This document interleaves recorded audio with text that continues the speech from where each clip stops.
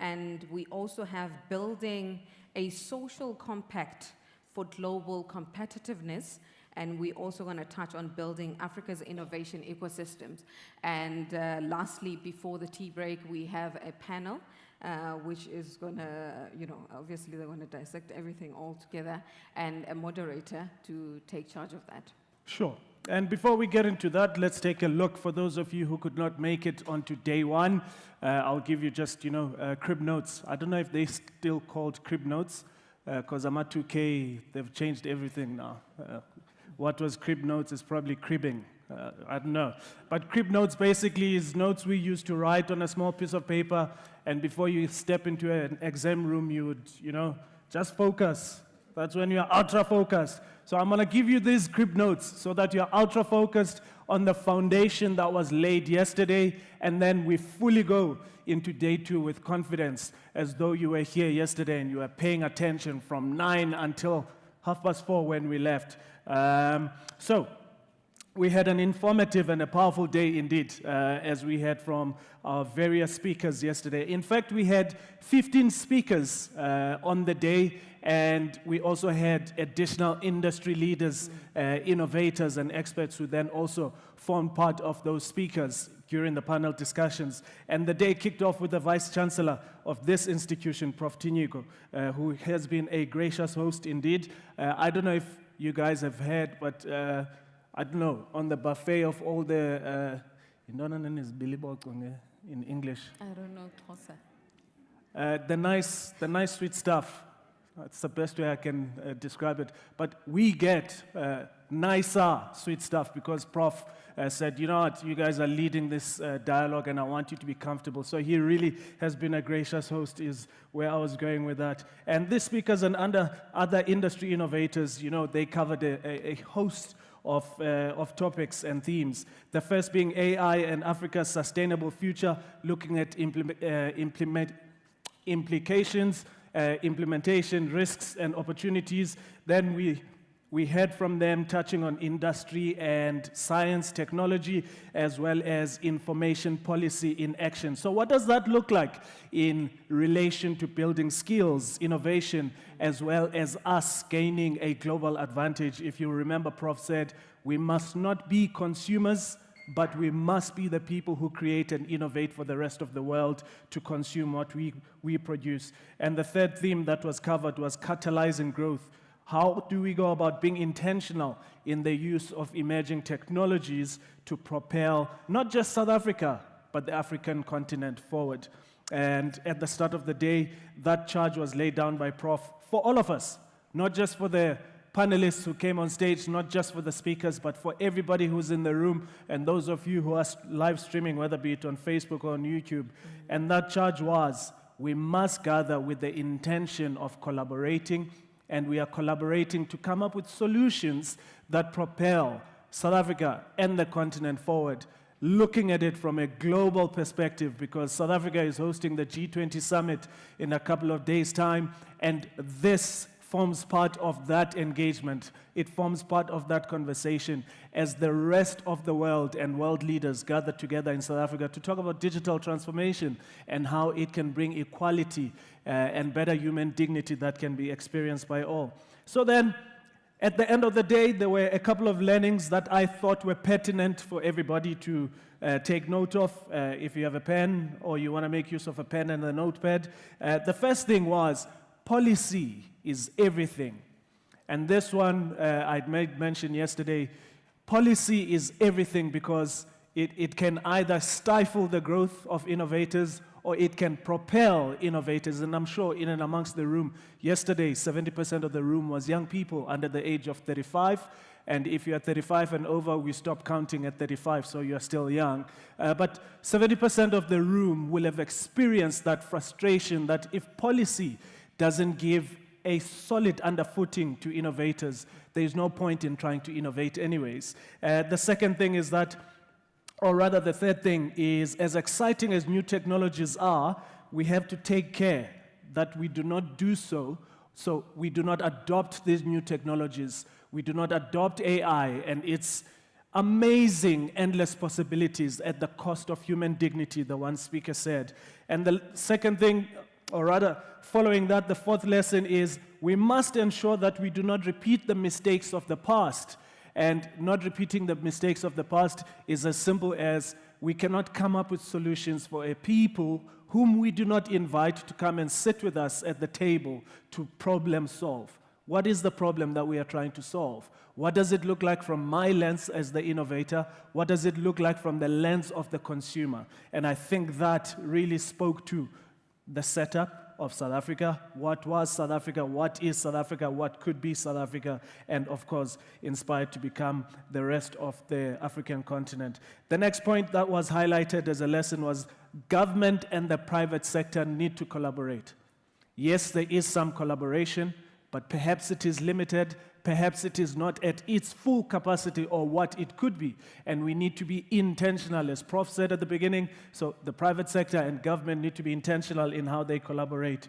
And finally, Prof said, we must guard not to become consumers, but to be pioneers. And I re-emphasize this again because I think it spoke to the history of the entire African continent, that we are a continent of innovators, and most of the time, our innovators get exported out of the continent, versus we have an opportunity now in this evolution of fourth going into fifth industrial part of our history, where we can keep innovators, and for as long as government and the private sector are intentional, we can innovate for better. We have the opportunity to be something that generations before us could not be. And that's where we are now. Through this dialogue, we can shape that future. Okay, so now we are going on to day 2, and there is plenty of dialogue to be had, but there is no dialogue if it is one direction. They were a great band, but that doesn't work here. Oh, okay. There's no young people in the room today. That was a filler. You know One Direction? No. Oh, okay. We're going to go outside and I'll play some One Direction for you. And with that said, ladies and gentlemen, welcome to the 4th annual Future for Work Dialogue, Day 2. I'm going to allow my co-pilot to introduce the next item. Sure. So today we will be threading together under the theme of building capacity for South Africa's global competitiveness. And this will be covered and dissected across the many speakers that will come onto stage and the 3 spotlight panel discussions that will be taking place. That is the umbrella theme. And you'll hear from the likes of Mr. Gomera, Ms. Pomela, Prof. Mohale, Ms. Snell, Ms. Kipal, Mr. Mokhotsi, Mr. Sial, Dr. Adams, Ms. Chetty, Dr. Motipa, Mdagane, Mr. Ayaba, Prof. Owolawi, Prof. Mhlanga, Dr. Gregory, and Mr. Muhlomi. All these people will be gracing us on stage, sharing from their vantage view, sharing their expert views. There'll be plenty of time also for questions, as it was mentioned earlier. And so, ladies and gentlemen, without further ado, please welcome onto the stage our first speaker, Mr. Maxwell Gomera, or Gomera. You'll excuse me, sir, you'll give me a quick tutorial on which is the right pronunciation of your surname. He is the resident rep for the United Nations Development Program in South Africa and the director at the Africa Sustainable Finance Hub. Mr. Gomera will take us through the journey on the intersection of policy and technology, capacity building for global competitiveness. We want to be competitive. Like it is a mouthful. It is a mouthful indeed. Yeah. The tutorial. You got my name right, Gomera. I think they understood you, which is Gomera. fantastic. Okay. I love that. I tried to make you a Tswana Sutu surname. I'll take that too. Yeah. Is it Shona? Just to confuse people a little bit, right? No, it's just to embrace your Africanness. Yeah. Thank you, sir. What a brilliant line. Thank you. You guys are amazing. Thank you very much.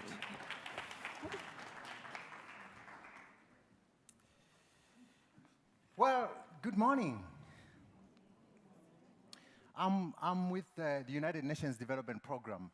And in the United Nations, we've developed a tradition that we like very much. We often say, all protocol observed. What that means in English is, I may not remember all the names I'm supposed to remember.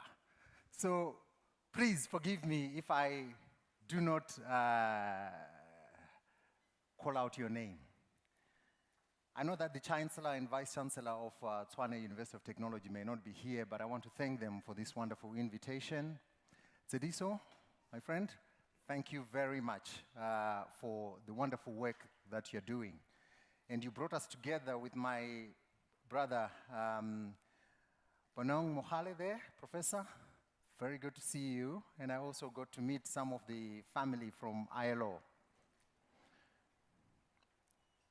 You know, one Sunday night in Kigali, in Rwanda, two young men stood at my gate. It was a little after 8 p.m. I was exhausted. I was actually preparing for a flight the following day.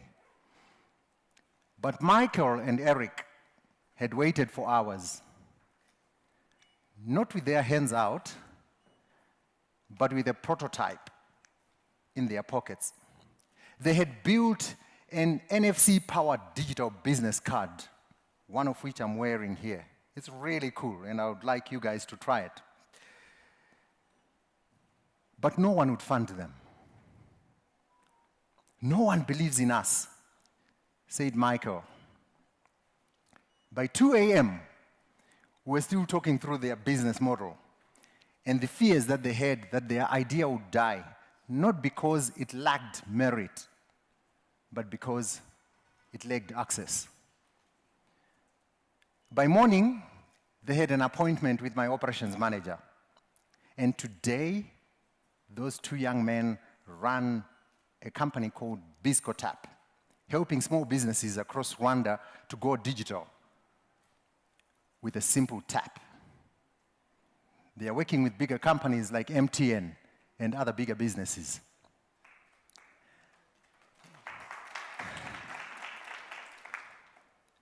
But here is what keeps me awake. How many young Michaels and Erics never make it to someone's gate? Fast forward to 1 year later, I meet Moepi, a young man from Pretoria here. Moepi came to my office and he said, look, one evening he witnessed a violent altercation spiraling out of control. He dialed 10111, gave his name, gave his location. The operator asked him to repeat and clarify. They asked him to hold. Precious minutes passed by. By the time the police arrived, the harm was done. That night, Moepi could not sleep. He thought, what if those 10 minutes hadn't been lost to paperwork and repetition? So he built something. He decided to do something about it. He built an app that, with one tap, reports an incident to the police, automatically sharing the caller's details, their exact location, and all the data that the police would otherwise ask you. You just call it with them, and it downloads on their screens. The app scans for the nearest patrol vehicle, and one day he hopes to link it to drones, so there are no more dangerous high-speed chases. Moepi doesn't need charity. He needs someone to believe in him and a system that can adopt his solution. Now, these are not isolated stories, but they reveal a pattern to me. Across the African continent, young people are solving urgent problems. They are not waiting for permission or handouts. They are asking for systems that recognize their value and allow innovation to scale. The question is not whether Africa has talent. We do. The question is whether we are building systems that let that talent transform our economies. And as we discuss AI and the future of work, that question becomes more urgent. Because AI offers us unprecedented opportunities, but only if we are able to confront the policy challenges that stand in our way. And the first policy challenge, there are many in government right now are playing catch up, as we all are, because AI is developing rather rapidly. So it is a tough time to be a regulator at the moment, because you're always playing catch up. But there are some choices that we can make. There are some things that we can correct, plan for, anticipate with our policies. The first one is, how do we lower transaction costs? Why does a young engineer in Silicon Valley innovate faster than one in Johannesburg or in Nairobi? It's not because somehow Africans are genetically inferior and are not as intelligent as the people in Silicon Valley. No. It is because the transaction costs of innovating across the continent are way too high. In Silicon Valley, an innovator can test an idea at very low cost, with access to prototyping tools, with access to cloud GPUs for AI models, with access to supportive regulation and networks that reduce friction. In Africa, on the other hand, innovators face barriers at every turn. They have limited access to prototyping facilities. They have scarce GPU capacity and computing power for AI development. And the procurement process that they need to go through typically excludes startups by design. This is why at UNDP we launched Timbuktu, a Pan-African initiative to build innovation infrastructure at scale. Its unipods, innovation hubs and maker spaces, show what happens when we remove these barriers. Young innovators are gaining access to CNC machines, to 3D printers, to design software, and most importantly, to ecosystems of mentorship and pathways to the market. Moepi doesn't need another conference on innovation. He needs a makerspace to prototype his app. He needs procurement systems that don't lock him out because he lacks 3 years of audited accounts. He needs the right infrastructure. And African innovators can leapfrog, not merely catch up, if we put that in place. But infrastructure alone is not enough, because as we move into the age of AI, new policy challenges could either unlock our potential or trap us in dependency. And as far as the policies are concerned, there are two critical barriers that I think we need to overcome. The first is, how do we overcome the concerns around data sovereignty and efficiency? Every country wants data sovereignty. Our citizens' privacy matters to us. National security matters to us. Data is a strategic resource. But building a full-scale AI factory in every country is wasteful. A large data center can consume as much electricity as tens of thousands of households. Not every country has that energy capacity, or even the capital needed to do that, or the technical expertise needed to do that. So either we don't deploy AI at all, or we fall further behind. Or we rely entirely on foreign tech companies, and by doing so, we lose our sovereignty anyway. Interestingly, most of our countries are still using Gmail, and their data is hosted somewhere else. And in those instances, sovereignty doesn't really come to the fray. But that is the case. Even for us as individuals, we're quite happy giving Apple our private data, but are very skeptical when our governments are trying to put these regulations.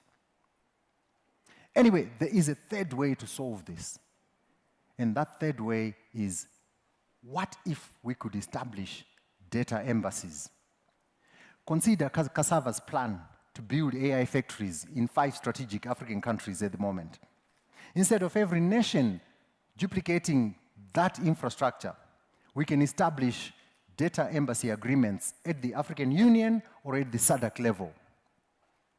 Just as an embassy is legally the territory of its home country, even when located abroad. So data processed in an AI factory in another country would remain legally under the originating nation's jurisdiction. That would be a game changer if we are able to do that. So for example, Rwanda's data processed in a Kenyan facility under a data embassy framework would still be protected by Rwandan law. The same if Zimbabwean data is processed in a data embassy hosted in South Africa, would still remain Zimbabwe's data. Kenya provides the infrastructure. Rwanda retains sovereignty. Both benefit, costs are contained, regional cooperation is strengthened. Data embassies allow us to reconcile sovereignty with efficiency. The second barrier we need to get to overcome in terms of policies is AI readiness and strategic deployment. Now let's be candid here. AI is expensive. Capital costs are high. Technical expertise is scarce. One data center, as I said, can consume energy required by tens, even hundreds of thousands of households just to power one data center. As such, we cannot afford to deploy AI everywhere or for everything. We must be strategic about how we deploy AI. AI should be deployed where it solves real, hard problems and accelerates sectors where we already have a competitive edge. So an AI readiness and strategic deployment framework would guide our decisions around 3 questions. First, where are we already strong? If Kenya is leading in fintech, invest in AI there to accelerate fintech in Kenya. If Ghana excels in cocoa, use AI for precision agriculture. If South Africa is excelling in mining, use AI there. If Nigeria dominates global Afrobeats, use AI to scale the creative economy. We should invest where AI can accelerate existing strengths. Second, do we have the infrastructure? The second question we've got to ask ourselves. Do we have reliable electricity? The question of even putting data centers in countries that have chronic power problems will not even arise because you cannot maintain those data centers. Do we have the fiber connectivity? And do we have data centers or cloud access at least? If not, then we need to fix that foundation first. Because AI without infrastructure is a waste. The third question is, do we have the skills and policy alignment? Are there local AI engineers and data scientists? Are our universities graduating the engineers that are needed to run AI? I was at a meeting a few weeks ago at the University of Johannesburg, and one of the professors said to me, we shouldn't be surprised that Africa or even America is getting left behind by China in the AI race. He said, China graduates 1.4 million engineers every year. The United States is graduating around 100,000. Here in Africa, if we get to about 40,000, we're doing very well. So we just don't have the people that are needed, and we need our universities to graduate a lot of the people that are needed to drive the AI economy. Are there local engineers and data scientists? Is data governance clear?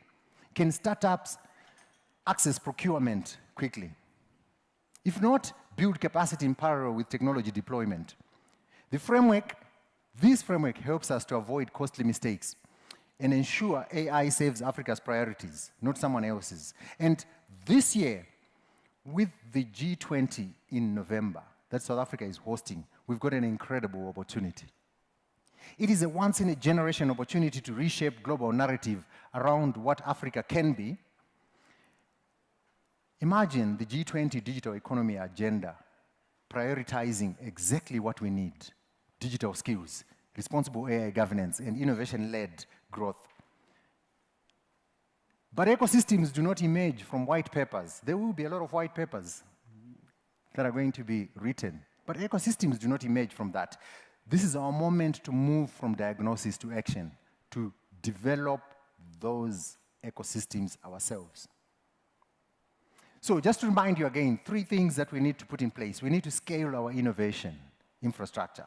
Within the next 12 months, for example, Tsidiso, if we could, within the next 12 months, every research university should have a fully equipped innovation hub connected to industry, procurement, and capital markets. We've got the example of what we have achieved with Timbuktu. I think we've got a blueprint there. Let's scale it. We should launch data embassies networks. If we can, by November, bring it to the South African presidency, that African leaders can announce a pilot under the AU or SADC coordination, starting with the AI factories that we have, and establish a legal framework that will enable AI data embassies to flourish. And last, we need to adopt an AI readiness and strategic deployment framework and pair it with a continental innovation fund that will enable us to implement it. Michael and Eric and Moepi, they are not exceptions. They are the face of a generation standing at the gates of our institutions, not for handouts, but for systems that work. We must now build the infrastructure and establish policy frameworks and mobilize capital that turn their potential into prosperity. Let this be the dawn of an Africa that creates technology, exports innovation, and shapes the future of work at home and globally. Because the time between night and dawn is when things get built. Thank you.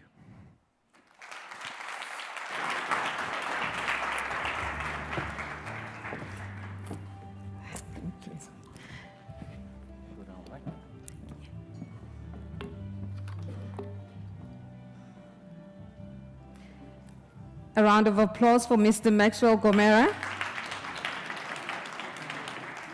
Thank you so much, sir. As I said earlier, today's focus is building capacity for South Africa's global competitiveness. And we will have the next item focusing on the business perspective. And to give us an address, it is Ms. Bomela, but I would like to just read her, introduce her properly to everyone.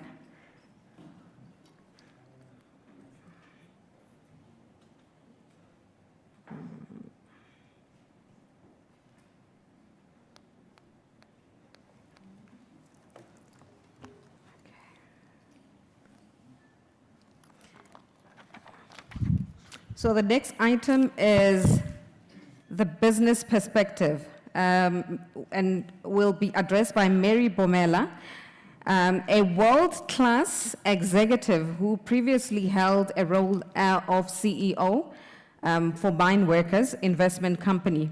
With over 10 years of experience as CEO and 16 years in senior management role, Mary has proven herself to be commercial executive with a reputation of unlocking shareholders' value through not only implementing focused and driven strategies, but also creating strong operational terms to implement this turnaround initiatives.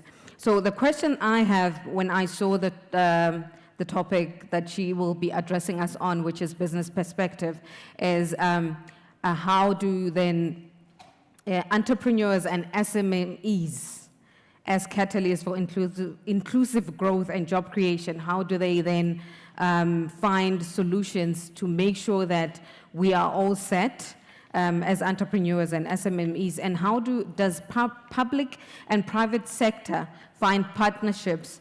And to address us, I would like us to welcome Ms. Mary Bomela, the CEO and Director of Companies. Please welcome Ms. Mary Bomela.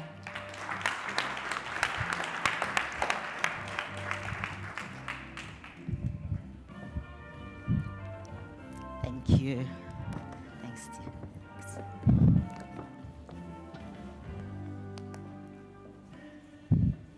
Sure. Good morning, ladies and gentlemen. Thank you, Maxwell. You just helped me out there. I'll also say all protocol observed. Not being a speaker and being an accountant by trade, it's not always the stage that I get to be involved in. Congratulations to TUT. I think this is a great initiative. It's your 4th year, I understand, and it's a great dialogue that's actually very necessary in this country. Today, I will talk about building capacity for SA's global competitiveness from a business perspective. And I really have a privilege of sharing the stage with the great speakers that are on your lineup. I think Maxwell spoke a lot about AI and policy, and I would like to take the conversation a little bit further. I've had the privilege really of serving on boards of multiple companies, being an investor in these companies, and therefore what I would like to really share is a broader perspective of what business really requires, the kind of capabilities that business is talking about at the moment to make sure that we can progress with our competitiveness in this country. Sorry, can I have a glass of water?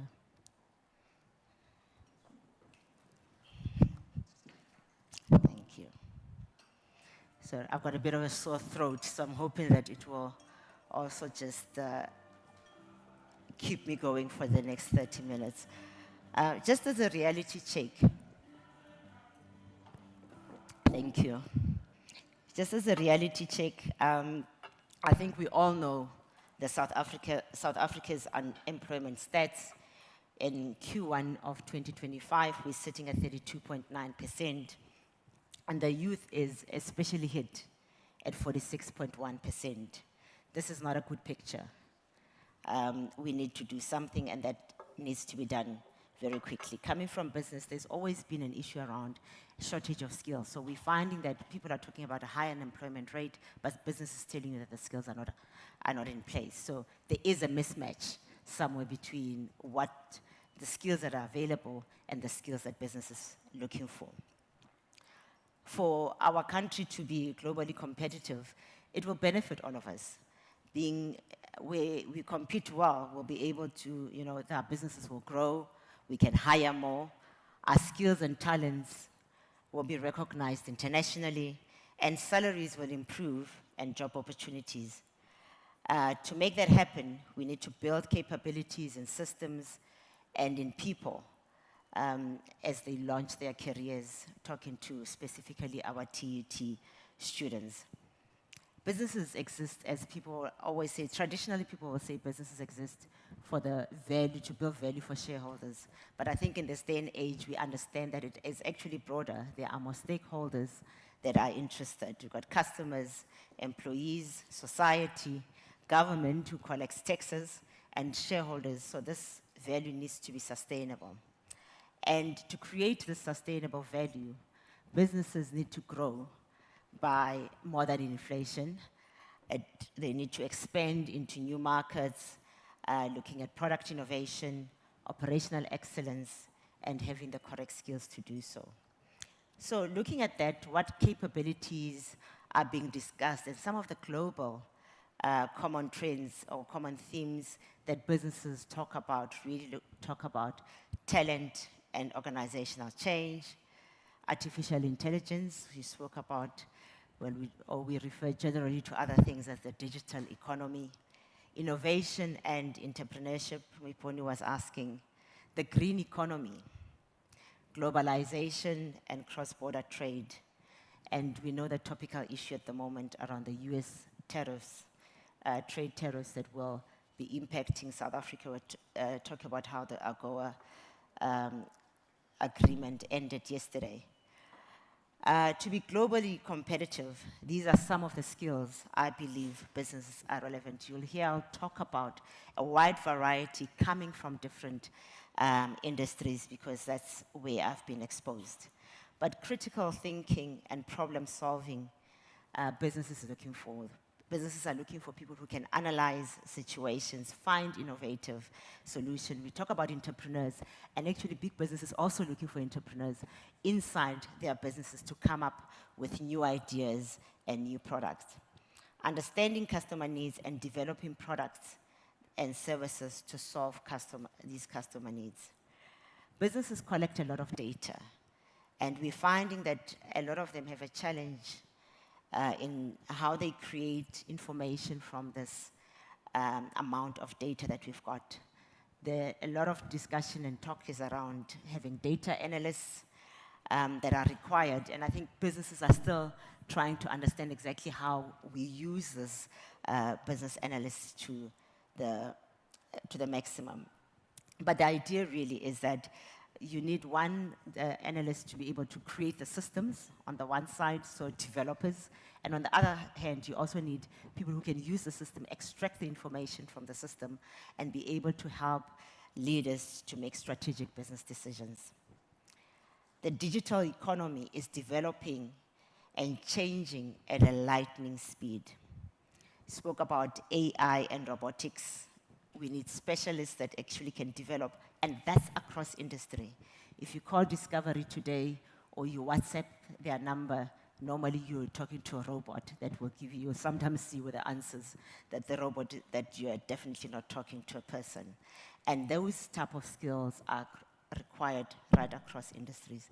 These would include AI and robotic specialists, as I said, cybersecurity, blockchain experts, and for the digital space to progress, it is also important that we protect information. We see, the challenge that as we get onto these digital platforms that we've got, there's also a lot of crime that comes with that. That means it's important for us to make sure that the information is protected with cybersecurity, but also making sure that the data is there. Cloud engineers is another one that business is looking for as we look to store and manage our information. One of the businesses that I'm involved with had a lot of paper digital storage, and we are talking about how do you move that, because nobody really prints anymore or writes notes like I still did this morning. From a business perspective, when we talk about the green economy, it is also about making sure that you can drive business objectives responsibly while you reduce the environmental harm in South Africa. And this is not just for mining industry. I think mining industries, people sometimes think that it's there, but we've seen as the challenges with Eskom, how the renewable energy space has come around, and that is both from solar, from the wind, and hydrogen. And we also talk about carbon emissions as we consider the issues of climate change. So as we drive businesses, these are the skills that businesses are talking about, much broader to maybe the traditional skills that we've spoken about in the past. We need to build the skills, in order to build these skills, and have the businesses thrive. What is also important, and sometimes we leave behind, is the human element that of the people that actually get to do the work. In the society that we live in today, we understand that people are working in multidimensional teams, multi-jurisdictional teams, and the team dynamics are very different to what we would have maybe traditionally known when you have just an office. They work in an environment, as I said, that is fast changing, and how do we support our employees? So businesses need to be sensitive, especially when we talk about mental healthness, about psychological safety, to understand that there is also that human element. Now your HR function has changed. It's no more just about papers and onboarding, but it requires people who understand how to deal with team dynamics It requires people that understand how to deal with emotional safety. In our businesses, we are even talking about the creative skills. And when you talk about in a traditional environment, which some of us come from, and you suddenly are talking about an era where you are looking at content. How do you develop content? How do you use influencers that are mushrooming all over the place? How do you reach your customers on platforms that you would have traditionally not met them? Where in the past you would have maybe advertised on TV, on radio, suddenly you're finding that you need to communicate with your customers on very different platforms and social media. And therefore, it's no longer just media that we consume. It has to be part of the business, and those skills are required as well in the business sense. Tourism. I think this country has been very good with tourism, and we are known to be a destination of choice, although now affected by other issues such as energy and water. But even with that said, that opens up an opportunity for us to be talking about sustainable tourism, ecolodges, community tourism, and conservation management, and also making sure that you can integrate your tourism into digital platforms. Another area that is definitely on the horizon has been the issue around logistics and supply chain.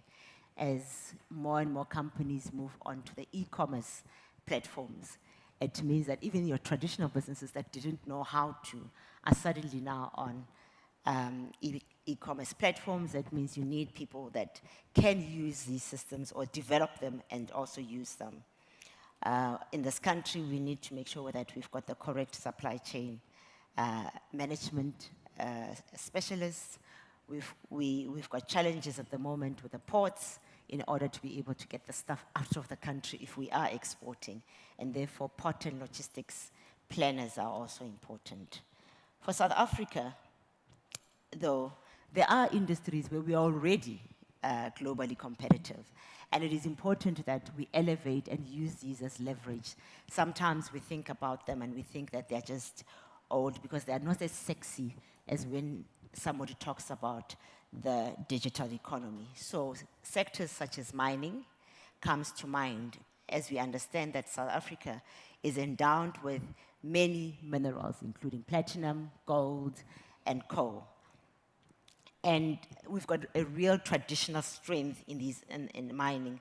However, there is a lot of requirement for modernization as our mines get deeper and we have to be processing low-grade iron ore.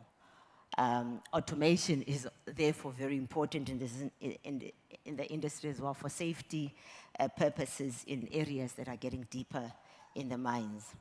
AI is a key element of how do you make sure that you can use AI in the mining industry and also using it for exploration.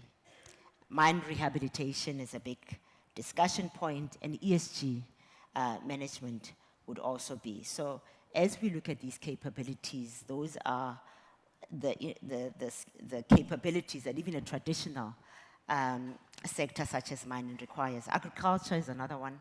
Just listening to the news yesterday from the Western Cape saying that they are the lead exporter of fruit in this country, fruit and wine, as we know, and other produce. So we are looking at, we need agri-tech skills, drones, irrigation tech. People also talk about biotech technology, which is seed genetics and so on. So how do you sustainably farm in terms of climate change, looking also at cold chain management? Our financial services, I think, are recognized among the top in the world. Our banking systems are seen to be globally competitive. The digital platforms are very advanced. I think we all now have our banking apps on our phones, and we can pay with our phones, our Apple phones, or even, I think, the Android phones, you can pay with them. Listening at Capitec's results yesterday, they announced, well, good results, but they also talk about the fact that they now have 14.1 million clients on their banking app. And one would have said the target market of Capitec is the lower LSM, and it is just showing how technology is permeating right through the industries. We also have our automotive industry that has been very strong with the presence of major international car makers in the country, such as BMW, Toyota, Merck, amongst others. And the big question again is, how do you become more effective, efficient as you compete with, I think, America now also trying to re-establish their automotive industry. We are unfortunately, all of us, I think, beneficiaries of the failure of government in providing services to our communities. Business have stepped up to take opportunities in the chaos, as I call it. Skills are required to close this gap, whether it be provided by government, the private sector, or the public sector. And these include issues I've spoken about, energy provision, as we've seen the renewable space grow in the country. We talk about healthcare in this country, where at this stage it's still quite expensive to use private hospitals, and how do we evolve and make sure that we can provide good healthcare for the rest of the country or the rest of our population, taking into account the high cost of healthcare at this stage. And that can be done through technology. New technologies are coming up. AI is being used in these spaces. Security or crime is a big one, and we've seen how the security industry has really blossomed in this country because of the crime that we have. Education, we've seen how private schools have also become a market, and now we're seeing a growth in the affordable private education sector. Next is water and roads. We know the challenges. When you open your taps, some days you've got water, some days you don't. And rail and the ports, which I alluded to earlier, where a conversation has already started around PPPs that need to take place to make sure that we can restore our rail capacity to ensure that we can export and manage the ports efficiently. I know, Professor Mohale, this is an area that touches you deeply when we talk about where government failure is happening.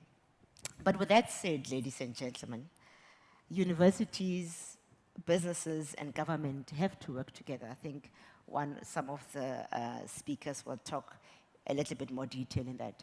And that universities need to make sure that they provide curriculums that are relevant for industry to make sure that we can close this gap. I've spoken a lot about the conversations that are taking place in the boardrooms, in the management, around the type of skills that business requires, and we need to make sure that the universities are producing these skills.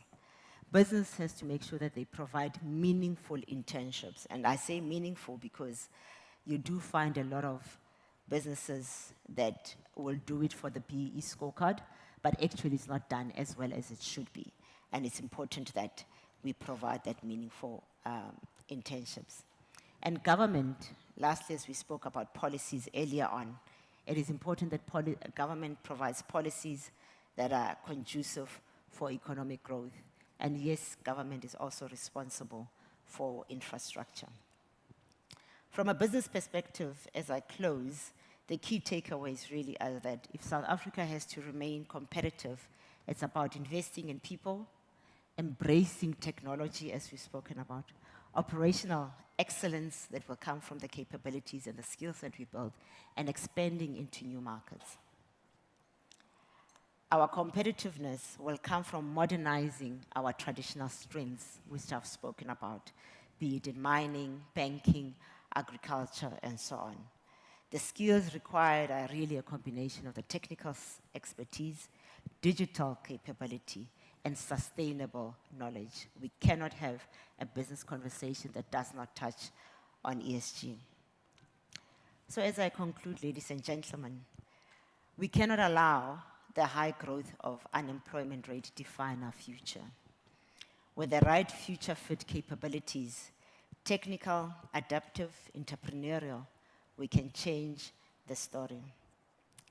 The competitiveness of our country will depend on what we do today, how we build our skills, the mindset that we adopt, all through business, government, and universities, and the action that we take. So let's build capacity together, and let's make South Africa truly global. I thank you.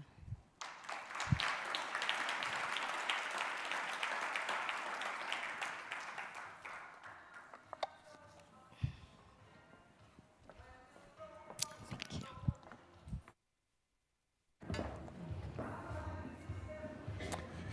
Thank you so much, Mama. I really appreciate that last parting shot. We cannot allow our current unemployment deficit to define our future.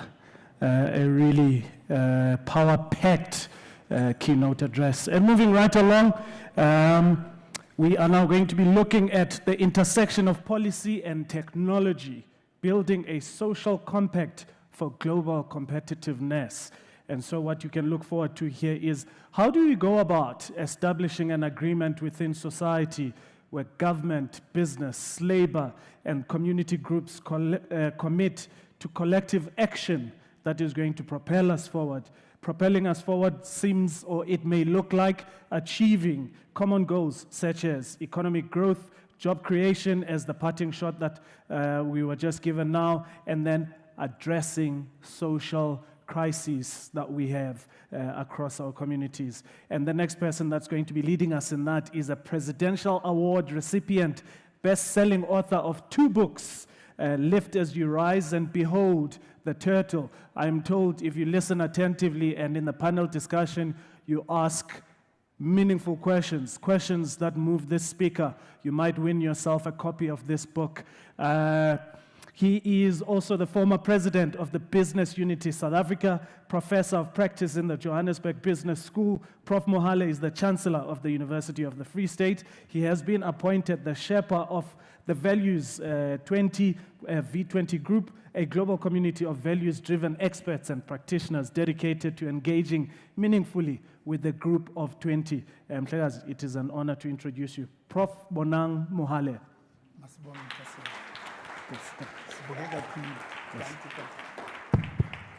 So if this is your land, where are your stories?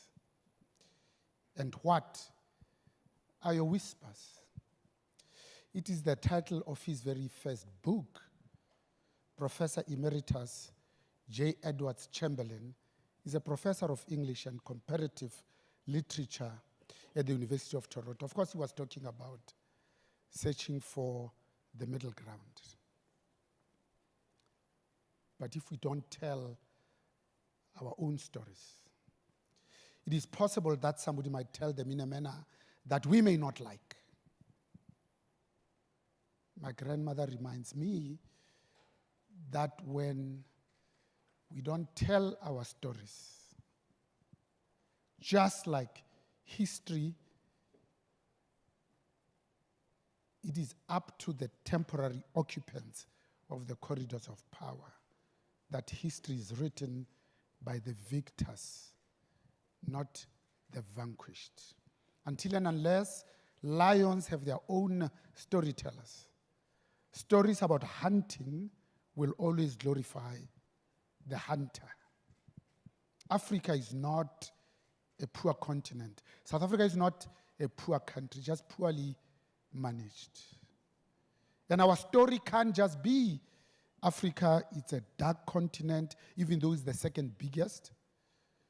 Our story can be failed governance, even though every mineral that the world needs is found in this continent as either number 1 or number 2, not number 17 or 19. And yet we can't explain to our children Why is it that the Democratic Republic of Congo has 80% of the world cobalt that's needed for the manufacture of electric vehicles and the batteries to power them, and yet is the poorest in the southern hemisphere, second only to Haiti in the northern hemisphere? On paper, the DRC is the richest country in the world.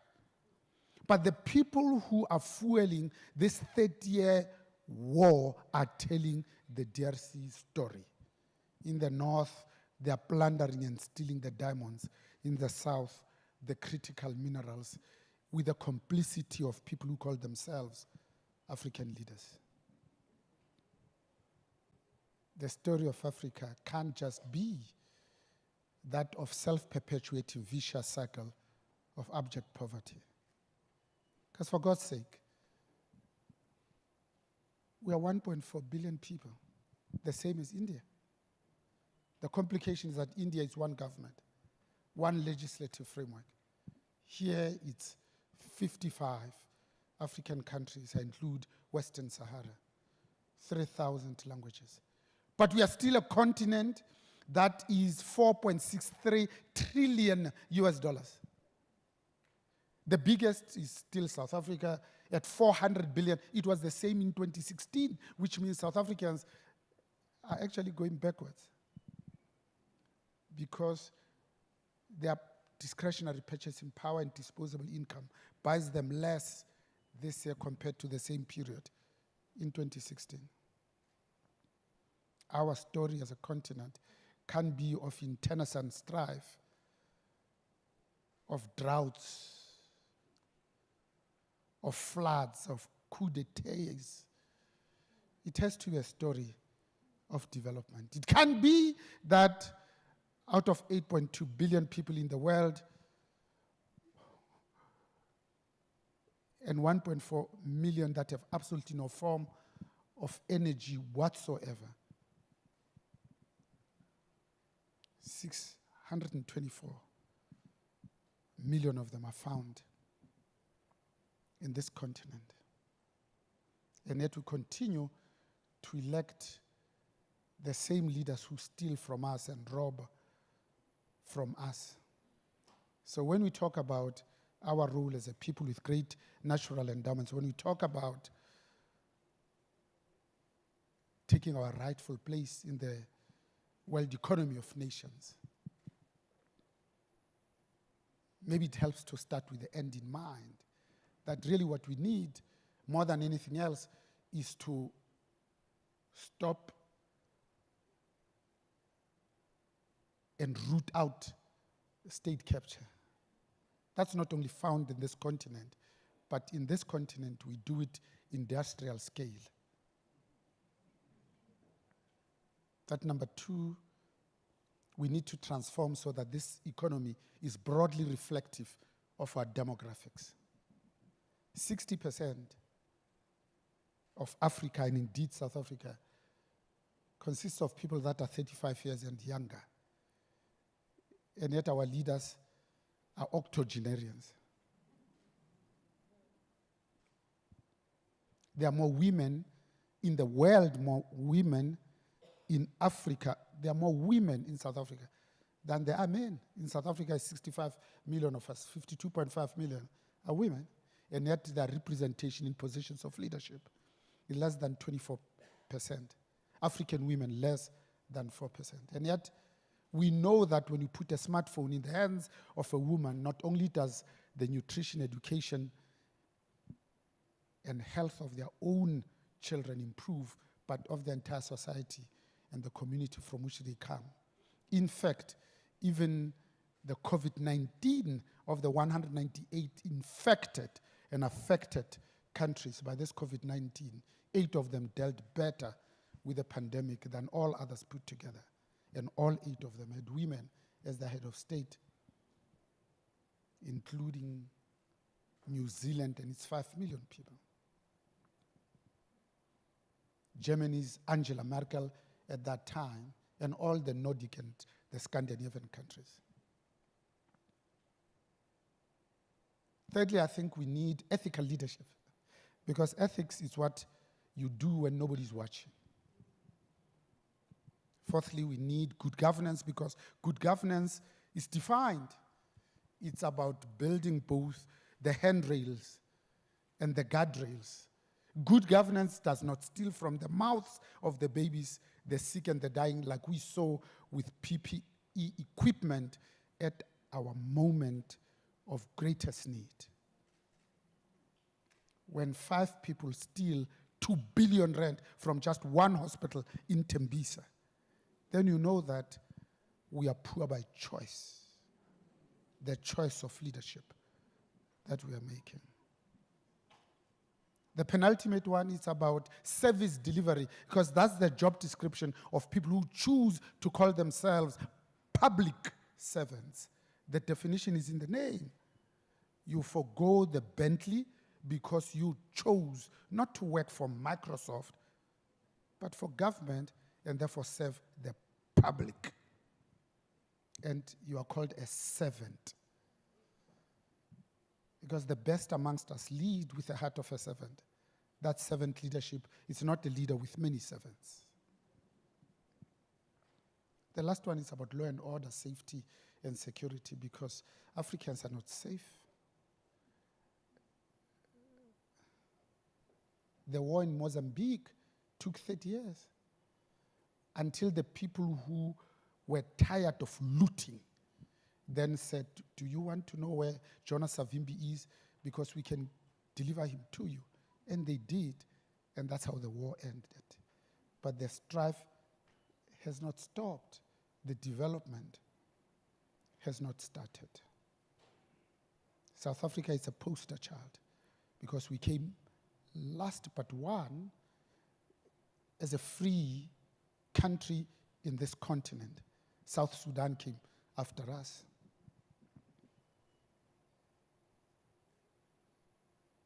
But surely we should have learned from our other African countries at least 3 lessons. That number one, the Uhuru presidents that stay in power, like this 92-year-old that is standing for re-elections, are not good for Africa. In Malawi, Mutharika is more than 80, and he's standing again. The second lesson is that even the good guys left on their own for far too long eventually become the bad guys. Third is that we need a viable opposition just to keep the good guys in check. Let me just conclude by saying South Africa is indeed a poster child, but now we are holding the world record for all the wrong reasons. Our potential is this much, upwards and forwards. Our performance is going the wrong direction. 2010, we took over from Brazil as the most unequal society in the world, Gini coefficient of 0.63. And yet Edward Kieswetter of the South African Revenue Service, the top 5 revenue collection agencies in the world, in spite of the Guptas and Dan Moyani's attempt at destroying this institution. The last 3 years, he has been banking 2 trillion South African rands a year, every year. The last 15 years, he collects on average 1.4 trillion South African rands a year, every year. So if you do crude arithmetic, and you divide, not the 2 trillion he has been banking in the last 3 years, to be fair, but the 1.4 trillion that he has been banking in the last 15 years by 65 million South Africans, there's no reason why any of us should go to bed hungry. The same way that if you do crude arithmetic, if inflation is 4%, but the interest rate is 8%, it stands to reason that your GDP growth must be 4. Otherwise, you're going backwards. In South Africa, the population growth for the last 15 years has been no less than 1.5%. In the last 10 years, our GDP growth has been less than 1%. No wonder we are poorer today than yesterday.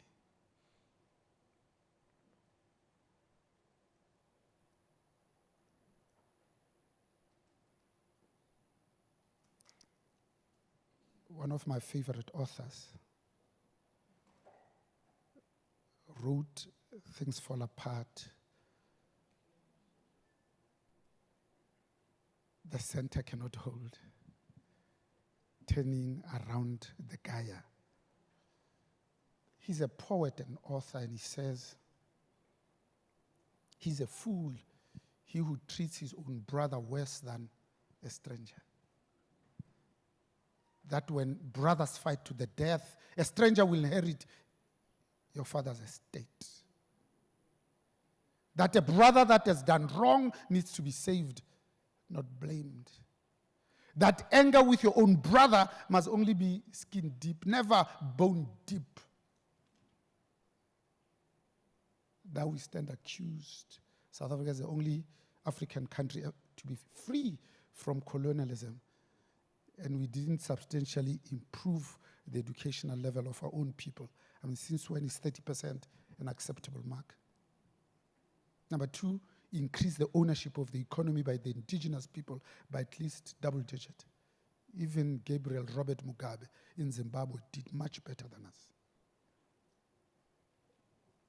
Third, that we are the only African country to be free from colonialism after only 30 years.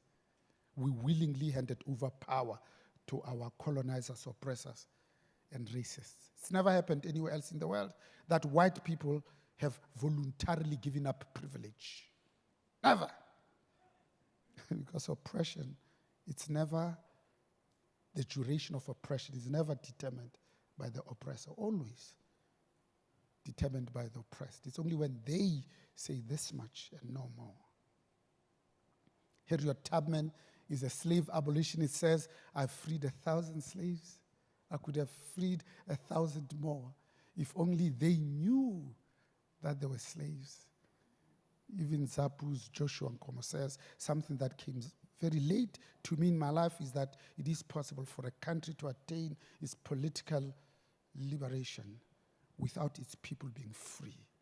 But we were warned that if we don't look after our independence well, the colonizers will come back as investors. They'll give themselves sexy names like the market. The very first president of the ANC, Chief Albert Luthuli, as a Nobel Peace Laureate, says, you don't want even your fiercest enemy, at the weakest, to exclude you as a solution. So if this is your land, where are your stories? Thank you. A round of applause for Mr. Mbonang Mohale.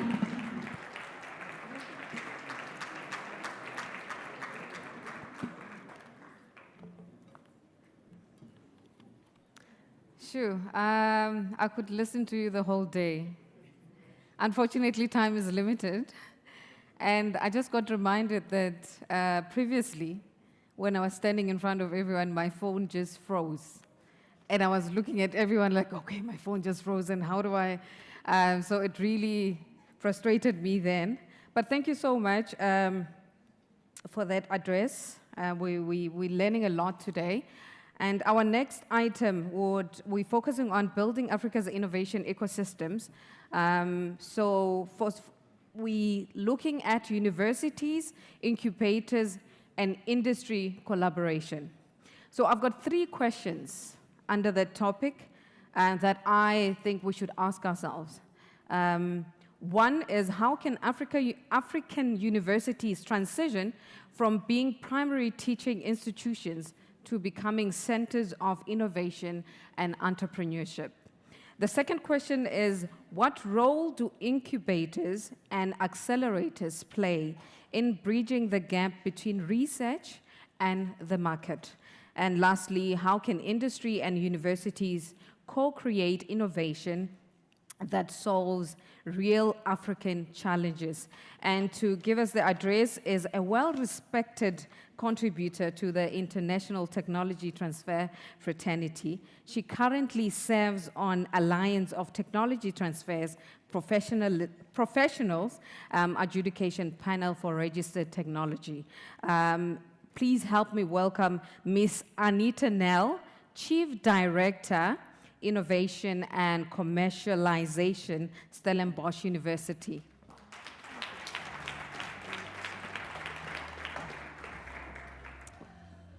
Thank you very much for the opportunity to speak here to you at what I can only applaud TUT for talking about the future of work. Very interesting, when I started my career, the job that I'm doing now was not available. It was not a job. So when I speak to students, I always tell them that you are now at university, but what should you do? First of all, what they teach you is how to solve problems from basic principles. That's all that you need to remember, how to solve problems. And then the next thing that you have to do is look around you. These other students are going to run with you companies one day. They are going to be the policy makers. They are going to be the change makers. So always keep contact with them. So build your network and learn how to solve problems. But anyway, we are on a continent where 50% of the people are younger than 20 years old. I think it has enormous implications for both education and employment. And it is something that I think we can solve when universities and industry start working together. Now, I think universities have learned recently that they no longer have the privilege to be sponsored by churches and princes, but that they actually have to become business thinkers. So the time is gone that we can just do research for the sake of research and have little ivory towers where universities don't have a lot of contact with industry. It is an absolute need for universities and industry to work closer together. And I think there are many benefits for this collaboration. One of this, and it's also the biggest opportunity that we have, is that we attract the brightest young minds to our university campuses. The brightest students flock to our universities to be educated. And what do? We teach them wonderful skills. We turn them into near-perfect employees that companies would love to have. But my message to them is always, why do you want to be an employee if you can become an employer? So I think we should pay much more attention to how we equip our students, and that we should work together with industry to really help them to become entrepreneurs, to set up innovation hubs and incubators where we work together by bringing them the challenges, helping them to develop as entrepreneurs. It's a very fertile space when universities and industry work together for growth and change. Then I think we have a very conservative approach to innovation. And Maxwell, I couldn't agree more with some of the statements you made about the difficulty of innovating on this continent. But the fact is, we are here in Africa. We know best how to solve our problems. We don't need to go and run to the world to ask, how can we solve our own problems? No one understands it better than we are.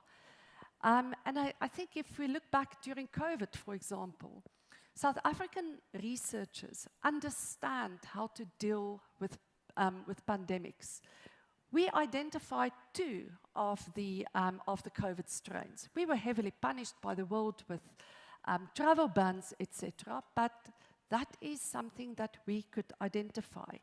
What we lacked, however, was the ability to produce vaccines.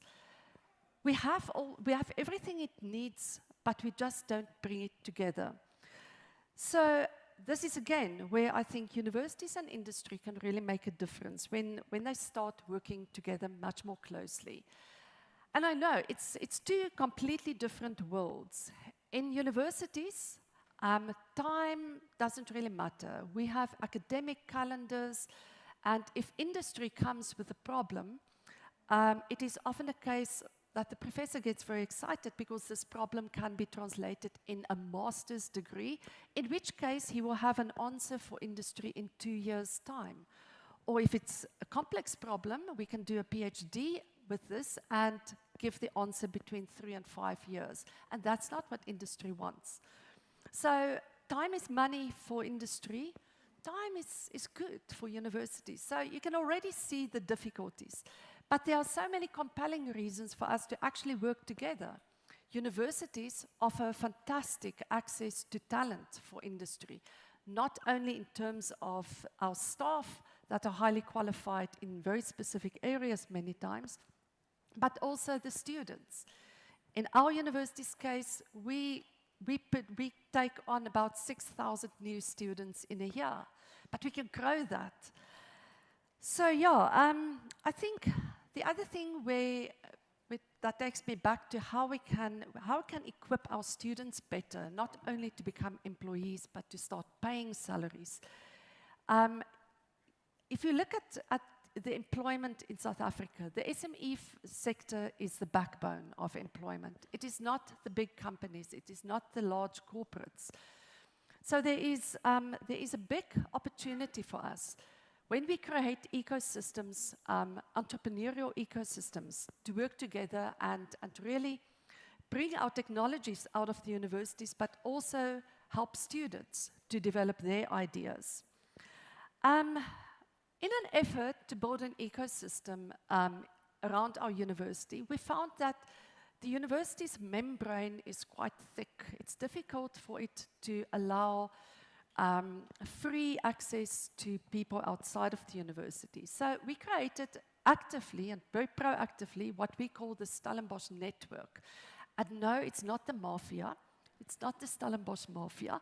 It's a network that we created that literally brings together academia and students, CEOs of listed companies, township entrepreneurs, not-for-profit organizations, local government, and all the important stakeholders in and around the town. We bring them together by hosting a number of events. The network has now about 400 member companies and entities, and they host a large number of events, competitions, and they provide mentorship to students and also the township entrepreneurs, other entrepreneurs. And we just create more opportunities for dialogue and contact. We have also established the Launch Lab, which is a business incubator. I cannot tell you how surprised I was by the impact of that incubator on our campus. Before we had the incubator, it was really very difficult for me to commercialize university technology, which is what I was appointed for. I remember the very first day in my job, a professor came to me, and I came from venture capital, so it was my first day in the university. And he asked me, "What do you think you are going to do at the university?" And you know, at the time, I still had stars in my eyes, and I thought this was going to be an easy job because I've heard that rumor that there are so many intellectual property on the shelves. I'm still looking for those shelves. But anyway, and I said to him, I tried to make a joke and keep it light, and I said to him, my motto is Porsches for professors. He was not very impressed with me, and I learned that day that professors are motivated by peer reviews of their articles in international journals and also postgraduate studies. But I worked very hard, and 5 years ago he phoned me again and he said, "Anita, do you remember that day when you said to me that your motto is Porsches for professors?" And I said, "Yeah, I will never forget it because I'm still making the trip to the pharmacy every month and my counselor sees me regularly." And he said to me, "But I want my Porsche." And that's when I realized we can actually change their minds. So when we set up the business incubator, I think for the first time, our professors also start believing they could start these companies, and they don't want to resign, so they bring their postgraduate students and say that they must now run the company.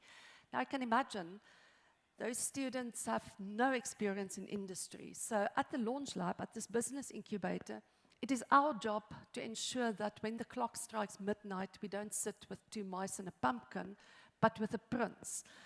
So it's hard work, but we now have 43 companies in our group. We employ just over 500 people. Most of these companies are still in startup phase.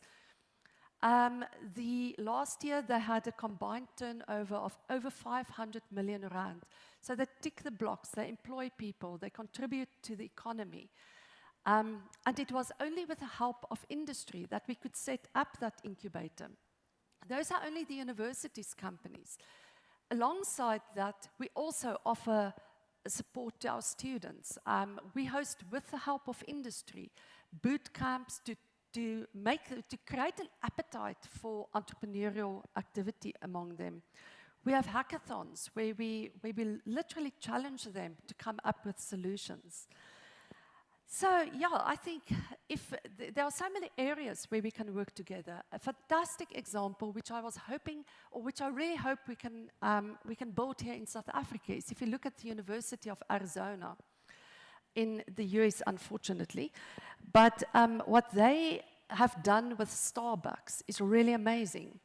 Starbucks reckons that it is very easy to find and train baristas. It's not a very tricky skill, it's easy, and there are an abundance of them. But Starbucks don't want to employ people and keep them in a low-paying job forever. So if you are a full-time employee of Starbucks, you may enroll in a program that they created with the support of University of Arizona, where you study part-time towards a degree, and it is fully funded by Starbucks. So I think that is one of the best examples. Now, 23,000 of Starbucks employees are currently enrolled in that program, and you will find one of them in at least 90% of the Starbucks shops across the country. So, I mean, is that not just an example that inspires you?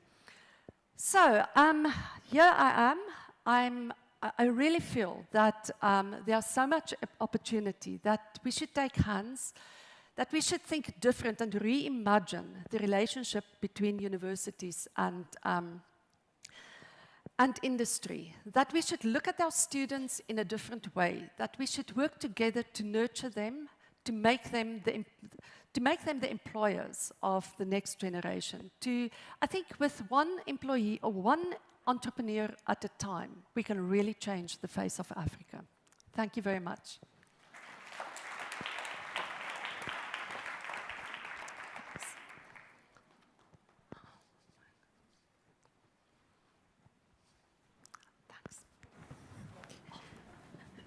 A round of applause for Ms. Nell.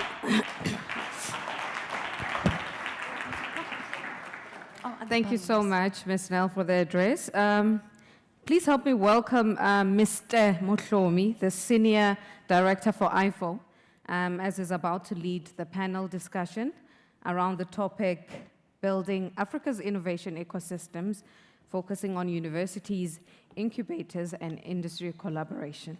Please put your hands together for Mr. Mohlomi.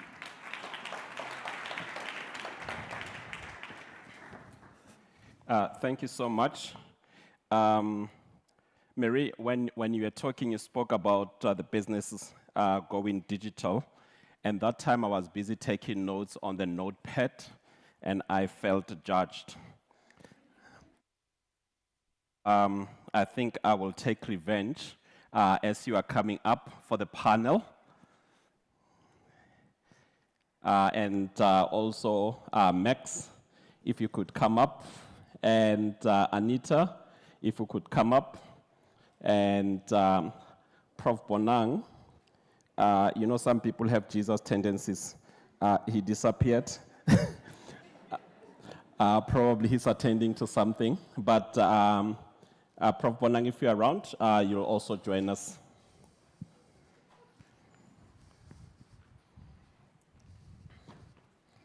Thanks. Am I doing this correctly?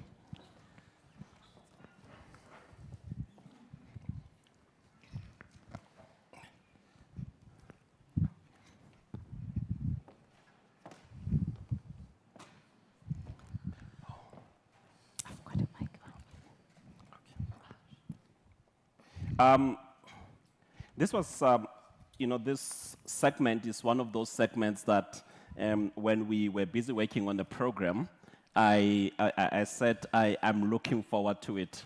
And then so yesterday, every segment was like a wow, wow, wow, wow. And I have started with another wow. And I would want us to give all the speakers a good round of applause.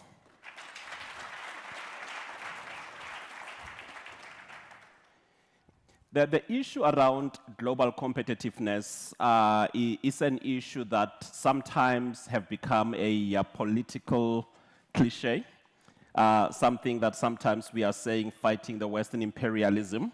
However, we recently then have seen the reality that as a country and as a continent, we need to develop a global competitiveness.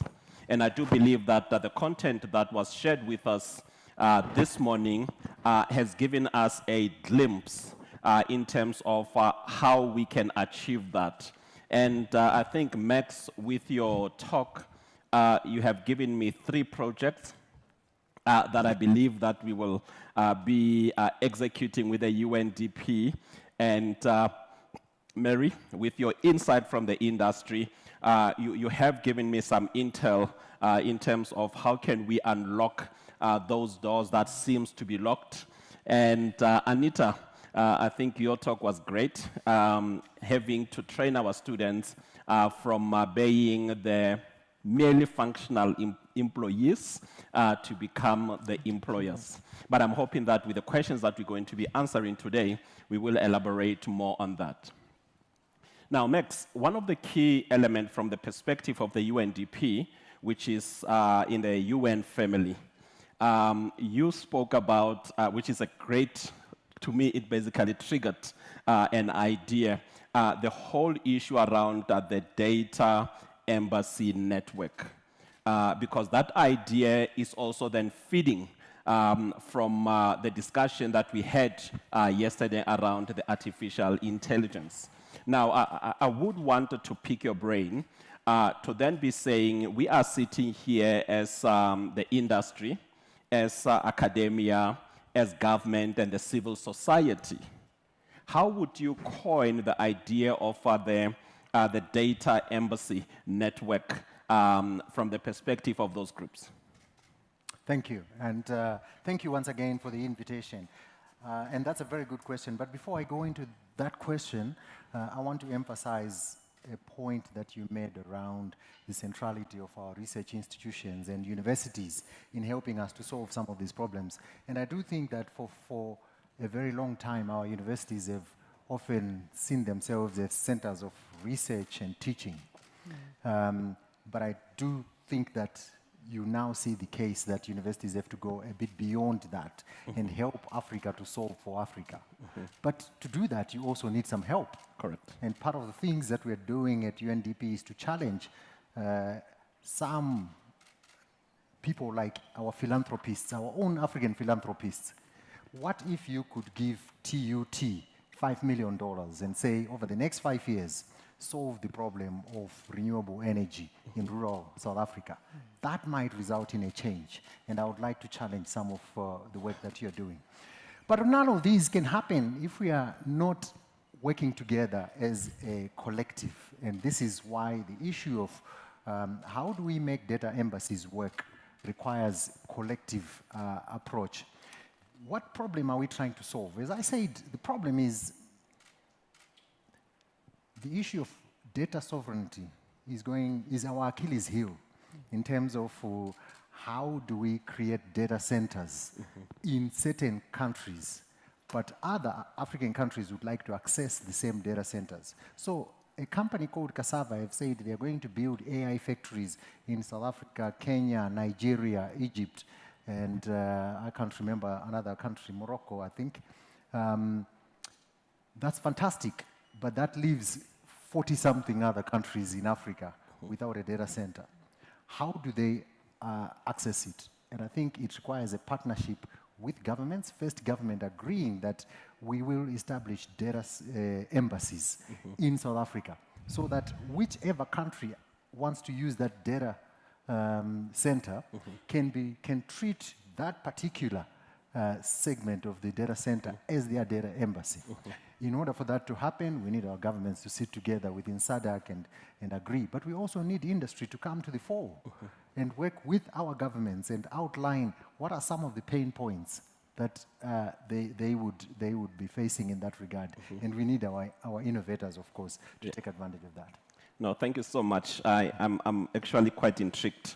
That's why I said it's one of the projects that we will be actually engaging the UNDP to say, how do we take that forward?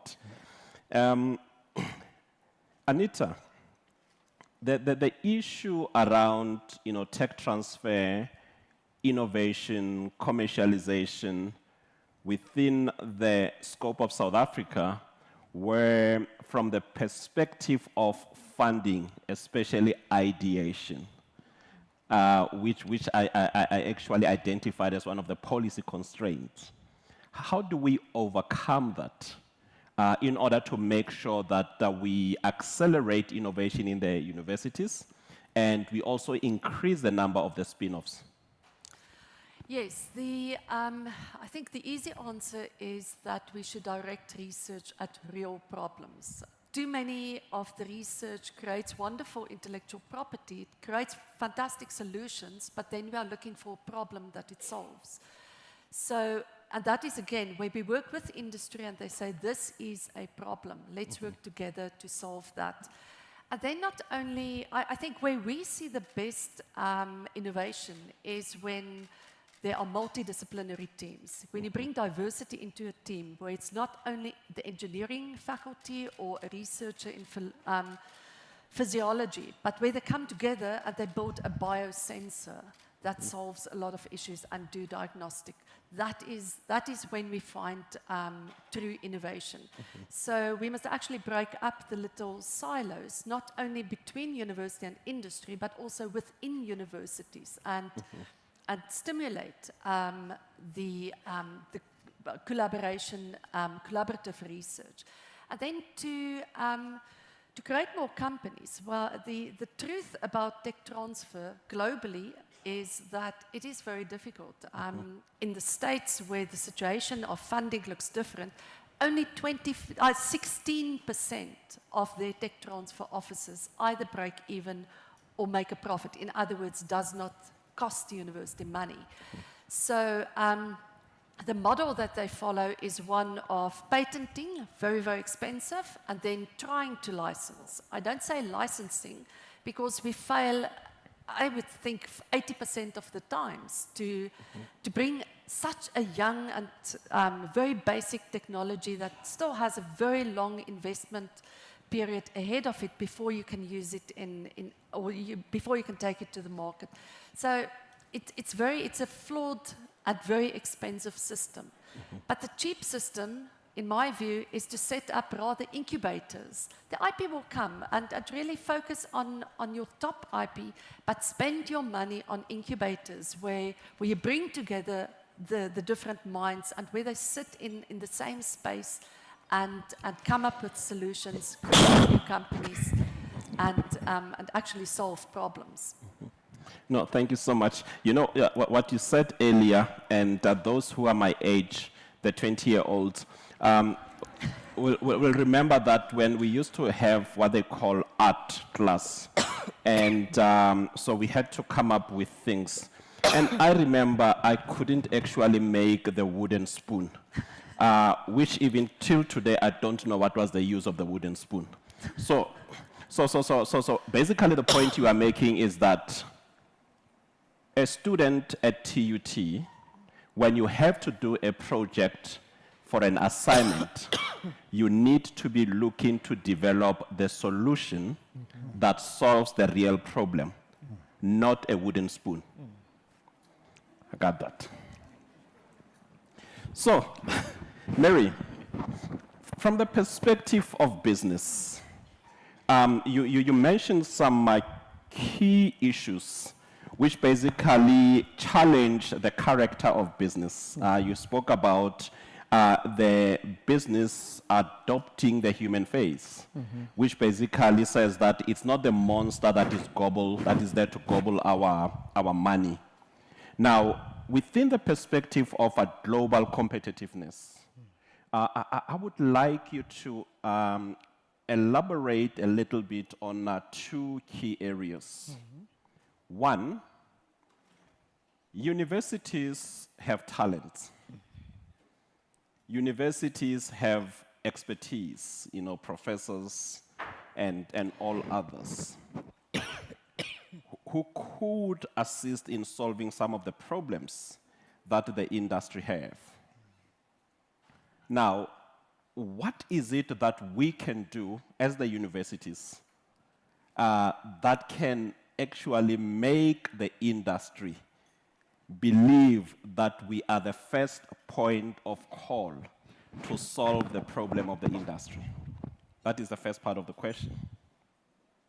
The second part of the question, from the perspective of global competitiveness, you spoke a little bit about the policy constraints.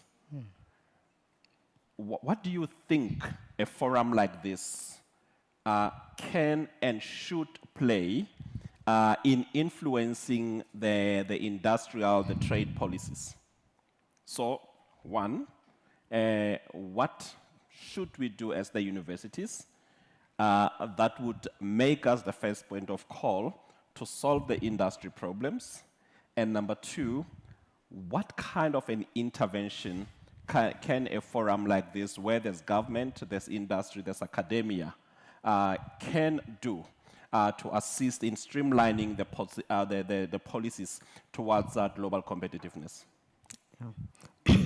Thank you very much, Seriso. Good questions. And maybe just on the first part, I'll also just touch on some of the points that brought up by Anita as well. I think it is important, I think I touched on that the curricula that universities offer is relevant for business. And I think that dialogue is important to understand the business needs. I spoke about a lot of careers, if you want to put it that way, that businesses is looking for, expertise that businesses is looking for. And some of them are actually, you could call them being already offered or traditional. But how do you infuse this issue around AI, around the digital economy? So even in your traditional, if you want to call it that, curricula, you need to make sure that we are being future fit. Because if we don't do that, we then produce graduates at the end that industry does not find relevant. And I think that's where the gap is sometimes. And we need to be making sure that as we build this curriculum, as we change it, as we make it suitable, not just for the South African landscape, but for making sure that we can operate globally. Because the borders have fallen off. If you're doing business, you do business across borders, multiple jurisdictions, and that's what business is looking for. And that is why you then find in cases where certain businesses will use certain skills from other countries because we don't have those skills in the country. So the curriculum is quite important. And just tying up with the issue around incubators and I have a view about enterprise development, but I think the important thing in my previous life, we actually sponsored an incubator and we were in seed funding. It's a difficult space to be in. It requires a very healthy appetite. They say if you invest in 10 businesses, probably one will succeed and the other 9 will fail. So the failure rate is quite high. The question becomes, though, as business, are we willing to have that appetite to support incubators, to support the ideas? And I think that maybe even working with universities might be a lower risk than you know, maybe the approach that you take where you just are looking at startups coming in. I think having been involved in that sphere, what impressed me was the number of ideas that South Africans have. I was blown away. But sometimes where it falls through is in the execution and how it can be done. And you see the failure from ideation to it becoming a proper business. Along the way, 5 years, it doesn't survive. And that's been the experience that I went through. So I think there's also another opportunity here as we speak for business to work with universities to help in inculcating that entrepreneurial spirit and help them to develop what I call a pitch deck, how you develop your idea into a proper business, and also the mentorship that can come from the business sector to make sure that those students that are taking the entrepreneurial route are being mentored to make sure that they become successful. Just in terms of policy, and when you find that there is everybody in the room, I think our policies have to be right from the education side, where we talk about the STEM subjects, how you unlock that, the pass rate in the country at the moment, where people believe that at a certain percentage that's okay, because unfortunately it is producing unemployable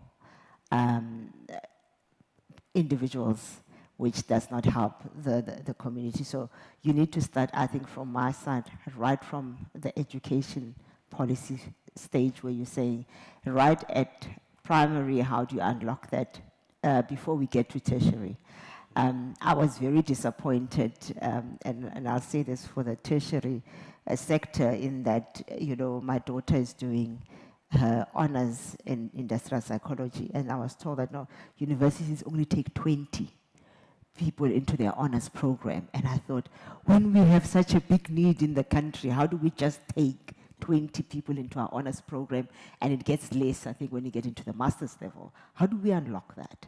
How do we make sure that we are producing the people that we require, the numbers that we require at the right? If you look at even, I'm sure you will have your stats in terms of the number of people you take at first year and how many people drop out before they graduate. So that's an important part. The second part is business loves incentives. And I think that's why the automotive industry has flourished in this country, because of the incentives that have been produced. So what are the things that government incentives can put in place from a policy perspective to make sure they can unlock that growth that we are talking about? Some people have spoken about the constraints even in our labor legislation and how we open those issues. So I think across the board, you find that when we talk about policy, there are always those little areas. It might sound great in the bigger scheme of things, but just make sure we understand where the bottlenecks are and where the hurdles to unlock, to make sure that we can find business that becomes successful. No, thank you so much. I am going to try and get 2 questions from the floor. Yesterday, I know that we were not good on time. Today is the day we are future ready. Yes. Now, can we have 2 questions? And please, I know that it would have been nice to have you as a speaker here. So when you ask a question, let it be a question. Let it be a question. So I'm going to take 2 questions, and I'm going to want gender balance, a male and a female. I see a hand to this side. Here, Khomotso.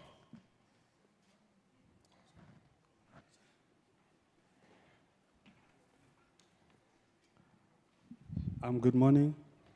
My name is Jordan, and I have 2 questions here. So beyond technology and AI, which skills and industries should South Africa prioritize to unlock the potential of its youth for global competitiveness? And the second one is, do you think one of the reasons why South Africa's unemployment remains so high is because too many people are focused on finding jobs that offer security and stability, rather than pursuing opportunities to enable growth, innovation, and value creation? And the last one, since Cyril Ramaphosa's term began, would you say that South Africa has progressed or regressed? Is Cyril Ramaphosa's leadership truly guiding South Africa towards the kind of country we all envision and dream of? Thank you. You know, the second question is career limiting, but we'll answer it.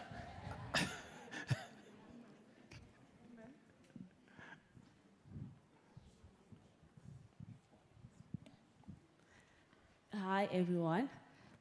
So my question is to Ms. Mary. So during your speech, ma'am, you had highlighted that skills such as business analysis and data analysis are very important for businesses to harness in order to upscale very efficiently.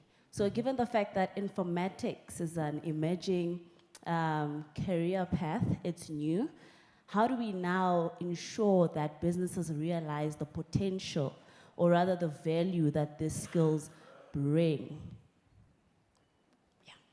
Okay. No, thank you so much for the questions. I'm going to actually also then ask you that when we are done here, our speakers, they all look beautiful, gorgeous, cute. They don't bite, they speak English. You go and ask more questions. But I'm going to allow them to answer each one of them to take a bite on the two questions that were asked, but also then to give us their closing remarks. We can start with Anita. What was the first question? Sorry, I missed that one. The first question was basically saying, other than the AI-related skills, what other skills are needed for the students? And I think that it will also then venture into your remark that we should not be, yes, we have to train for careers, but we should also then be looking how do we inculcate entrepreneurship among the students. Yeah, I think AI is important with the skill that you can use to enhance what you do, but we should make sure that it never eliminates people in the process, only enhances them. But I think a skill that they will never be able to take over is being creative, thinking creatively, innovative. That is not something that you can teach a machine. So if we can stimulate and discussions and help our students to become much more innovative thinkers, problem solvers, that is where they will have the advantage, definitely over AI, and where they will also contribute, I think, the best. Mm-hmm. Max? Thank you. I'll pick on the one around unemployment, why it's high and what we could do about this. I think this is part of why we're having this forum. Correct, yeah. A few things that we have seen, where I think there are opportunities. The first one is 20-year-olds like myself here. When we went to school, I kid you not, the expectation was that we would graduate and somebody would hire us. I think that time is gone. And I think universities and centers of excellence must now be teaching students with a mindset that they themselves will create employment. Now, not everyone will be able to do that, but certainly it must be part of the curriculum, and I think that's one of the areas where we have to look at. The second area is we need a bit of empathy here. Almost every researcher company that I have come across are solving a problem that is elsewhere and not on their doorstep. Why are we not solving for Africa? How is it that today when you go to rural South Africa, you still find some people who are using thatch to cover their houses? That was very cool and unique technology 500 years ago. How have we remained in this space that we've not been able to find alternative roofing material that Africans can afford at that income setting? That is an architectural and an engineering and financing problem that we should all be able to solve. The other one is that we are not supporting our SMEs and our independent economy. Just think about, I call it independent economy, not informal economy. Because for me, there's nothing informal about an industry that is sustained before about 200 to 300 years. I think it's only informal in the sense that they are not paying SARS, but they are actually quite a good economy. Now, one of the things that we are not doing is to support them. We've got 3 million SMEs in South Africa. Imagine if we could support each of them to employ just one person, that would wipe away our 3 million unemployed youth on the market there. And I think we can be imaginative and think about that. Just to give my concluding remarks, I think that part of the issue that I have to say to my colleague there from industry is that I think industry also needs to look at universities in Africa with a different lens altogether. Because universities all over the world are the areas where we can create new forms of value. Now, African industry, including South African industry, has very much been based on retail. You know, we're retailing something that somebody else produced. We are based on mining. We're digging up things that are already there. Whereas NVIDIA is not doing that. They are creating new forms of value. But that new form of value is based on a relationship with the research and technology industry in Silicon Valley.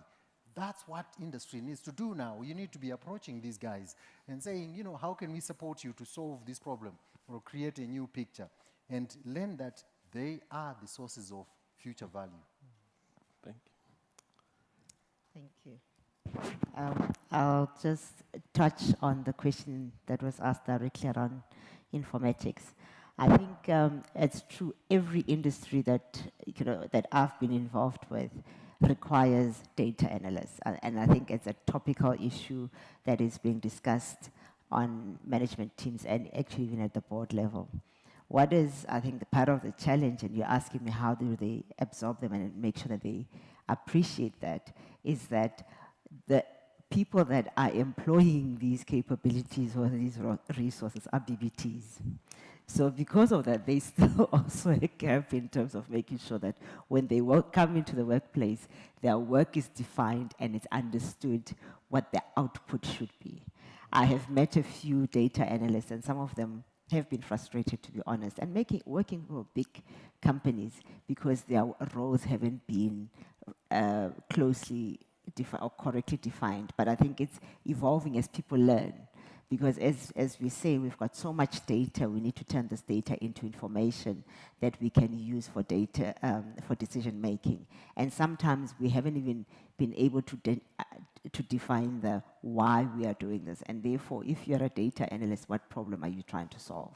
But with that said, it also means that the people that are doing informatics have to understand that it's not just about the technical skills that they bring in. As we said, I think every panelist has spoken about analytical skills, because that means you need to be able to say, what is the problem that we are trying to solve for? And then how do we then solve for this problem? It's not just being given a job and you then say, okay, fine, I'm going to try and do the job.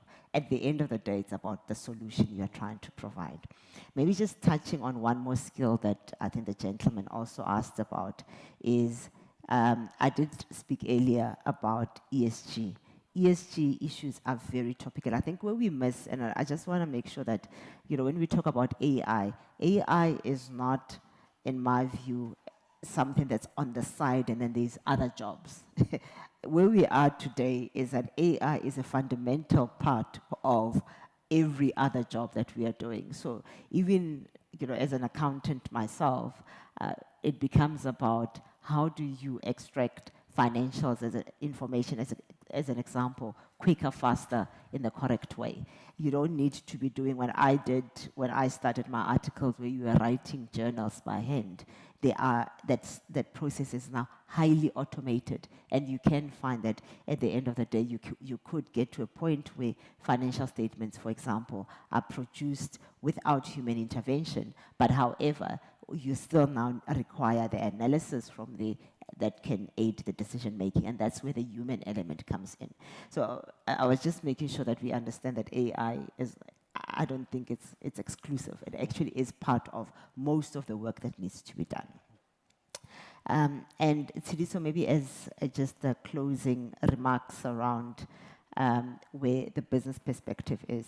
I spoke a lot about the capabilities that we need to build as a country. I think there's a lot of opportunity, be it in the business sector, in terms of the skills that we've developed, whether it be with the public sector in terms of the gaps that we all experience and we are challenged on a daily basis about, and the PPPs that need to be built. And those PPPs should be including even our universities, because that's about how you solve the current problems with a future mind. Because I think part of the challenge sometimes is that we try and look at problems and we think about what we've already done. And sometimes maybe you need to leapfrog into the future. So if you take the banking sector as an example of how well they have done in terms of implementing the digital economy, we should be saying, how do we help government to close these issues with the skill set that we're coming up with, but in a more efficient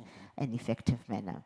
And obviously policy plays a big role in making sure that we are having the environment that is conducive to making sure that business will follow. And I think my learning today has definitely been able to say, bring our learning institutions on board as well to make sure we are having the right conversations. So maybe in this equation where we always talk about government, labor, and business, we should be saying and tertiary institutions as well. No.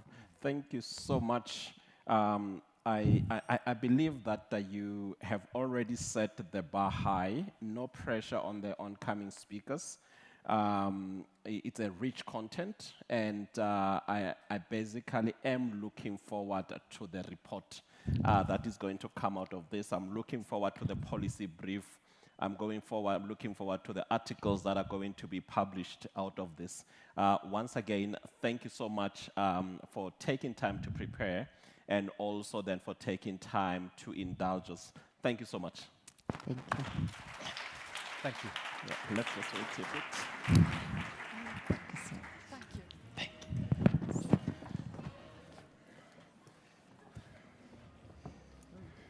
Thank you very much. And very nice meeting you. You said you're with which company? I know that you...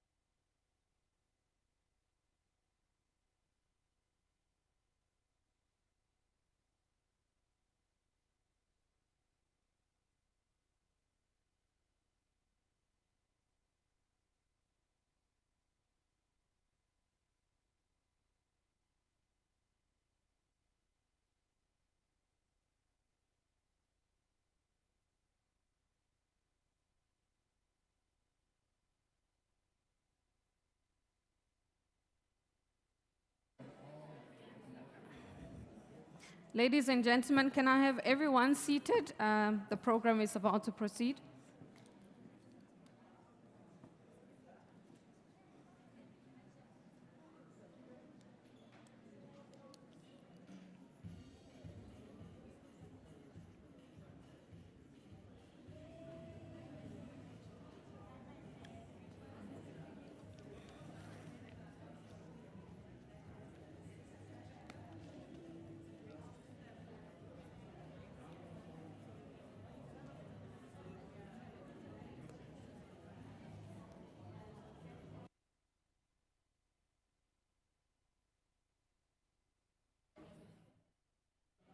Welcome back, everyone.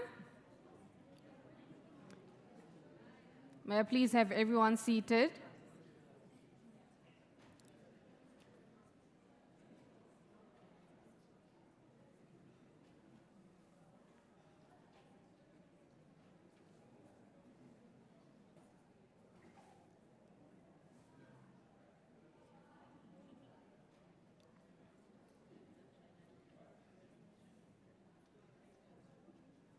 Thank you so much. The next item, we're looking at Future Ready, focusing on harnessing digital skills for global competitiveness.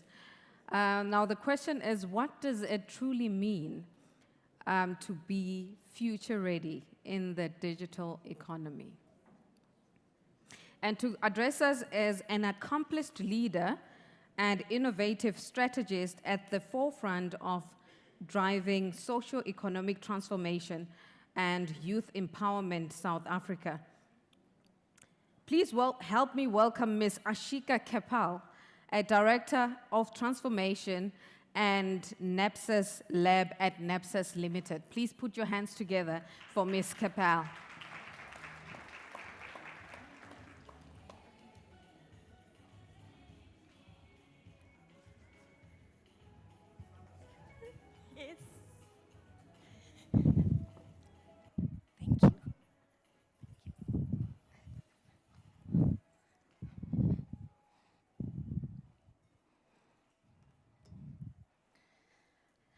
Good morning, everybody. Can I just check that I'm audible? If somebody could just wave at the back. Too loud? Too soft? Thank you. It's still morning, so a very good morning, distinguished guests, colleagues, academic leaders, and everyone represented here today. It truly is an honor to be here at the Institute for the Future of Work and Tshwane University of Technology's Future of Work Dialogue. I'd like to extend my sincerest gratitude to IFAO and TUT for hosting this pivotal event. Standing before a room that represents the intersection of the private sector, the public sector, academia, and youth, the very drivers of South Africa's future, I feel inspired to share our journey toward building a future-ready, digitally empowered society.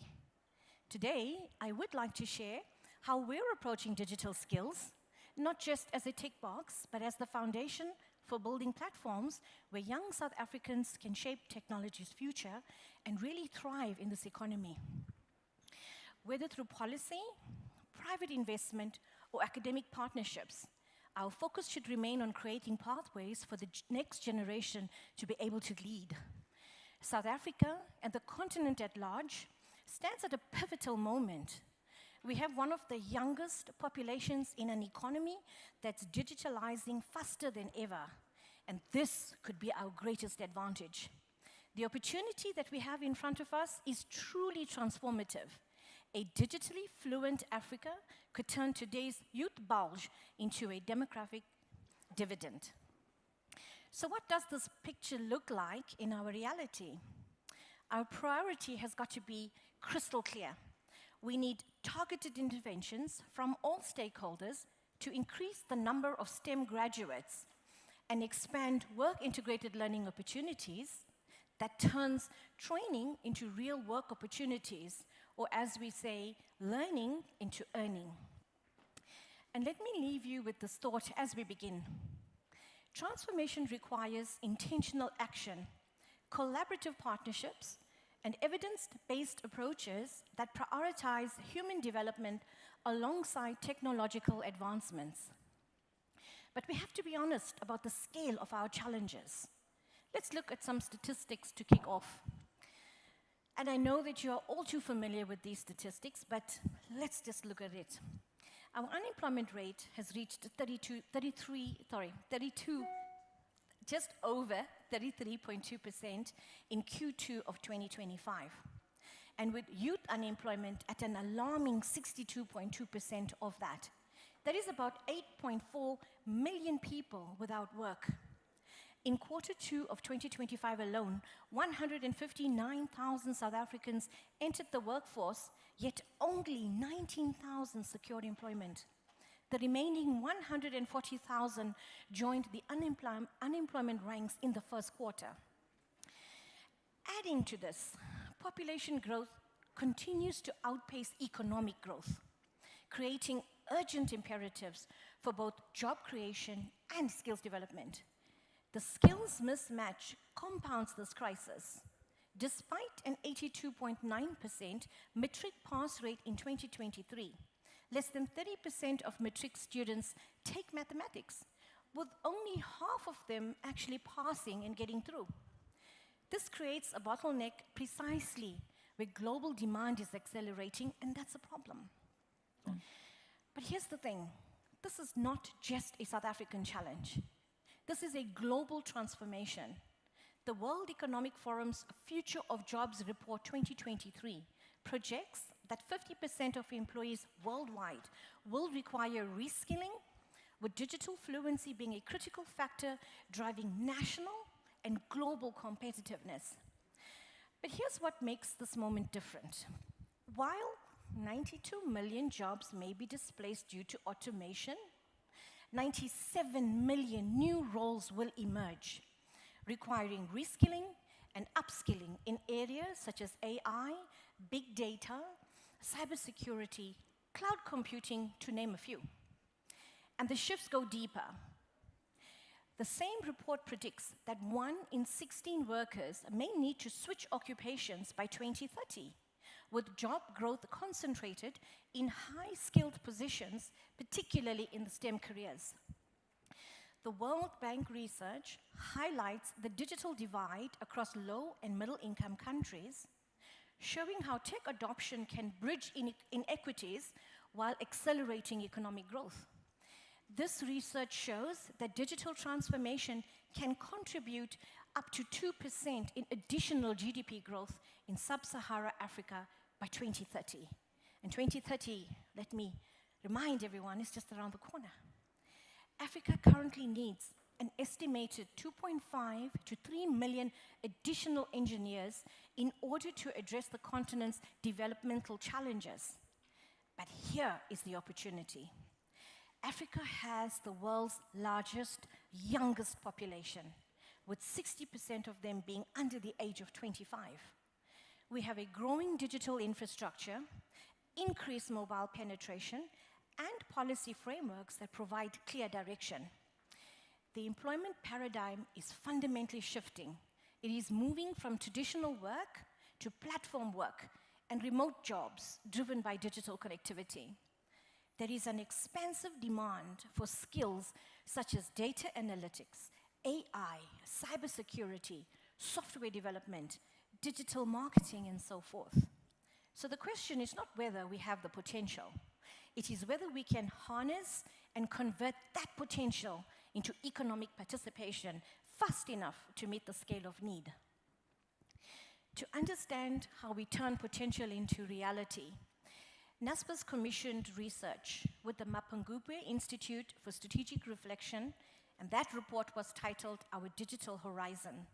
And this is where we examine the opportunity that South Africa's digital economy presents.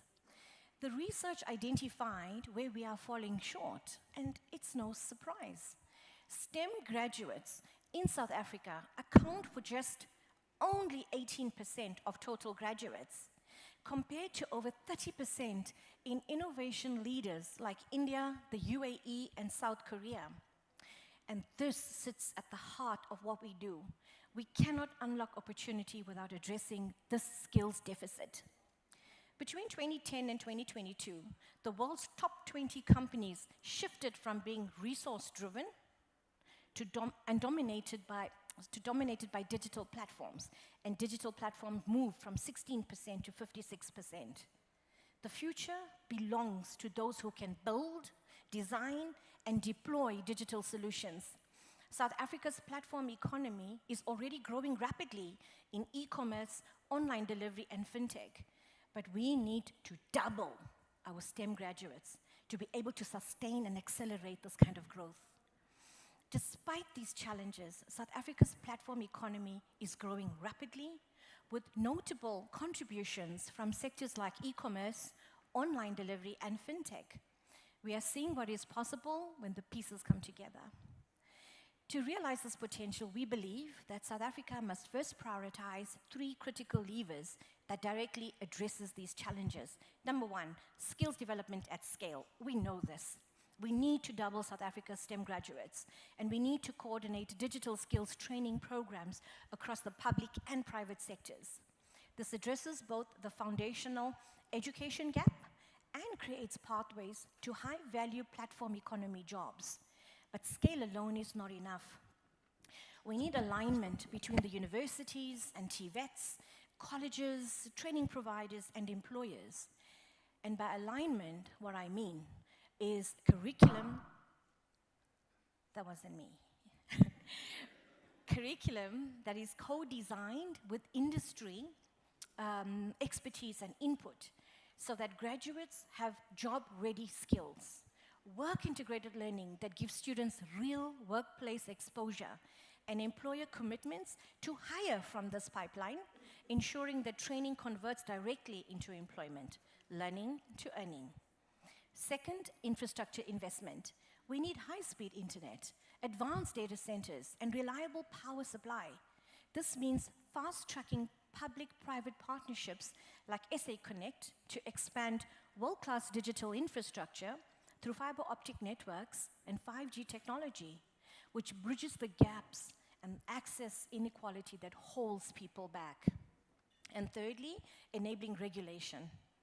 We need predictable, pro-innovation regulation that fits African realities, including regulatory sandboxes that let responsible platforms scale whilst protecting consumers and competition. This addresses the regulatory gaps that create uncertainty. And ultimately, the MISTRA research that we conducted delivers one clear conclusion.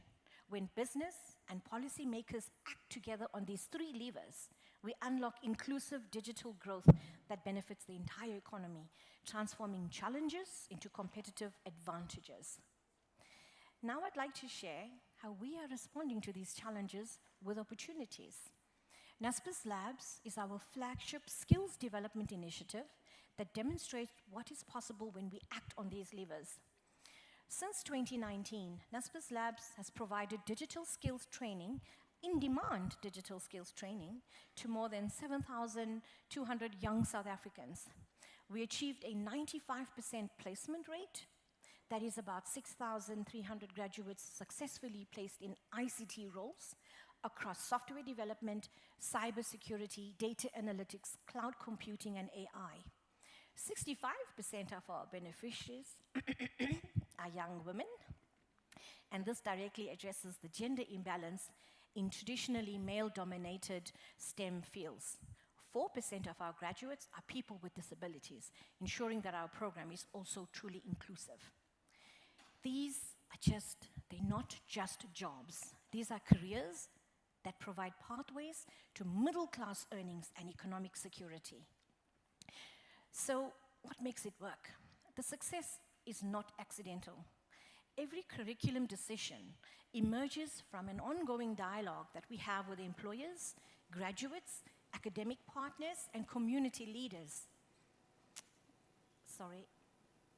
We also integrate soft skills development, critical skills that's needed in order for anyone to thrive in the 4IR space, which includes things like innovation, problem solving, adaptability, critical thinking, communication, learning agility, ethical understanding, and so forth. And we also add a pillar on mentorship as well as ongoing support to the young graduates or to the young learners that extends beyond their graduation. We continuously adapt based on evidence of what works. But numbers alone cannot capture the full story. Let me share with you a voice from one of the young people that we had on the NASPERS Labs program and whose life has been transformed by this work.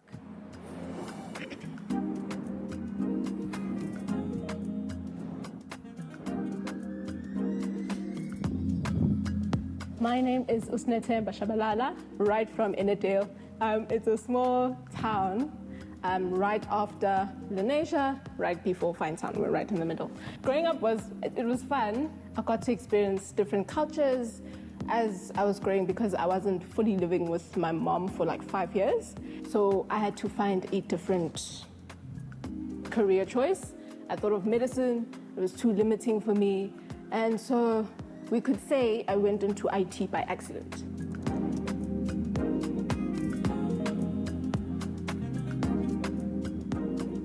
Right, so IT started 2020, right before COVID.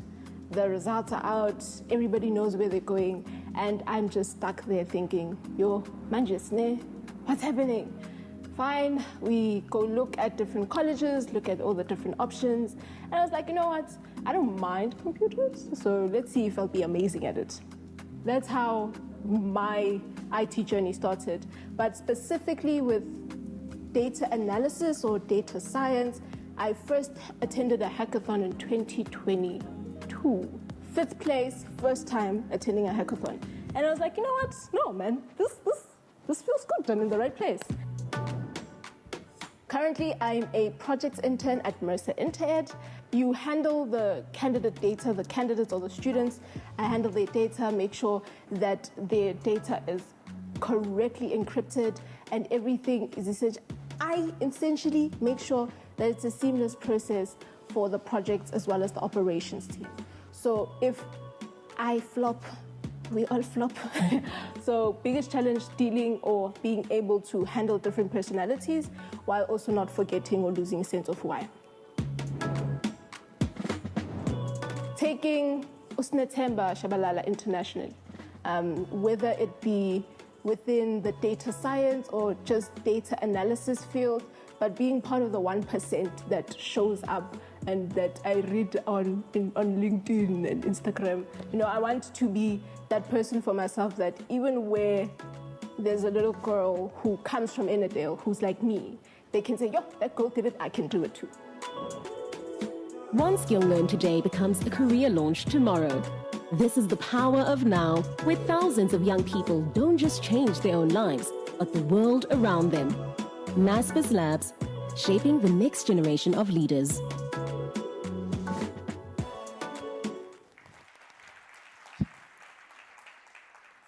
So that's just one story of the many thousands more like Usnetemba, young South Africans who now have careers, not just jobs. Graduates who are building futures, supporting families, and returning as mentors to lift others up. The old proverb, each one, teach one, or pass the baton. This proves that inclusive innovation creates competitive advantage, not just social impact. Technology with purpose creates more resilient business models while advancing social objectives. And this model works across our broader ecosystem. From e-commerce platforms like Takealot to edtech platforms, we've seen that investing in digital skills is not just a social responsibility, it's a business imperative. Sorry, I'm speaking fast because I told I have 2 minutes. Now today, as we engage in such important and crucial dialogue, we also have a call to action. South Africa's competitiveness depends on our ability to develop skills that are both globally relevant but locally grounded. The skills we prioritize at NASPERS Labs represent areas where South African talent can compete globally while addressing local challenges. But competitiveness requires more than technical capability. We need professionals who understand how to apply technology ethically, navigate diverse cultural context, and collaborate effectively across sectors and borders. Here is the reality. South Africa ranks relatively high among African countries in digital readiness, but we lag globally. Programs like NASPERS Labs and many others, as you may be driving in your organizations, strive to close these gaps. But transformation at scale requires collective action. The call to action from government: invest in digital infrastructure that enables rather than excludes. Prioritize STEM education from basic right through tertiary level. Maths and science teacher development, lab infrastructure, career guidance that shows young people the possibilities. For universities, colleges, training providers, and universities of technology, partner with industry to ensure curriculum relevance. Create pathways from education to employment. Foster entrepreneurial ecosystems that support both technology development and application through incubation, funding, mentorship, and market access. Hackathons, let's talk about that. And ultimately, for us as businesses, we need to engage continuously with education and training providers on skills demand. We need to create employment pathways and internship or learnership opportunities that give young people real work exposure and experience. And we need to develop frameworks that encourages experimentation while maintaining consumer protection. In closing, sorry, I'd like to conclude by recapping some of the key points that I've mentioned. South Africa's demographic dividend, combined with strategic skills development and purposeful technology application, positions us to compete globally while advancing social cohesion domestically. The evidence from NASPERS Labs and similar initiatives that you're running in your organizations demonstrates that dialogue-driven, partnership-based, evidence-informed approaches can truly deliver transformation at scale. But this requires sustained commitment, collaborative action, and honest assessment of both successes and challenges. We have the research from MISTRA, we have the global context from the World Economic Forum and World Bank, we have the proof of concept from NASPERS Labs and on the initiatives that you may be running. What we need now is coordinated collective action. Together we have the opportunity to harness technology to transform not only businesses, but lives and communities.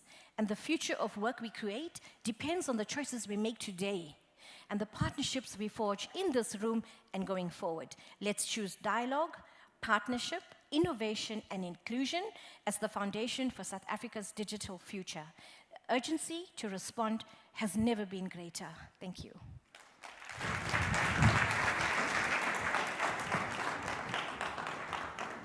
Thank you so much. Some incredible numbers that are being shared there. 97 million jobs are on the horizon. By 2035, and I was thinking, 2035, will I still be here? And then I quickly just went through a cascading reflection. If you try and think 10 years ago, where was South Africa? What was the state of the economy? Access to higher education. If you're looking at the quality of basic education. So a lot of things have happened. Newer startups have been introduced that have become success stories, and you're about to hear from one of those success stories shortly. And then also at the end, seeing that testimony from Usne Temba, it also requires a shift in mindset from young people to say, I want to be.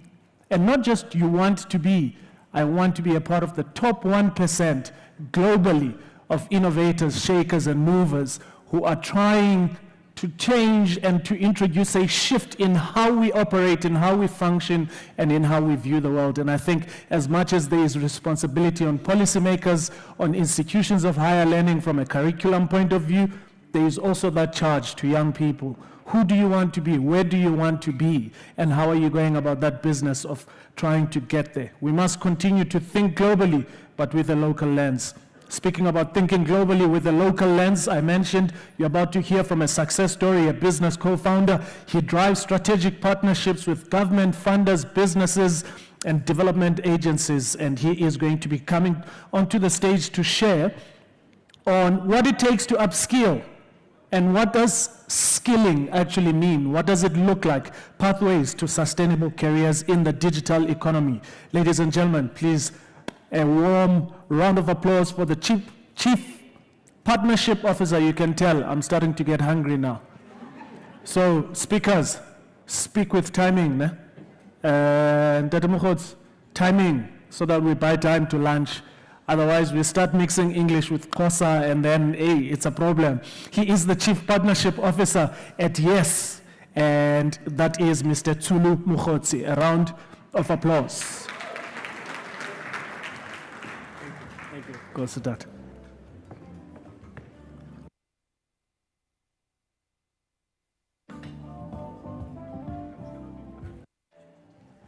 Right. Oh, that's quite loud. Yeah. No, thank you very much. A lot of pressure there. Pressure on time, success story. What success story? Okay.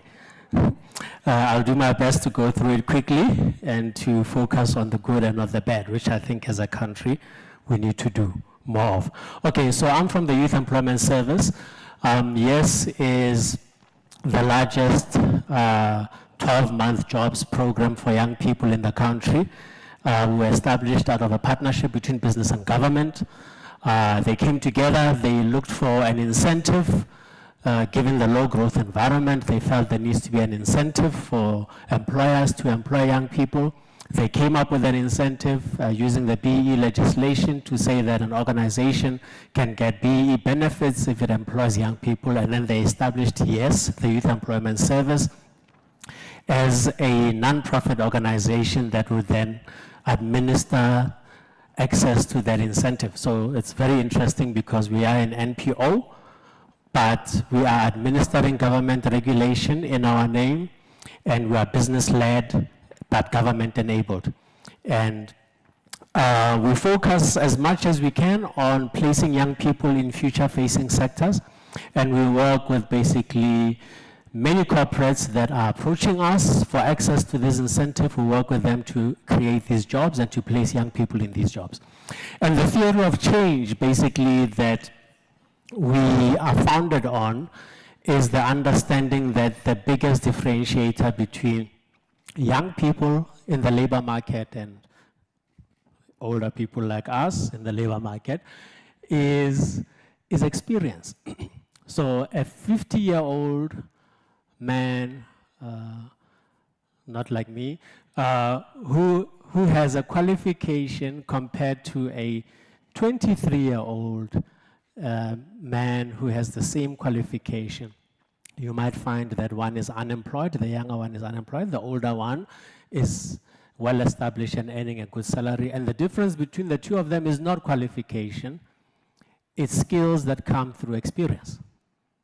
So the experience is the real differentiator that makes it so that youth unemployment is significantly higher than overall unemployment. And in fact, if we take the segment, youth in South Africa is 18 to 34, but if we take the segment 18 to 24, 65% or thereabouts of all 18 to 24-year-olds are unemployed. So 2 out of 3, basically. So that's what we're dealing with. And so YES was designed to provide that 12-month work experience in the private sector that can become the foundation for a career. Since 2019, we have basically, with the private sector, created I shouldn't say 200,000, it's like 195,000. So we're hoping that in the next month or so, maybe we can celebrate 200,000 jobs. And that's basically with about 1,900 and something companies, and injecting, since YES's inception in 2019, about 12 billion rand into the hands of the young people. So we are 100% private sector funded, but we are also 100% government enabled through an incentive. And what we do is that we monitor all of these jobs to make sure that there's no ghosts in the machine. And we have quite a robust M&E framework that we pursue. We call every single one of these young people. At any one time, we've got 40,000 odd young people in a program, and they're coming in at about 3,000 to 4,000 every month, and about 3,000 to 4,000 graduating. And to participate in the program, you have to be unemployed, so it's 100% unemployed coming in. And overall, since YES's inception, Absorption rate post-program is about 46, 47%, but we find that it was much lower in the earlier years, and in recent years is much higher. So currently, I think we're taking over at significantly above 50%. Okay, so what is it about YES that maybe is working a little bit? One is that we're demand-led. So we start, so demand-led, supply-led. So supply side is universities, no insult to anyone in the room. Universities produce skills, that's the supply side, then they go into the economy. So, and then hopefully they'll find a job. And then, but we start with a job. So the conversation with us, we don't start with the youth, we start with the company.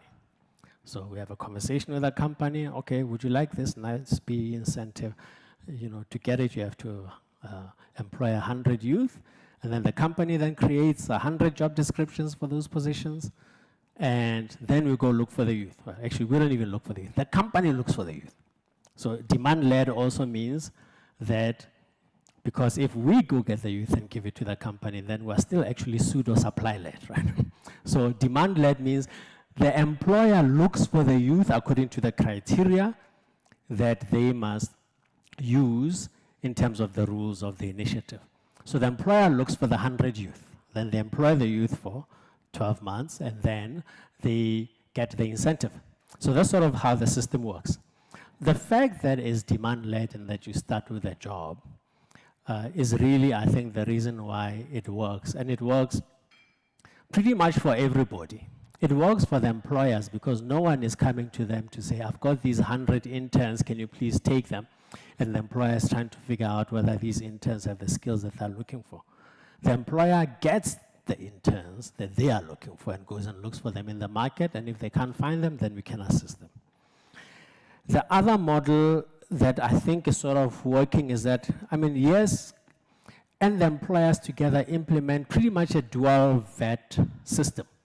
So it's like, it's basically work experience, which is what the initiative provides, but then the employer typically also provides formal training.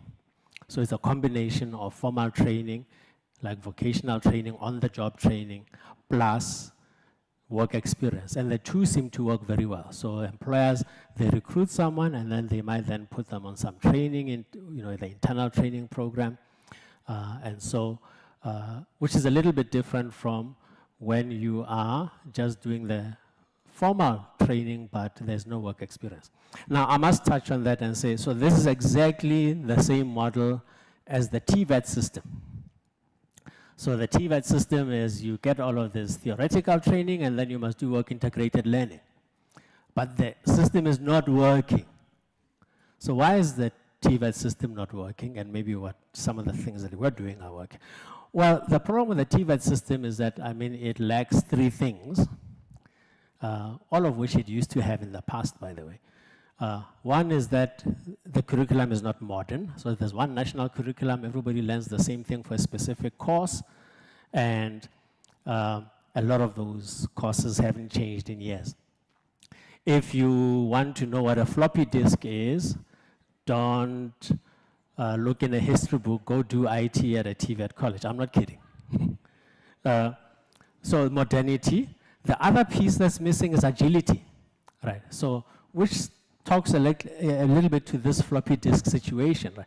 TVETs are constrained. The fact that TVETs are sitting with old curriculum is not the fault of the TVET college, because the TVET college really is a taker of the curriculum. So what we need is to build agility in the system so that TVETs can respond to local needs of local employers where the TVET is located. If we can build that kind of agility in the system, then it's likely that the graduates of those TVET colleges will meet the needs of local businesses. When you talk to TVET college principals from other parts of the world, they are all shocked that we have a TVET unemployment problem. Because in other countries, TVETs exist to serve employers. So the employers tell the TVET what kind of skills they need, and then the TVET produces the skills. And the employers sometimes even get involved in delivering the curriculum. So allowing agility in the system is very key. the other thing is that when we come now to digital skills and AI, is that, okay, so, you know, we've had these technological revolutions, these technology waves over time. We've had many of them. So this is not a new one. We've had many. So there are experiences that we can see. And it looks like the impact of these waves generally are quite similar, in that in the short term, what you have is task substitution. So, you know, people in the existing jobs use the technology to do things differently, so that tasks are different, and that's like a short-term productivity usage of the technology. And only over the long term, but then that short-term task substitution, like 1 to 5 years or whatever it is, during that period, it's a threat to entry-level jobs. Because a lot of those tasks that are automated may affect some of the entry-level jobs especially. Which is what, in our case, which is the youth jobs. So young people are the ones that are taking these entry-level jobs in the economy. So the advent of AI and all of that, you know, it's a risk to who? To the youth. An example, all of these AI agents now in these call centers and whatever, right? Andy, I don't know if you're going to touch on that one, but you know, the threat to jobs in call centers, especially the very, very simple type of call center work, is really to young people. So we need to take special measures then to make sure that the reward of this new technology, the benefits are distributed also to young people. And how we're going to do that? We have to take special care to skill up young people so that they can actually be valuable in this new AI-enabled economy. And for that reason, we have partnerships on AI skilling, including with Microsoft, where we basically have a sponsorship for Microsoft to train up and provide free examinations, so it's like free examination vouchers for Microsoft credentials in AI in a variety of courses, from the entry-level courses to the most advanced AI 900 course for those engineers. We've got 50,000 of those exam vouchers a year. We have partnerships with organizations like Capacity, where we train up young people and place them in jobs. In fact, one of those programs is sponsored by NASPA's Labs. Thank you very much for that. So we place young people in jobs like data analysts, Salesforce administrators. Salesforce is a very huge CRM tool that is also going heavily AI. We train up drone pilots. We have a very big drone pilot program that's funded by a lot of partners, including in particular GIZ, which is a key partner for us in some of the digital skilling work that we've done. And we've trained more than 200 commercially licensed drone pilots, which I think makes it the biggest program for young drone pilots in the country. And 80% of them are scooped up very quickly after their qualifications, and they get placed basically in jobs sponsored by yes corporate partners. So you go on training for 3 months, and then you get placed in a job for 9 months. By the time the year is over, you are qualified, you've got some experience, and it becomes much more easy for you to get involved.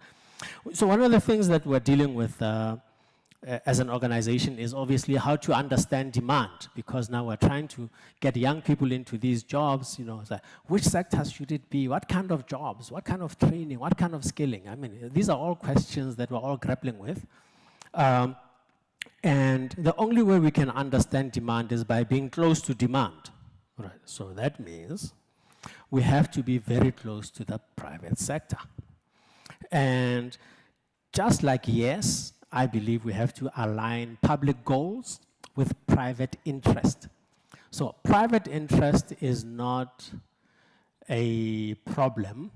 It is a reality in that private companies are created to pursue private interest. But the companies in any economy are the major employers. So if we want the companies to employ, we have to align policies that impact on employment with their interest. And the YES incentive is an example, and almost 2,000 companies are participating in that. There are countless other incentives that we can find, that we can create in order to make it worth their while for companies to employ more people, especially given that we're operating in a low growth environment. If we were growing at 7, 8, 10% like China for 2 decades, we wouldn't be talking what we're talking about, these problems that we have. But we don't have that growth. So we need something else that is going to stimulate employment in a low growth environment.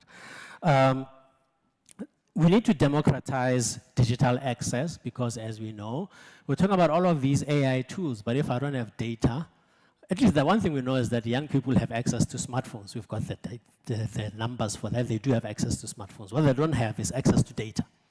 So if we can democratize access to data, access to digital tools, and access to skilling. So we're trying to democratize access to skilling through our partnerships with Microsoft and the like.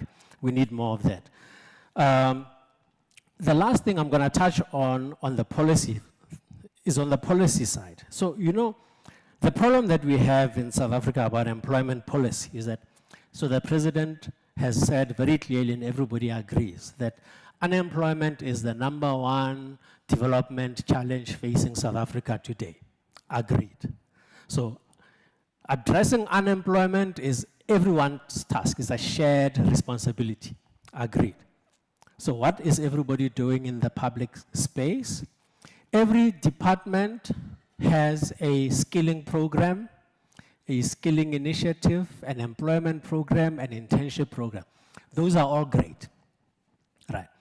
But we're really gonna make progress if we make employment a key policy consideration across the public sector, not make employment a key activity. It helps, but it doesn't move the needle for every department to employ more young people and to skill more young people. What moves the needle is that a department that has a mandate to administer and regulate a particular industry takes policy decisions that take into account the employment effects of its decisions. I'll take an example. It's a bad example. If anyone is from the Civil Aviation Authority, forgive me, it's just an example. Everywhere in the public sector, we have this problem. So, Civil Aviation Authority is administering this drone industry in which we operate, right? And they set up regulations that say that basically, even if you get trained as a commercial drone pilot and you qualify, you pass the exam, you cannot operate as a commercial drone pilot unless you are registered under a particular type of drone operator, meaning the company. So what does it mean? It means that gig work as a drone pilot in South Africa is unlawful. Right? That is a policy decision taken by the CAA that is hindering thousands of young people from doing work at weddings and whatever it is, you know. When you see people flying drones at weddings, if they're getting paid for it, it's unlawful. If it's a hobby, it's lawful. So this is the irony, right? So you, having no training whatsoever, can lawfully operate a drone as a hobby at your sister's wedding. Me, I'm not a drone pilot, but if I was a drone pilot, I would be barred from doing the same thing at your sister's wedding. It's unlawful for me to do that at your sister's wedding, even though I would be a qualified, trained commercial pilot. So you can see how this kind of decision hinders employment and it dampens demand, right? So is it useful if CAA has a program for 200, sponsors a program for 200 drone pilots and skills them and whatever? Yes, it's useful. But what is more useful is to take the right policy decisions that do not block employment for 50,000 other drone pilots out there in the economy. Right? So this is what I mean by we need to make employment a universal policy consideration and less focused on the small-time activities that we're all engaged in the public sector. Thank you. I hope that was useful. I wish you all the best. Thank you. You're welcome. Opportunities, opportunities, opportunities. And then your address was very much reminiscent of, yes, we can. Everybody is hungry. They missed it. We are going to swiftly move along. From pathways to sustainable careers, we are then going to move on to digital literacy. What does everything mean? We may think we understand, and then it turns out that we actually do not understand. So digital literacy as the new currency, building competitive workforces for the global market. And we're about to hear from a man who focuses on advancing pathways for unemployed youth, matriculants and graduates across urban, peri-urban, and rural areas as well. And he collaborates and works with these unemployed youth, turning them into sustainable ICT career-ready individuals through innovative work-integrated learning, or WHEEL for some students who are in the room who may be busy with WHEEL. He is passionate about inclusive growth, impact sourcing, and unlocking human potential to build competitive economies. Young people, you should be most excited to hear from the executive member of the Collective X, Mr. Andy Seal.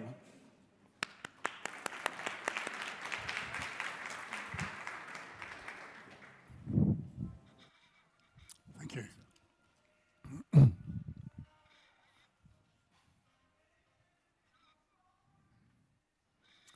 Good afternoon, colleagues, distinguished guests.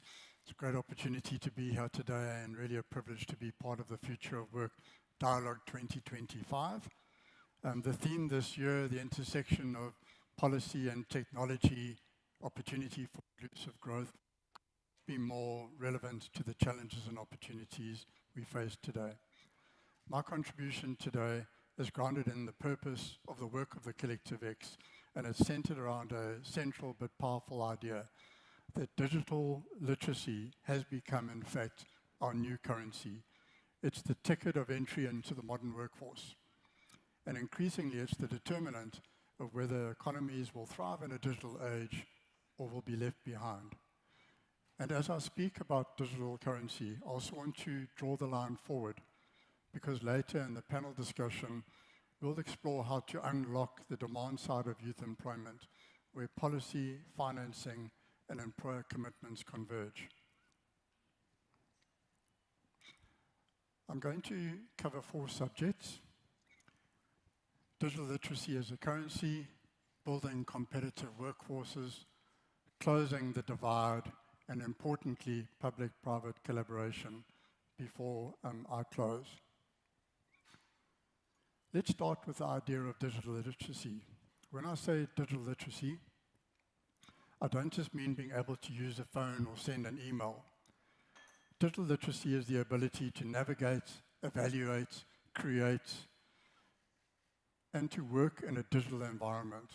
It's knowing how to manage data, how to work on platforms like Salesforce that we heard about, like Microsoft, how we adapt as new tools such as AI, automation, cloud systems are changing the way we work.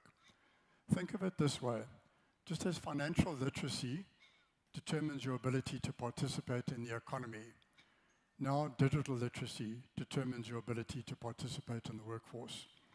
The evidence is overwhelming. More than 90% of our jobs require some form of digital competency, and it's not just in the traditional industries like ICT and financial services. Think farming, retail, logistics, healthcare, even the artisanal trades. They're all digitizing. And if you look at the chart on the right, and the chart heading is incorrect, it should read overall ICT job roles, not vacancies.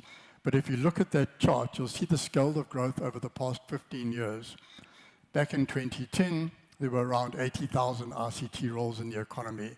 But fast forward to today, and that's in excess of 300,000. What's important here is that this increase isn't confined to the tech sector. It reflects the reality that digital competence has become a baseline requirement across almost every industry, and the demand for ICT-related roles is a signal of how deeply digital skills are now woven into the fabric of the entire economy. And here's our reality. Without digital literacy, individuals will effectively be excluded. They become digitally poor. And in today's world, particularly ours, being digitally poor will exacerbate being financially poor. This is a fact, and the very statement that Collective S has defined, problem statement. We have a skills market where young people are trained. but they are not work ready. Providers don't always know exactly what employers need, and employers are not creating enough entry-level jobs. And the result of that, a broken market that fails both young people and business. But let's flip that picture. Let's imagine what happens when we do get digital literacy right. Firstly, employers gain access to what they really are looking for, to adaptable, digitally fluent workers. Competitiveness today is not just about low-cost labor, it's about skilled talent that can operate technology platforms, solve problems, and deliver for local and global customers. Secondly, the digital workplace is no longer a bonus, it's a baseline. Productivity tools, CRM systems, collaboration, platforms, coding basics, these are entry-level skills that every young person should have. Thirdly, digital literacy creates local and global mobility. A young person in an urban, peri-urban, or rural location who is digitally fluent can deliver services to a client in Johannesburg, New York, London, or Singapore without ever leaving their community.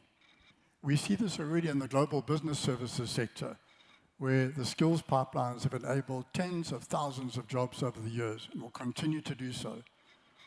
And the quote on this slide really captures that reality powerfully. Simtandile, who lives in a rural town in northern KwaZulu-Natal, joined a digital skills program and is now working as a digital monitoring and evaluation administrator. And she describes it as life-changing, not just gaining the technical skills, but also the competence and the confidence to apply them in the workplace and build a foundation for growth. That's exactly the kind of transformation we mean when we say digital literacy opens doors. And this is at the heart of the Collective Access vision for impact, that South Africa can create 500,000 new entry-level ICT roles over the coming years by transforming the market. It can align training to demand, it can reform skills financing so that providers are paid more for outcomes than just the inputs, and those outcomes are working opportunities in different forms, and that it ensures businesses grow their demand for entry-level ICT roles. So the message is clear. Digital literacy transforms our young people from job seekers into locally and globally competitive assets. If you look at the map and remuneration table on this slide, it highlights the scale of the opportunity for South Africa. We sit competitively alongside many other major sourcing and delivery destinations based on our rates and our quality. Why is this important? Because global clients are no longer only looking at cost, they're looking for quality digital services, resilience, and talent that can operate effectively in a digital-first world. And we have all three of those. Not enough, but if we work properly at it, we can produce it. We have a strong English-speaking workforce. We have cultural alignment with these key markets. We have a time zone that allows us to support the European and the North American markets in real time. And when you combine this with the growth in digital skills, which we need to accelerate, we can first backfill the shortfall in jobs that we have. We can reshore the work that we had to send away, get it done here, and we can become a net provider of offshore services from South Africa. We have a unique opportunity to position ourselves as a preferred destination for this global sourcing. And it means that that young person in a rural township community with the right level of digital literacy can be earning in dollars or pounds while still living at home in their community, creating both personal income and local economic development. And this is not a small niche market. The global demand for digital and ICT services continues to surge, from customer support, digital marketing, software development, AI-driven services. We can be a part of this growth if we align our training, our financing, and employer demand. So the point is clear. Digital skills don't just create local employability. They unlock access to global markets where the value of South Africa's youth talent can be multiplied many times over. So how do we close this divide? Of course, this transformation is not a reality for many. The digital divide remains one of our deepest fractures in our society. The rural versus urban, the affluent versus disadvantaged, those with access and those without. If digital literacy is indeed the new currency, then those without it are already locked out. So how do we close the divide? Arguably, focusing on these three things. First of all, ensure people have access to devices and connectivity, reaching those who need them the most.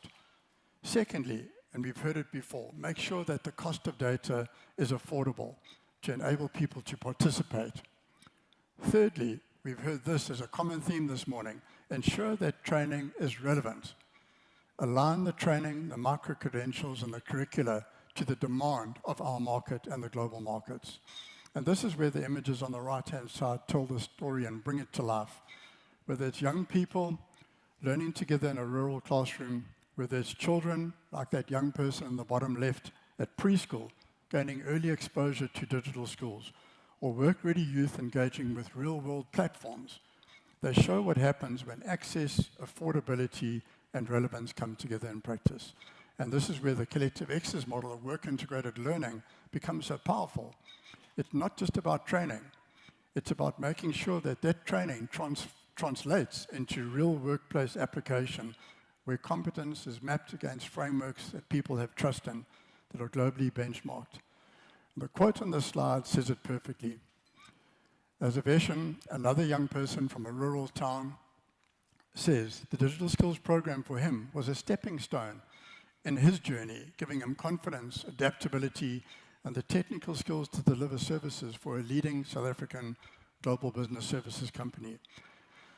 That's the kind of transformation that turns that digital inclusion into economic inclusion. And the systemic shift we need to drive is that under the strategies that we take forward, skills funders should be encouraged to make final training payments on condition of a person moving into a good working opportunity. That's how we'll ensure that training providers are not just churning out certificates, although the skilling is critical, but they're producing candidates with certificates and practical skills who are employable. That's what we need. Inclusion isn't a charity, it's an economic necessity if we want to build a competitive workforce. To do that, we need to collaborate. My final point, no single actor can do this on their own. Governments must create the enabling environment, the policy reforms we heard Cholo talk about, the infrastructure, the results-based financing. Employers have a key role to play. They must provide the demand pull, the jobs, the practical work experience, the clear articulation of what they need.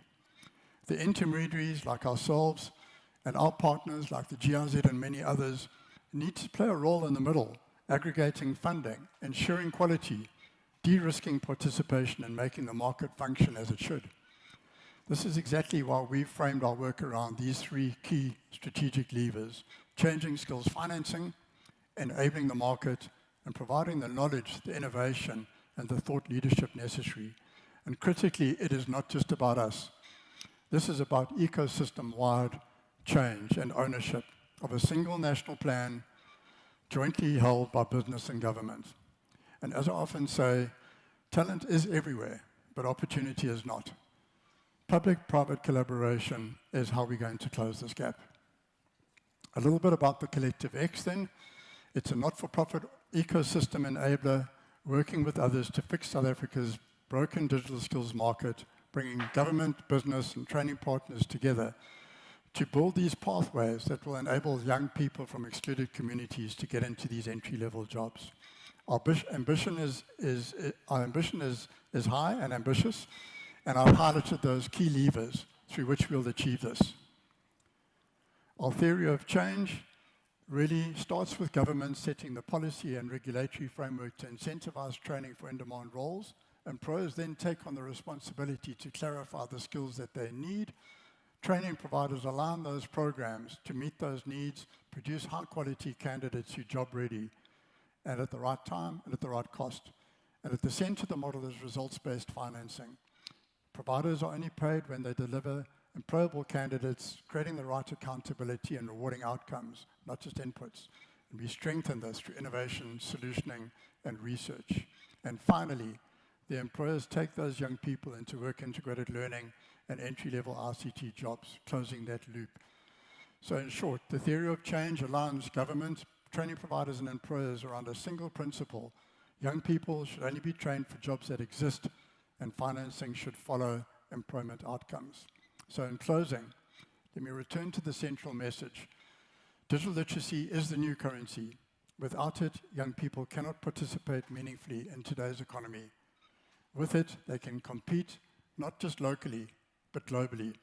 Our task as leaders, as policymakers, as partners, is to make sure that this currency is in everyone's pocket, not just the privileged few.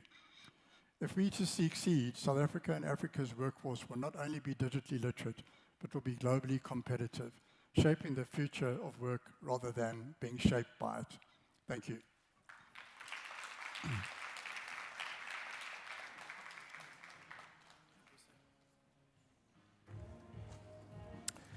In an earlier presentation, Ashika said, if we are to harness digital transformation and digital technologies to enable us in the future, we need the introduction of 5G networks and more. And now, if you are connecting the dots, Andy is speaking exactly to that point, because yesterday, in fact, we heard that we must leave no one behind. And Andy spotlights that there's an opportunity for young people, and even those who aren't young, let's say not at heart, to earn from our rural homesteads. And I'm just thinking, imagine if I can go back to my village, I can look after my sheep and cattle, I don't have to be in the concrete jungle. My younger siblings do not have to board the bus to come to the city because they can earn from the village. What then happens? There's a cascading effect from a service delivery point of view. The supply and demand pressure that is in the metropolitans is reduced. There would be an opportunity to see some sort of budget that is freed up that can then be rerouted into our smaller towns. So my rural town can see a better budget come the short-term or the median budget speech.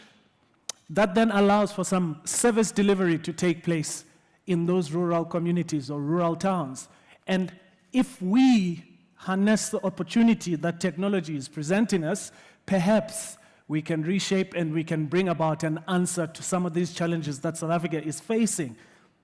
One shift, positively deploying this new shift towards this current change in industrial revolution, it can trigger life-changing results for South Africans. That's what I'm taking from that, if I'm tying it in also to some of the presentations that we have had. We can't build or scale without partners, because partners are the glue that binds the dream together. And speaking of partners, we wouldn't be here without partners. So just to spotlight and say thank you to Uber, GIZ, the Wholesale and Retail Sector Education and Training Authority, PJ Capital, the Tshwane Automotive Special Economic Zone for enabling this dialogue in partnership with the Tshwane University of Technology.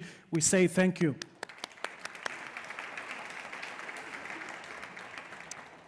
And we move on to our next keynote address before we go into the panel discussion. She is the Commission Manager on a GIZ South Africa project entitled Digital Skills for Jobs and Income 2. So DS4JI, number 2. You'll explain to us what the number 2 is for. Perhaps there's a first one? Yes, there was. That we missed?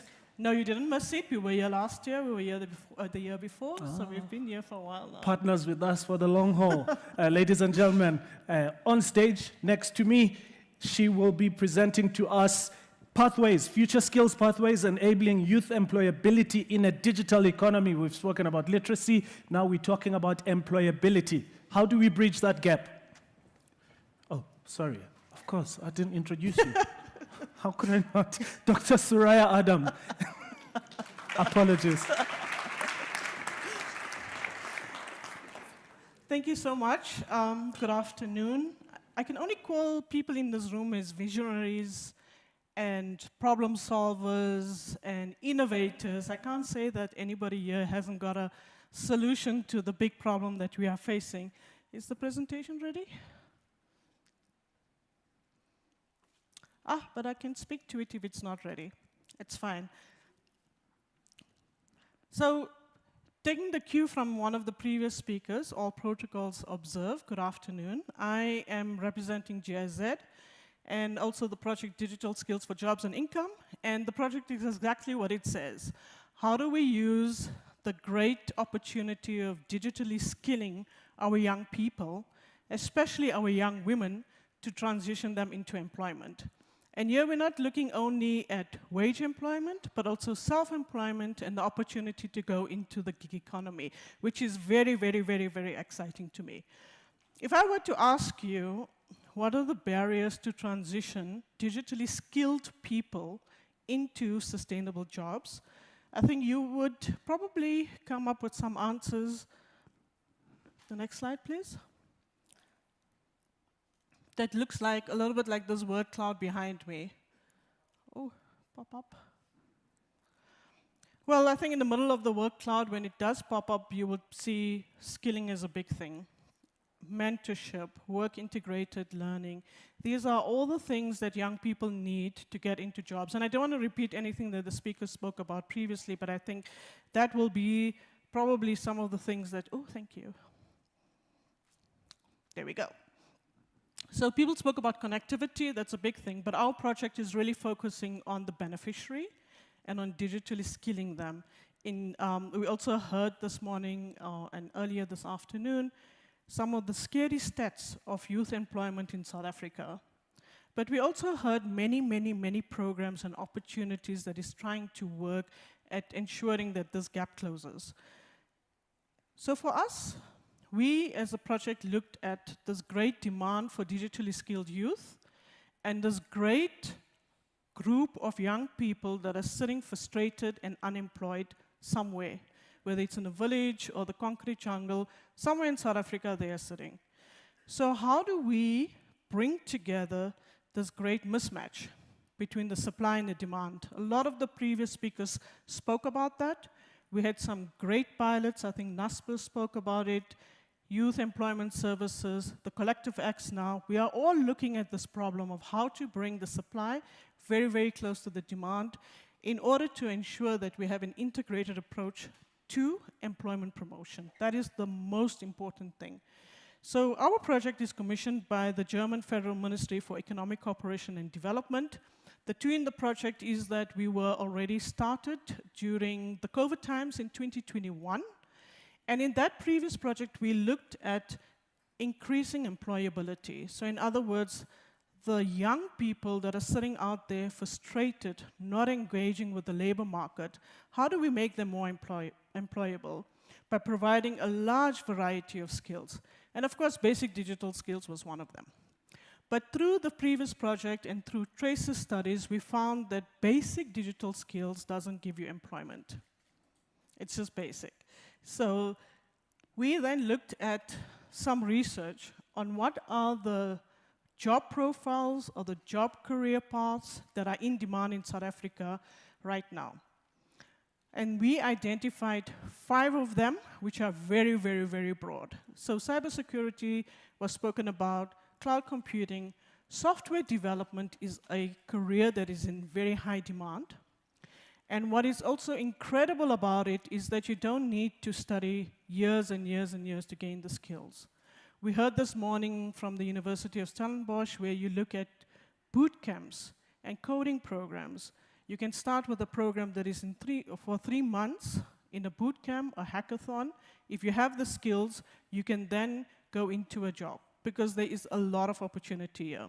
We heard about data analysis as well.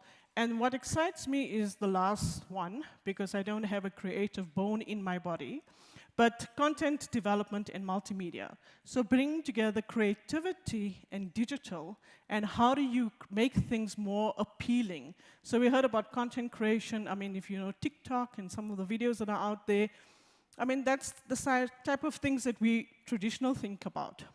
But there is a lot of skills demand, for example, in animation, in gaming. We heard about the prof this morning who was challenging us about our storytelling. And if we think about telling a story with using animation or building a story in a game, I mean, those are all innovative ways to create content. And this area is pretty exciting. So just to talk about our project outline, of course, is to look at the formal side of things. So not so much universities, but TVET colleges. and we heard from Tsolo also about some of the problems that TVET colleges face. So I think if you're a young person in a TVET college, either in your final year or you're a graduate, for you, it's a bit of a dark space, especially not knowing what opportunities are there in the digital space. So I think the career guidance that we are offering to final year TVET students in the digital programs is very, very important for them to at least visualize where they can end up. And even if they are not in the career they wanted to be, they definitely can see opportunities. And those opportunities could be through going to a job right now, going into entrepreneurship, or what we call upskilling. And here we work with many, many partners in what we call traditional non-formal training, only because it's outside of a formal system like your TVET colleges or universities. And for me, this is the most exciting space, really, because here vendor certification is very in demand in South Africa. So if you think about Microsoft, you think about AWS, you think about any of these big IT systems that are here in South Africa, they are looking for vendor-certified qualifications, and we have many, many, many very innovative labs, very innovative programs accredited that are offering this. And the beauty part of this is that they are offering it in demand-led. So in other words, also bringing the employers very close to them and ensuring that once the person is skilled, there's a job left for them. I think for us, most importantly, is how to ensure the employment side. So the concept, I think somebody spoke earlier this morning as well, of ensuring that the demand, in other words, private sector, government, whoever is employing these young people is very close to the supply side in bridging the gaps. And I think the conversation that we had earlier on the panel just spoke to how important bringing those two sides together are. And then the third area that we're looking is in transition support. So how do we get work-integrated learning? How do we provide work readiness programs for TVET graduates? How do we ensure that we enable young women to be part of the program? Because for me, of course, we heard also some of the stats this morning, and the population, men versus women in South Africa, but we're not seeing that reflected anywhere in the corporate boardrooms. So how do we ensure that young women actually are attracted firstly to STEM, and secondly to digital careers? And what we found from our previous project, and I think most people that are dealing with skilling in this room would know that we have a very high rate of women falling off programs. And if you go deeper and analyze what are the reasons for that, it could be that there could be responsibilities at home that are more on the girl child than on the boy child.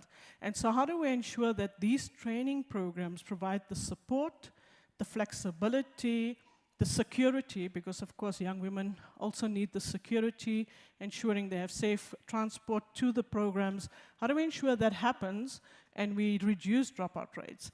And then I think for me, the biggest success of our program would be whether we transition into employment or self-employment. So we work really traditionally with some of the partners, some of them represented in this room, and others, to ensure that we get the young people from where they are, they don't have to travel too far, and to ensure that the transition is already there. So most important for me is one of the biggest things that our project is trying to do is have the conversations ensuring that the supply comes very close to the demand. And we heard some of the mismatch conversations this morning. So how do we do that? And how do we sustain those conversations ongoing? Of course, a dialogue like this one is an important area, but also working with incubators, working with startups, working with other training providers that may not be in this room is very important to ensure that there is a conversation between the private sector and the supply, especially on the topic of digital, because digital is changing all the time. We heard, I think, yesterday also, the shelf life of a digital skill could be, what, 2.5 years, maybe 5 years if you're lucky. So there's continuous ensuring that young people understand lifelong learning. I think we all have to adapt. People spoke about before computers, so how did employment change from with the introduction of computers, and making sure that we all adapt. So the reason I brought this slide back up again is that whoever in this room, from the demand side, is looking for young people, young graduates who have these skills, these are the programs that our project is focused on. So please come look for me after this. That's my call to action. After this, you would see, yeah, these are not police files. Those who know what police files were in the past. That's me, my team. We have exhibition space outside. Come and speak to us, because I think this particular speech is just an introductory to who we are as a project. I think the conversations after this would be the most important and would ensure that we change lives. I really loved the case study that was shown of Sina, because she reminded me of me. She said, this computer thing doesn't look so bad. I think that's somehow I started my career so many years ago without any intention, without really looking at what can it do. And I think, can you imagine if we do support young people by educating them from the basics, from basic education to higher education to post-secondary education, knowing what computers are, knowing what AI can do, knowing what these careers are all about, I think we can take this country from where to where. But that's me in a nutshell. Thank you very much. Thank you for your attention.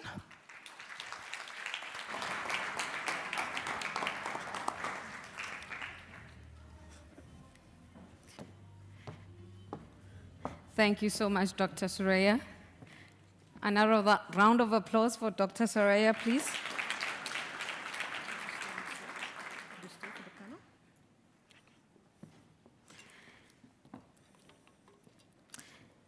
Ladies and gentlemen, in this next item, we'll be having a panel discussion under the topic Unlocking the Demand Side, Enabling Youth Transitions Through Public and Private Collaboration.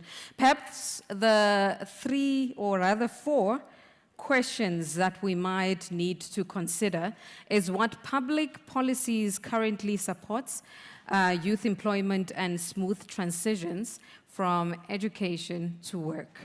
How can education and vocational training be better aligned to the market demand? And what successful examples exist of public-private partnerships driving the youth? And how can we scale a successful local partnerships to a national or regional level? And to lead this conversation is a seasoned professional in the field of audit and digital transformation. Ladies and gentlemen, please help me welcome Ms. Hema Chetty, the co-founder, Audrey, and CEO, Imagination Advisory and Technology.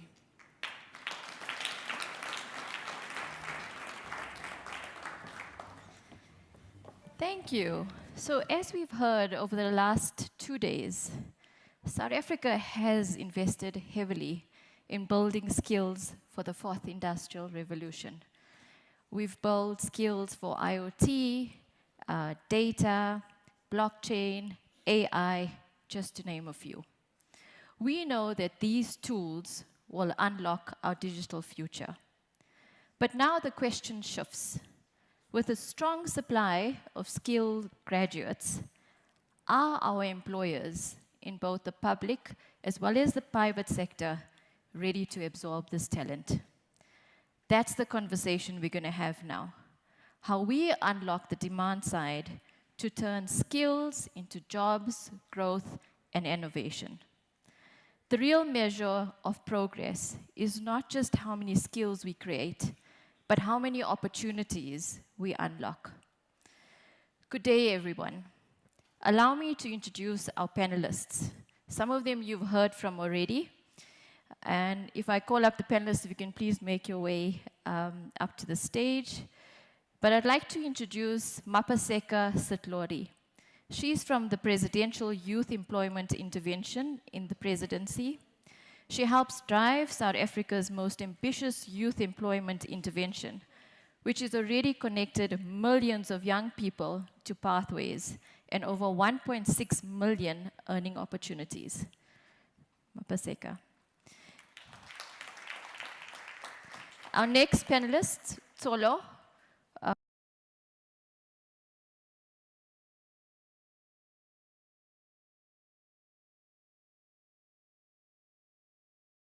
work opportunities for young South Africans, and Solo drives the partnerships to make this possible. Next up, we've got Andy, our executive PMO at Collective X, the organization working to align digital skills, supply with real market demand. Andy brings experience from collaborating with the employers, the training partners, to help young people move beyond short-term placement to sustainable digital career. You've just heard from Surya, who leads the digital skills for jobs and income program at GIZ. Her work focuses on demand-driven digital career pathways, ensuring that investments in training, like she said, translate into measurable jobs and income for young South Africans. And lastly, we've got Nonkululeko Umbalo from Wakamoso. That's a platform that connects communities with decision makers through data and insights.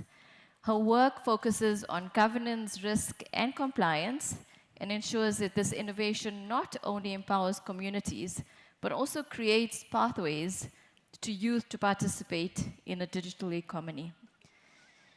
Thank you, panelists, for joining us in this discussion. So I'd like to begin by asking my first question to Mapaseka and Solo. So if you had to think about youth transition into work, from your perspective, what do you see are the biggest barriers that prevent the youth from getting absorbed into businesses? Shall I go first? Okay, thanks. Good afternoon, everybody. It's a real pleasure to be sitting in front of you today. And here, to answer your question, I think when we frame the challenge as what blocks young people from getting skills, or from getting jobs rather, even those with skills, we really need to pause and reframe how we look at that question, because I don't think the challenge is with skilling young people. I think we have a crisis of missing jobs in South Africa. And that is the hard reality that we face as an ecosystem, as government, and most importantly, as young people. I think for decades, we've diagnosed young people as the problem, as the ones who are unskilled. Let's give them CV training, let's give them work readiness training, and all those are very important. I'm not saying that they're not. But where are the jobs? Where are the jobs to absorb these millions of young people who are looking for work? The statistics speak for themselves, and my colleague Tseho alluded to it earlier on. But as of 2015, for every one job that is created, there are 7 new entries into the labor market. At that rate, it's going to take us centuries to get the backlog of unemployed people getting into the actual labor force. So I want us to really, in our day-to-day, in how we frame this thinking, like we have a crisis of missing jobs, and we need to stop making it seem like it's the young people who have the challenge, who are unskilled, who can't be placed. We need jobs, and for that, we also need economic growth. Yeah. Thank you. Thanks, Mapaseko. That's very insightful. So something that we all need to think about and have top of mind to help solve this challenge. Solo, if you can maybe weigh in on the question as well. Yeah. Firstly, I agree that the challenge is a demand challenge. And another dimension to this challenge is a little bit of a skills mismatch. So there aren't enough jobs in the country to employ everybody that needs employment. But there are also, in some cases, difficulties in employers finding people with the skills that they're looking for. So there are also quite a lot of vacancies. I mean, obviously the vacancies are not as many as the job seekers. So there is a little bit of a missed opportunity there, in that if we could understand what those needs of the employers are a little bit better, I think we would be better suited to prepare the young people that can go into those positions. You know, the estimates vary. I've heard all sorts of numbers. The lowest number I've heard is 70 billion that we spend every year in the post-school education system, training people that are going to be unemployed. So are we training because, you know, that's our factory, it must run and it must train people? Or are we training because we think that the economy needs the skills that we are training these young people in? So I do think that a demand focus is a big gap in how we do our work in the skilling system. But it's also not just a question of focus, it's also just a question of whether we have the mechanisms to understand demand. So, you know, who do we ask? What do we ask to try and understand what demand looks like? So we have mechanisms like you know, a lot of the investment in the CETA system is based on things like critical skills lists and things like that, you know. But, you know, the biggest demand in employment is not necessarily in the critical skills. So we do need to understand critical skills that we desperately need as a country, but we also need to understand the everyday skills that employers say they need over the next 2 to 3 years. So that's the one part. The other part is that there is a little bit of a tension that I've picked up between the employers and the university system. So the universities, so the employers are saying, look, if I need someone to do something for me in 3 months' time, why can't I get, if the skilling money that's being invested somewhere in this economy, why can't I get the skilling money that I need to skill this person over 2 months so that they can do the job that I need them to do in 3 months? So that's what employers are saying. They're saying that the skill system is not responsive, is not agile. Right? The university people are saying, you know, if we made decisions based only on employer needs, then we will miss the boat in terms of long-term trends that the country needs to prepare for. So, which is also true. So the truth is somewhere in between, that we need to address both needs. But where I'm sitting, where I'm dealing mostly with employers, what I can confirm, I don't know how it's going on that university side, but what I can confirm is that on the employer side, the employers certainly are not able to access the skilling funding from the current skill funding pools that exist. Employers are not able to get the skilling funding that they need in order to prepare the people that they need to go into the jobs that they already have. Thank you. Thank you for that, Tolo. So my next question is for Nonkululeko. And I know at Wakamoso, you're building some of these data commons and enabling citizens to monetize some of these insights. But given that backdrop, what do you see as the top concerns or barriers that public as well as private employers raise when trying to employ and hire some of these skilled youth?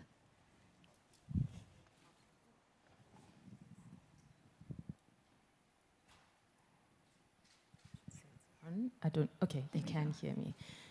This is what happens when you are not part of the special mic crowd. You have to fiddle with the microphone, but thank you so much for the opportunity. What I would say is, I mean, it's still early days for us at Wakamoso, and we're trying to really build that data, and that requires partnerships and a whole lot of work. But certainly in the conversations that we've had, what I actually should be doing is just playing recordings from yesterday and throughout today, because there have been echoes. It's just thematically the same things, and I'll just run through a few of them. So firstly, definitely a lack of practical work experience and work readiness. And it's essentially kind of the demand side looking for plug and play skills. It's great to have the skills and to have the certifications, but it's something altogether different to go and apply those in the workplace. And when you're looking at economic uncertainty and everybody's looking at their budgets, the challenge then becomes, I'm getting this new individual on there, but I still have to invest some money to get them to the place where they're plug and play ready. We've heard a lot about a soft skills challenge. I tend to not like the word because it makes it look like it's not, or that phrase, it makes it look like these are forgettable skills, but they're very, very important. Things like critical thinking, this was raised already, adaptability and learning agility, communication and collaboration. These are things that are important, but that are clearly not coming through as strongly. And it makes sense, though, when you think about it, because you have to consider these things within their context. If you are a young person who's just been certified or come out of a studying environment, and the last time anybody in your immediate surroundings even smelled the job was 10 to 15 years before, how do you prepare for an interview? Who tells you what communication should be like when you are in a formal working environment? How do you learn how to work in corporate sort of formal working environments as a team? So those are some of the things that are challenges. But there's also, we've heard talk about the digital divide and the impact of that in creating what are called unconscious biases or preferences towards certain qualifications from certain organizations or institutions. So you might find that somebody might want to say, you know, they want somebody from UCT or from WITS as opposed to another fully capable institution. And so you look at the impact of the digital divide and the fact that your ability to access better quality education, better resources, means that you stand a better chance from a demand side perspective. And I think the other thing as well, and nobody can run away from this, and it has been said, is just the absorption capacity. There's a finite number of jobs. That's a reality. And it doesn't matter how much taxi maths or football maths we do, you are only going to have a certain number of people who can be absorbed by the demand side, and that then leads to the question around, so what happens with everybody else? Yeah, no, thank you. And I like that, you know, we call it soft skills, but it's essentially core skills that we need to be training on, and everybody should be having those courses to keep them ready for the corporate world. Surya, just from your perspective at GIZ, how do we better align the supply and demand? And even in your presentation, you mentioned that we need to get to that match. But we're skilling the youth and we're developing the skills, but how do we match it to what organizations and businesses are actually needing in the organization? Practically looking at how we've done it is through partnerships. So those that are at the forefront of skilling, like, for example, we're working with a very innovative group called R Labs, and they're working in the Western Cape in a community that's not serviced properly at all. I mean, we're talking about people who haven't even matriculated. They have gang violence, GBV, you know, all of these problems in their community. And working at the grassroots levels to ensure that they get the right talent in the room, they train the right talent, and they create partnerships with where this right talent will exit. So whether it's in wage employment or creating entrepreneurs that offer services to the community, I think for us that is a good model to then replicate. And I think a lot of good people, passionate people are working on the solution. And a more sustainable way is to ensure that many more people know of these hubs. Many more people know that you don't only have to go through the traditional way. And exactly what the lady from Wakamusa said, sorry, you know, that rethink around job profiles. Don't say I want somebody with a 5-year honors degree when somebody with a 3-month program, a year program, can actually do the job.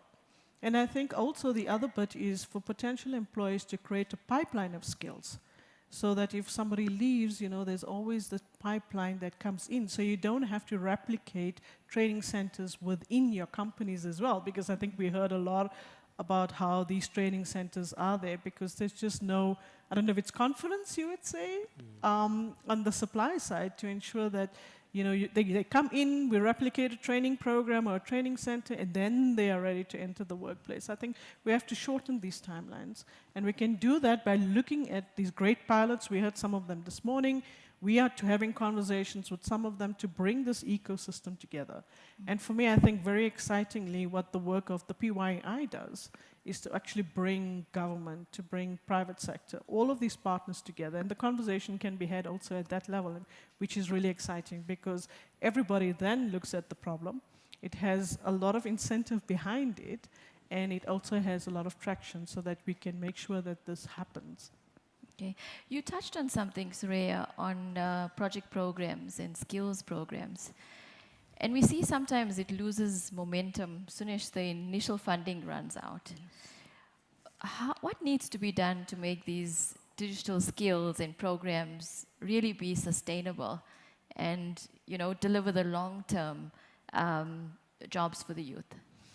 I think a few things need to be done, but number one, you need to provide at least some proof of concept. So we always don't want to say pilot, but pilots are the right way of actually showing that some things work. For example, if we take training plus mentorship plus work-integrated learning, ensuring that the supply speaks to the demand so that the program, the curriculum is up to date, that is a pilot, and not everybody has time to do that. So once funders can show that the pilot works, you can take, for example, the Collective X model and say, look, you know, we hand it over to you now, and you can take this model, and of course, the successes that we see with that is really great. That's one example. The other example is to ensure that we create some blueprints. So for example, the career guidance that we are doing with the TVET colleges, we've selected 10 TVET colleges, and now creating that blueprint for the Department of Higher Education and Training to implement within their TVET colleges ensures that it's sustainable, because you are speaking to people who are frustrated with the same problem.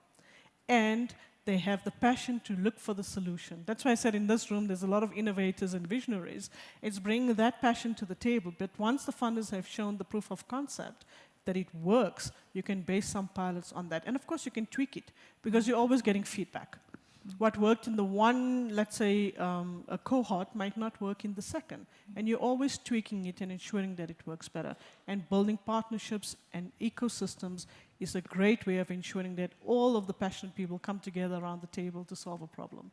Okay, thank you. Thanks, Rhea. Andy, just from your work on coordinating the programs at Collective X, what are some of the lessons you've learned when collaborating with youth as well as private sector on why absorption still remains low? Yeah, thanks, Hema. I think there are a couple of standout ones. If I can quickly precede that answer with a build on to what some of the panelists have said.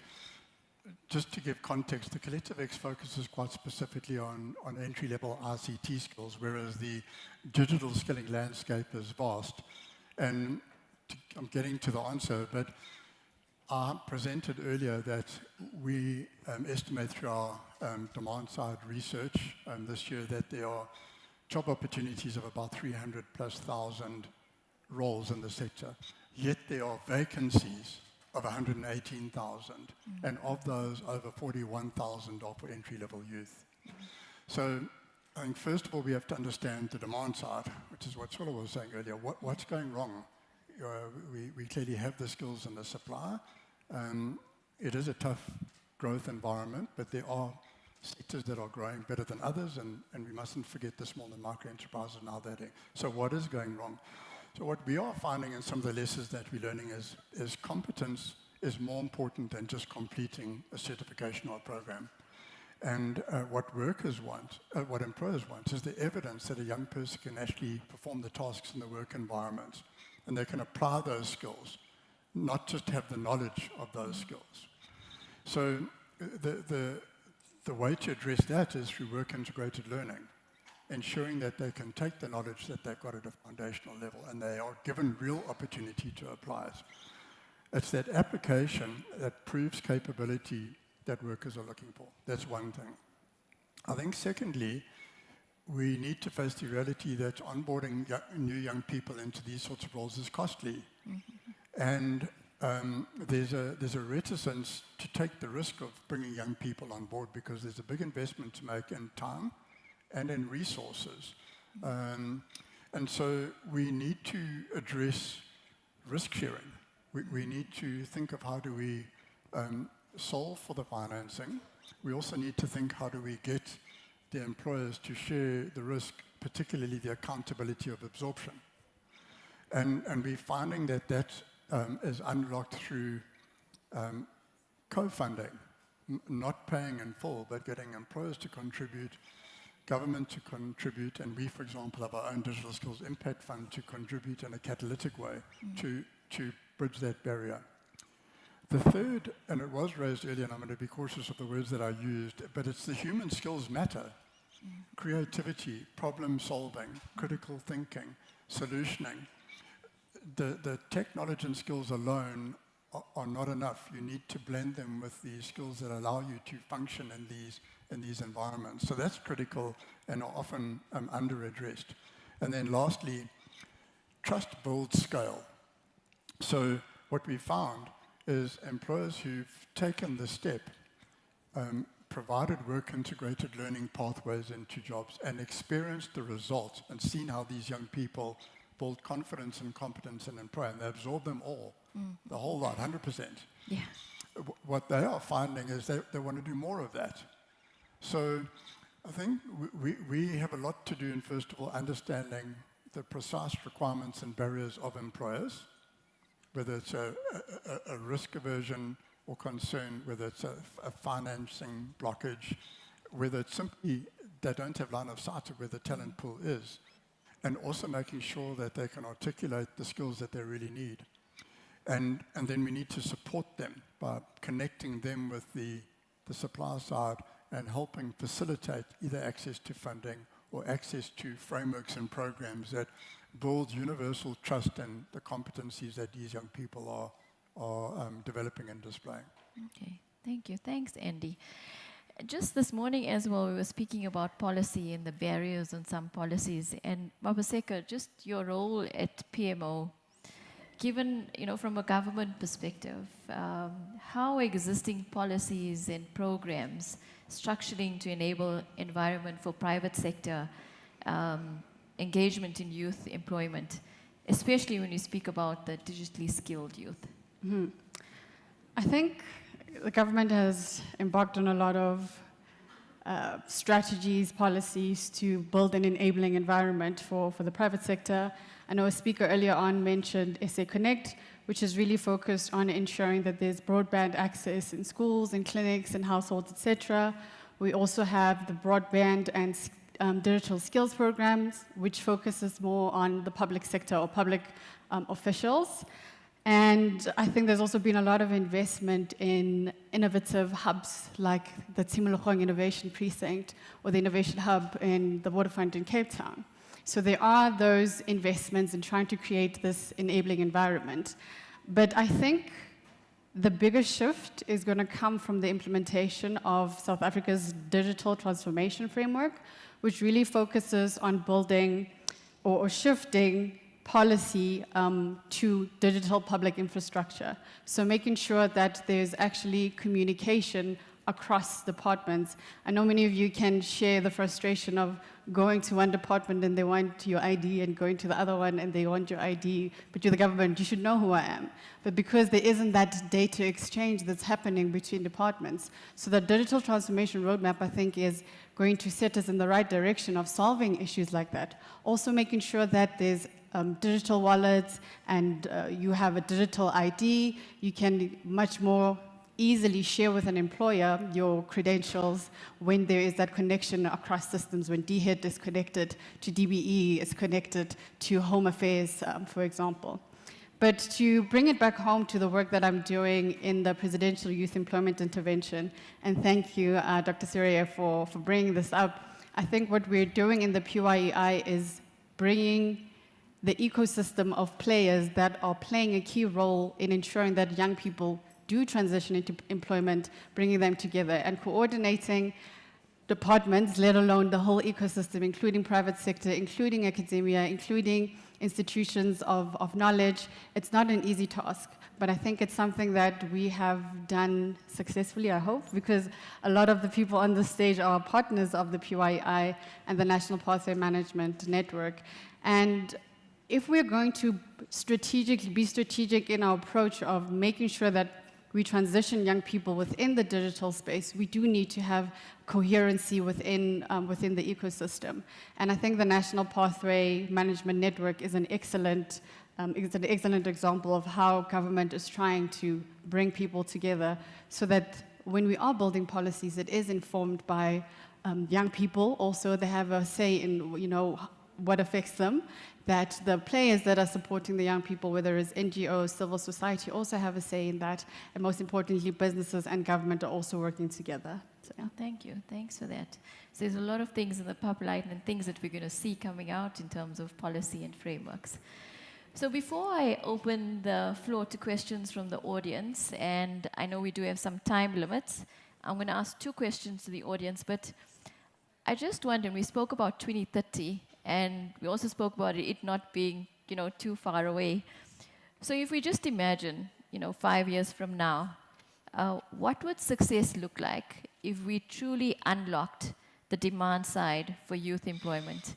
And maybe, Surya, if you can weigh in on that, and we'll get some views from Nonkuleko as well as Andy. Thanks. To me, I think success would look like bringing down any of those scary stats we heard this morning, where the youth unemployment is so large that we are not solving that problem, that we are not growing GDP.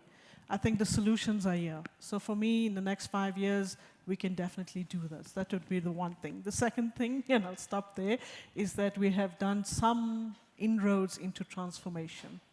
Whether we talk about previously disadvantaged individuals or we talk about women in STEM or digital jobs, we have done some inroads into that transformation. To say that we'll accomplish everything by 2030 is a bit, it's very optimistic. I love it. I know PYI has got a nice, very nice target that they've set for all of us as a country.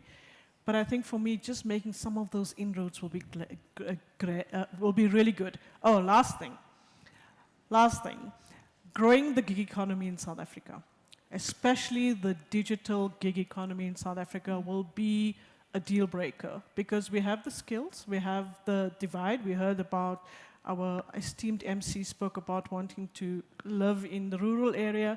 That is possible and still share their skills. I don't know why we can't do this. So I think for me, doing more of that, unlocking more of that will be really, really, really, really, really amazing. Thank you. Thanks, Surya.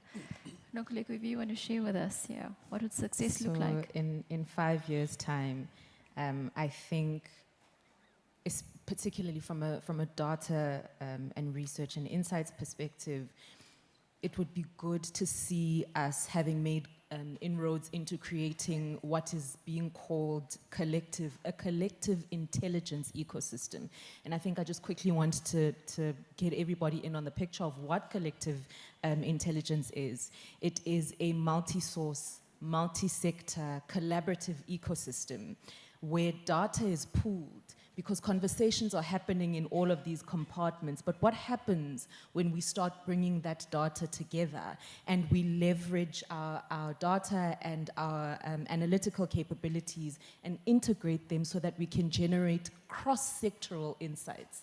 Because what it means is it'll allow us to see not just the whole, so the question that we're asking and the solution that we're looking for, but all the sum of its parts. So when you're looking at this thing and you're looking at a policy, how does it affect all the sum of its parts?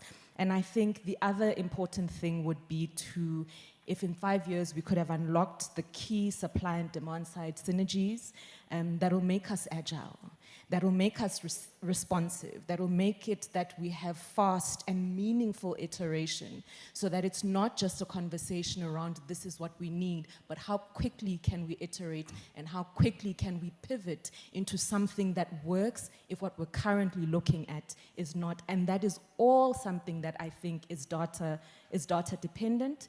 And part of the challenge is ensuring that the people who are missing from the data, these invisibilities that we have and the gaps, if those aren't filled, we will continue having a conversation about the things we know and not addressing the things we don't know. Because I suspect that some of the key growth and some of the supercharging of the things we're trying to see is sitting in the spaces where there's data poverty or invisibility. Thank you, thank you. Andy, from your side, what would success look like? I'd characterize success through 4 key features. I think, first of all, success would mean that we aren't really just talking about placements, we're talking about these digital career pathways, and we can see young people moving into sustainable roles with mobility and growth. I want to qualify as well that the assumption is that we have been able to unlock the demand side, and there aren't any invisible people who we're not reaching. The second characteristic of success, I think employers will see it as business as usual to confidently hire entry-level talent with confidence and embed that strategy into their workforce strategies. Thirdly, I think, and most importantly, I think young people should experience digital skills as a real currency. They should have opportunities opened up for them locally and globally, so that this chronic underemployment is shifted and changed into real opportunity. And I think lastly, we have to talk about collaboration, because I think we have a great spirit of collaboration and a willingness to collaborate, and we've heard it constantly, and we do collaborate. What the ultimate outcome of that collaboration should be, we've moved from being episodic into being the system. Our changes that are institutionalized at a policy level, a financial level, a demand-supply matching level are institutional and systemic, and they continue on their own without having to have these interventions to get them going. That's what success would look like. Thank you. Thanks, Andy. So I'm going to open the floor for maybe one question. I see I'm getting some time pressures. Just maybe one question, and then the panelists are around during lunch. If you can just grab them and ask your question. So I see your hand over here.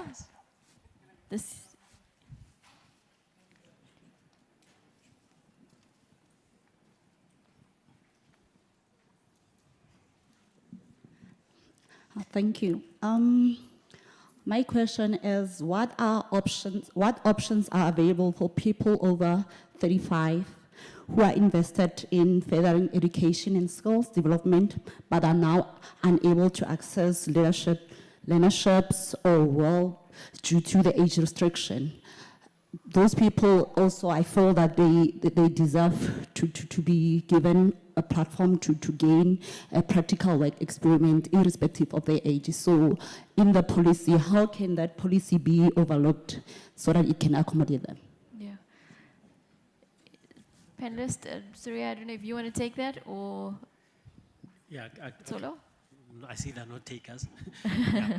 I mean, what you're raising is a real issue in that we see it even with us that there are alumni, that, so we have like an entrepreneurship support program for our alumni.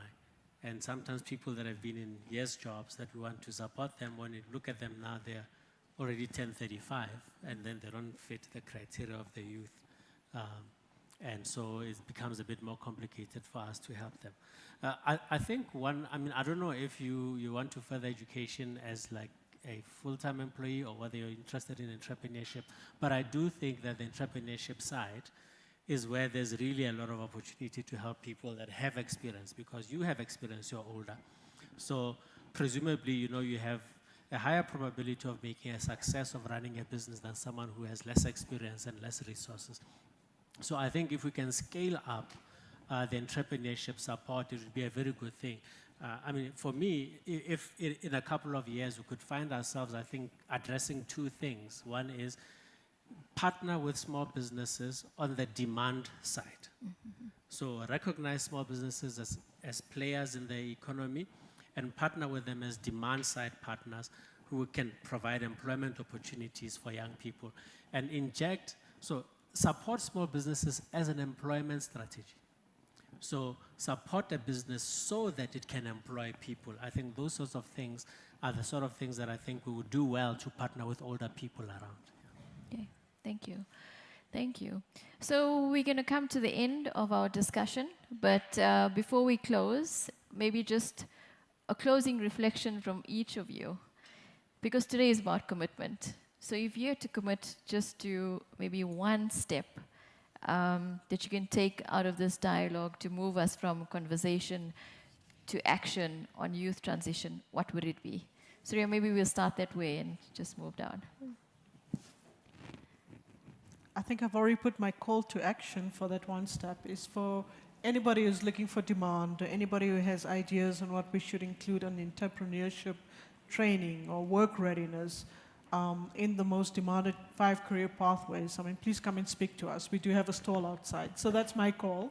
That's the one step I would love to see, is just to listen to others, to bring them into the conversation and to ensure their voices are heard. Thanks, Ria. From the PYEI side, I just want to say we are committed to reducing youth unemployment by 10 to 20 percentage points, which is not going to be something we can do by ourselves as government. It's going to take a whole ecosystem of players to help us make that a reality.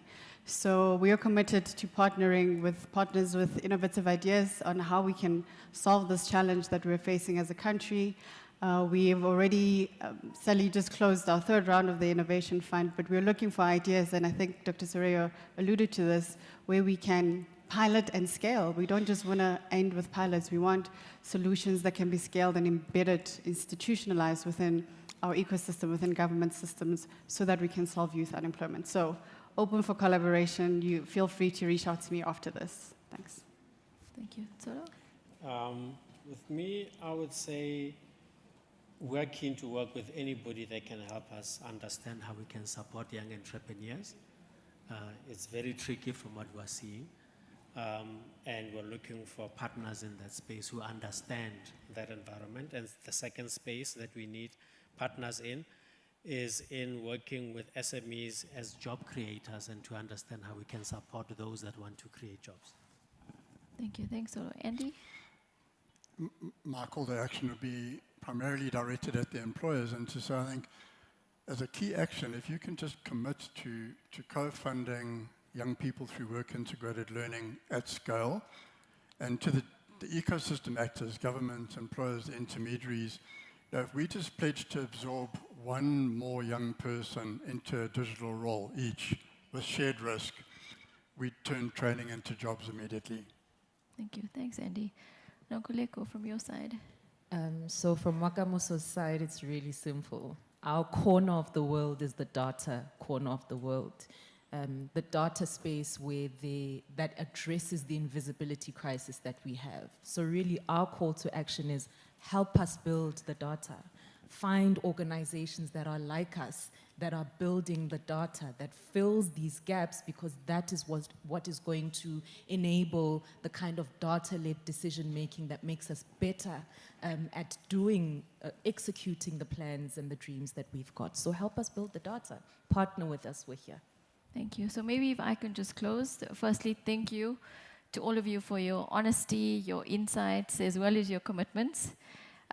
Just to summarize, so what we've heard when the presentation went on, as well as during this dialogue, is that enabling youth transition is not just about training skills. It's about building the ecosystem around them. It calls for policies that lower barriers, employees who open doors, training providers who adapt quickly, and initiatives that support young people every step of the way. And above all, it's about collaboration.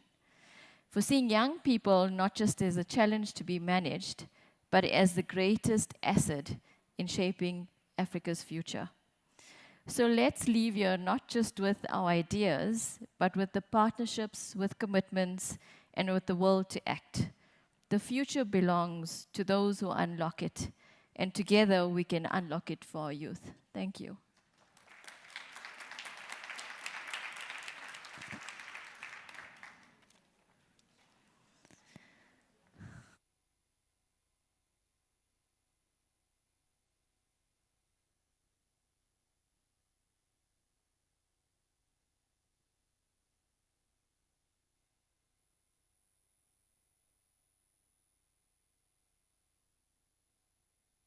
Round of applause for our panelists.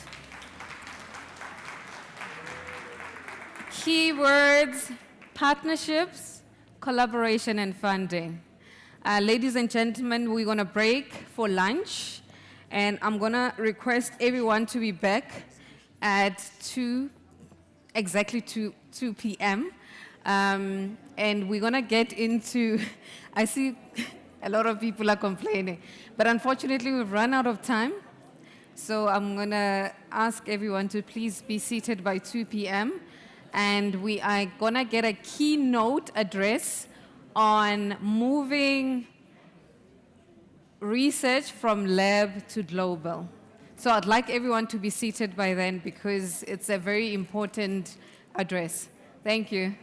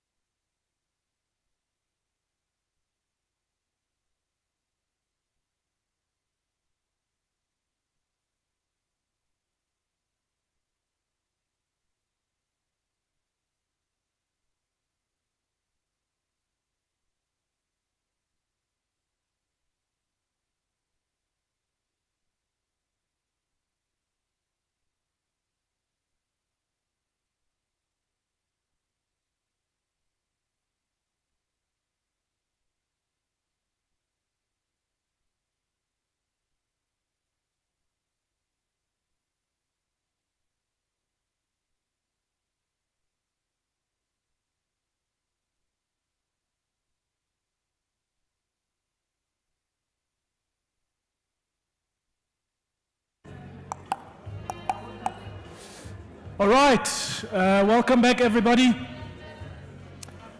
We are going to keep on keeping on with our program, and maybe just to make sure that everybody had a good lunch and we're all energized.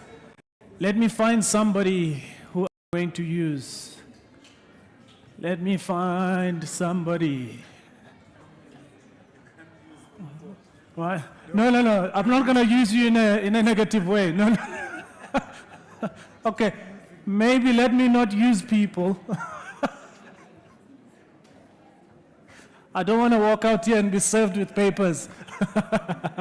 Okay, we're going to ask this young lady to show us how close can you come to the light, or are we able to get light?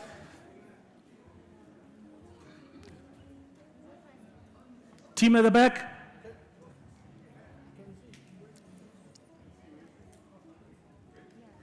Okay, we're waiting. What's about to happen now, we are about to get into a mini conversation. Since most of you have not had the opportunity to visit the exhibition stands, we will chat to one of the exhibitors who are going to explain to us what games are happening here, because to most of us, it looks like a game. But actually, it's an opportunity that lies in wait for most of our 6, 7, 8, 9, 10, 11, early tea-year-olds, where they could be learning a new skill that they could then turn into something that is commercially tangible and viable. As soon as they're ready to run with it, we'll be able to showcase exactly, and you'll be able to see on the screen the world that they get to, I suppose, enter. Do you want to come and join me on stage in the meantime? I'm going to get you a mic, and then you can tell us about yourself. So prepare yourself.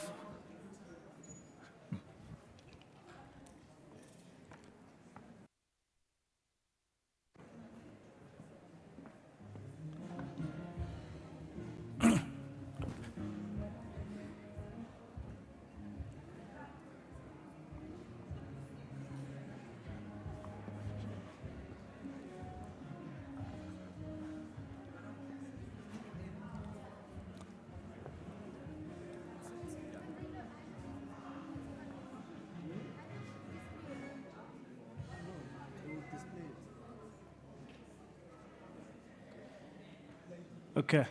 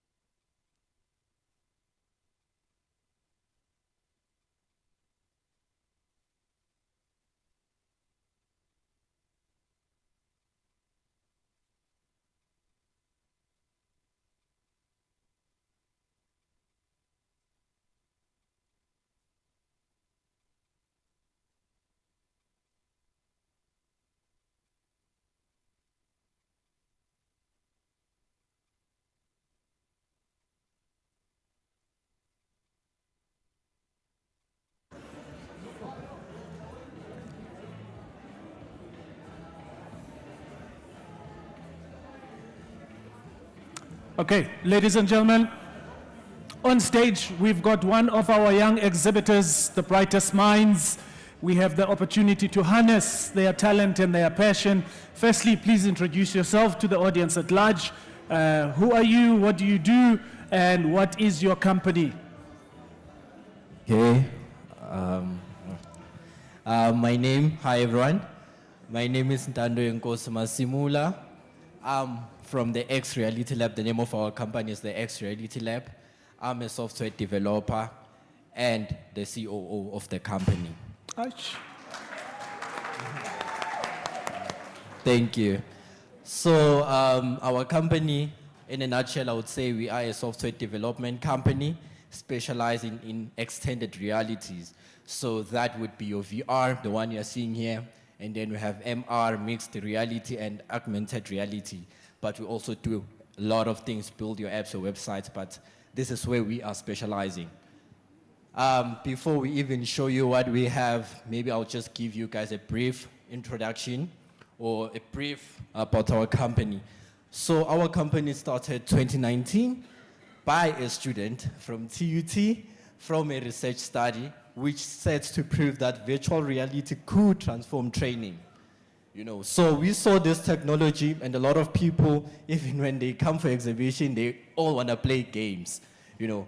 But we thought about something different. So during that research master study, what happened, we compared students. We had two groups of students. So one group was training using the VR, and then we compared that group to the one that was using our traditional instructor-based learning with your lecturer. And then, interesting enough, we conducted that experiment and then we got our results. The results were promising and it proved that this tool can be used for learning. So the results between the outcomes were insignificant, meaning it's exactly the same. You get the very same outcome from this thing. But VR brought immersion, consistency, and scalability. And then we saw a business opportunity, or rather, let me say, we identified a problem that a lot of institutions, universities, and TVET colleges in South Africa, they are struggling to teach practicals. They end up teaching 70% theory and 30% practicals, more especially the TVET colleges, because of the lack of equipment. They don't have enough money to purchase, for example, the mechanical engineering, they don't have enough money to buy engines and all those things. Then we thought that we can use this tool to simulate everything that is happening in their workshops. We can put it right here and you can do your training here. You don't have to have your lecturer teaching you everything. You can just use our tool and learn independently. So moving there, a lot has been happening. We tried to commercialize this thing, but yeah, no, the uptake has been shaking a bit hard. Main reason, this technology is still new. You know, investors are still reluctant to invest in untested markets. The customers, when we approach the industry and the universities, a lot of the TVET colleges, they say this system really does solve their problem. However, they are scared to be the first one using this thing. It's all about who else is using this thing, you know. So those are the challenges we've been facing. Let me give you an opportunity. You say investors are hesitant.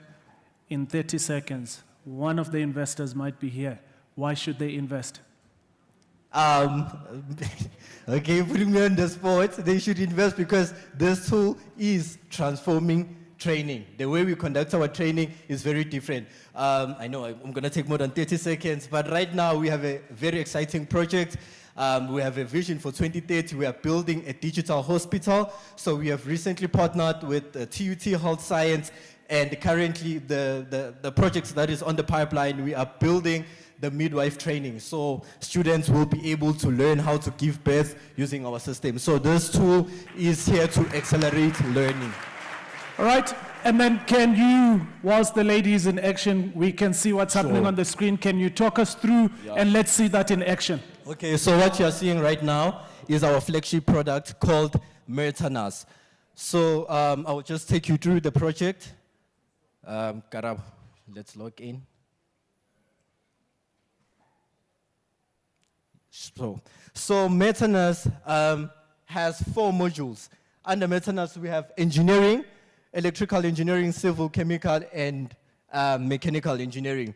So what we've done, we don't have much content, but what we have is good enough to show you guys that we can build anything. So long as you guys give us a platform to say, hey, we open up our space, we want you guys to perform this training, simulate this training, we are able to do everything. So right now, Karabo will go to mechanical engineering. So this is the message that you get. Yeah, we can skip this one.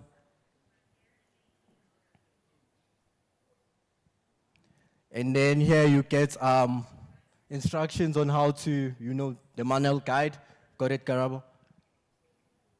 And then here we have 4 modules. So you're able to learn independently. You learn with an instructor. So it does allow multiplayer. And you don't have to be here. So someone in France can connect and teach you while they are there and you are here. Karabo will go to learn independently. And then task, you will choose beginner mode.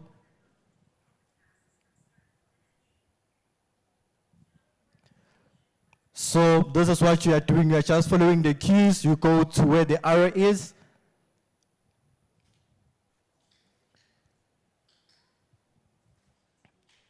And then you select that object that is blinking. So we're also making use of the color to cater for people who are colorblind and sometimes cannot hear some of those things. So at least there's always an indication. And then there's a timer that is timing you, and you know it took you 9 seconds to complete this task. And then you go to that station. And I have to say, once you wear this tool, it's even way much interesting than what you are seeing here, because you are immediately immersed. You can't see everyone in this room, but you are there.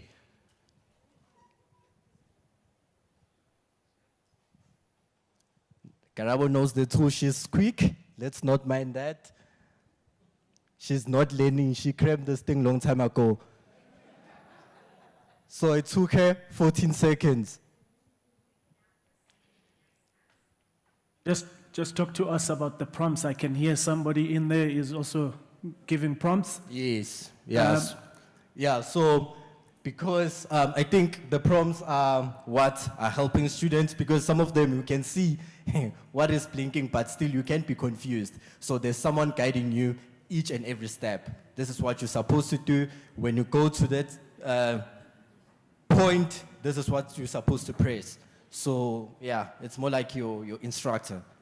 This is amazing technology. It's amazing innovation that is taking place right here in our backyard. You said you were not ready. I'm putting you on the spot, but it seems like you've been ready since 2019. Ladies and gentlemen, you might not be the investor. You might not be the person who has the bucks or the pockets that allow you to give them the freedom to continue innovating, but you might be the connector. And this is why it's so important to visit those exhibitors or the exhibiting spot, because there you can see what young people are doing, how they are innovating, where the gaps are. Perhaps they don't need money, they've got money, but they need somebody who's going to help them concretize the idea that they have. The one thing that's stuck out for me is everybody took out their phones. Is this patented? Is you all good there, or are we asking everybody not to share? No, they can share. Okay, you can share. I was just making sure that you all covered. Okay, another round of applause. Thank you so much to our virtual engineer, changing the face of education. Well done, man. If you're ever looking for more people to employ, I'm young at heart. Okay, yeah. Can you code? I'm learning how to code. Somebody asked earlier, what opportunities are there for people who are not necessarily under the umbrella of youth? Well, this gentleman says, if you're looking for a job, do you know how to code? And there is an opportunity as well. You might not be young, you may just be young at heart, but you have the opportunity to still be part and parcel of the innovation as it takes place. Moiponi, I'm going to hand over to you as we continue with our program. Thank you, Lunga. Am I audible? Yes, I am. Ladies and gentlemen, welcome back from lunch. I'm hoping everyone enjoyed lunch today. We're moving on to the next item. Prior to the break, I did highlight what the next item is, which is innovation in action. So we're moving research from lab to global markets. Now, there's 2 important questions that I had in mind, and I think maybe the audience might have a similar mind. How do you measure whether research projects has a potential to make it to make a global impact. The second one is, how do we identify right partners to bring research to the market? And to deliver this key topic is an information scientist at the Council of Scientific and Industrial Research, CSIR. She drives knowledge exchange, patent landscaping, competitive intelligence and research to commercialization pathways. Ladies and gentlemen, please help me welcome Dr. Moloko Matipa.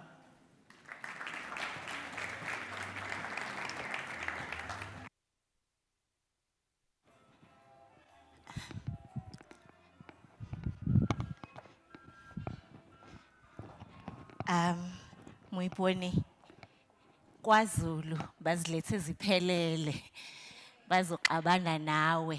It's Moloko Matipa Mdagane. And I'm doing this because Mdagane is somewhere in the audience. I don't want him to think I intentionally left that surname out. Good afternoon, ladies and gentlemen. As Muiponi has already said, my name is Moloko Matipa Mdagane. I had no hand in having the spectator that we just had right now. But that, in an essence, is what we're talking about when we speak of moving research from a lab to a global market. It really doesn't have to be a lab where you have test tubes and all, but it really just goes back to where research actually starts. And we need to make sure that with the work that we do, we are intentional in that, and we're making sure that we're working on things that actually will be changing our societal landscapes. And with that, ladies and gentlemen, I greet you again, and I hope just for the purpose of this whole session, we'll be able to actually engage the different stakeholders and speak of how we can actually do that and make sure that we change everyone's societal lives.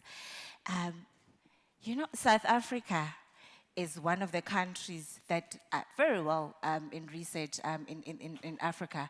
But for some reason, we still, in all the outputs that we produce, only 1% of our research outputs are actually translated into products or services. If we're doing all of that research, what are we doing it for? How come it's only 1% that is translated to products and the other 99% doesn't? So we've gotten to a point where we're saying we are innovative in what we do, but we're not taking it all the way. Are there gaps in place that we're missing that we really need to look into? Are there stakeholders in place that are not coming to the party? Or are we just really just doing the research for the purpose of publication, nothing else? And I'm sure all the speakers that are going to speak after me will tell you that we are actually moving away from that, and we're making sure that we're doing research for societal changes.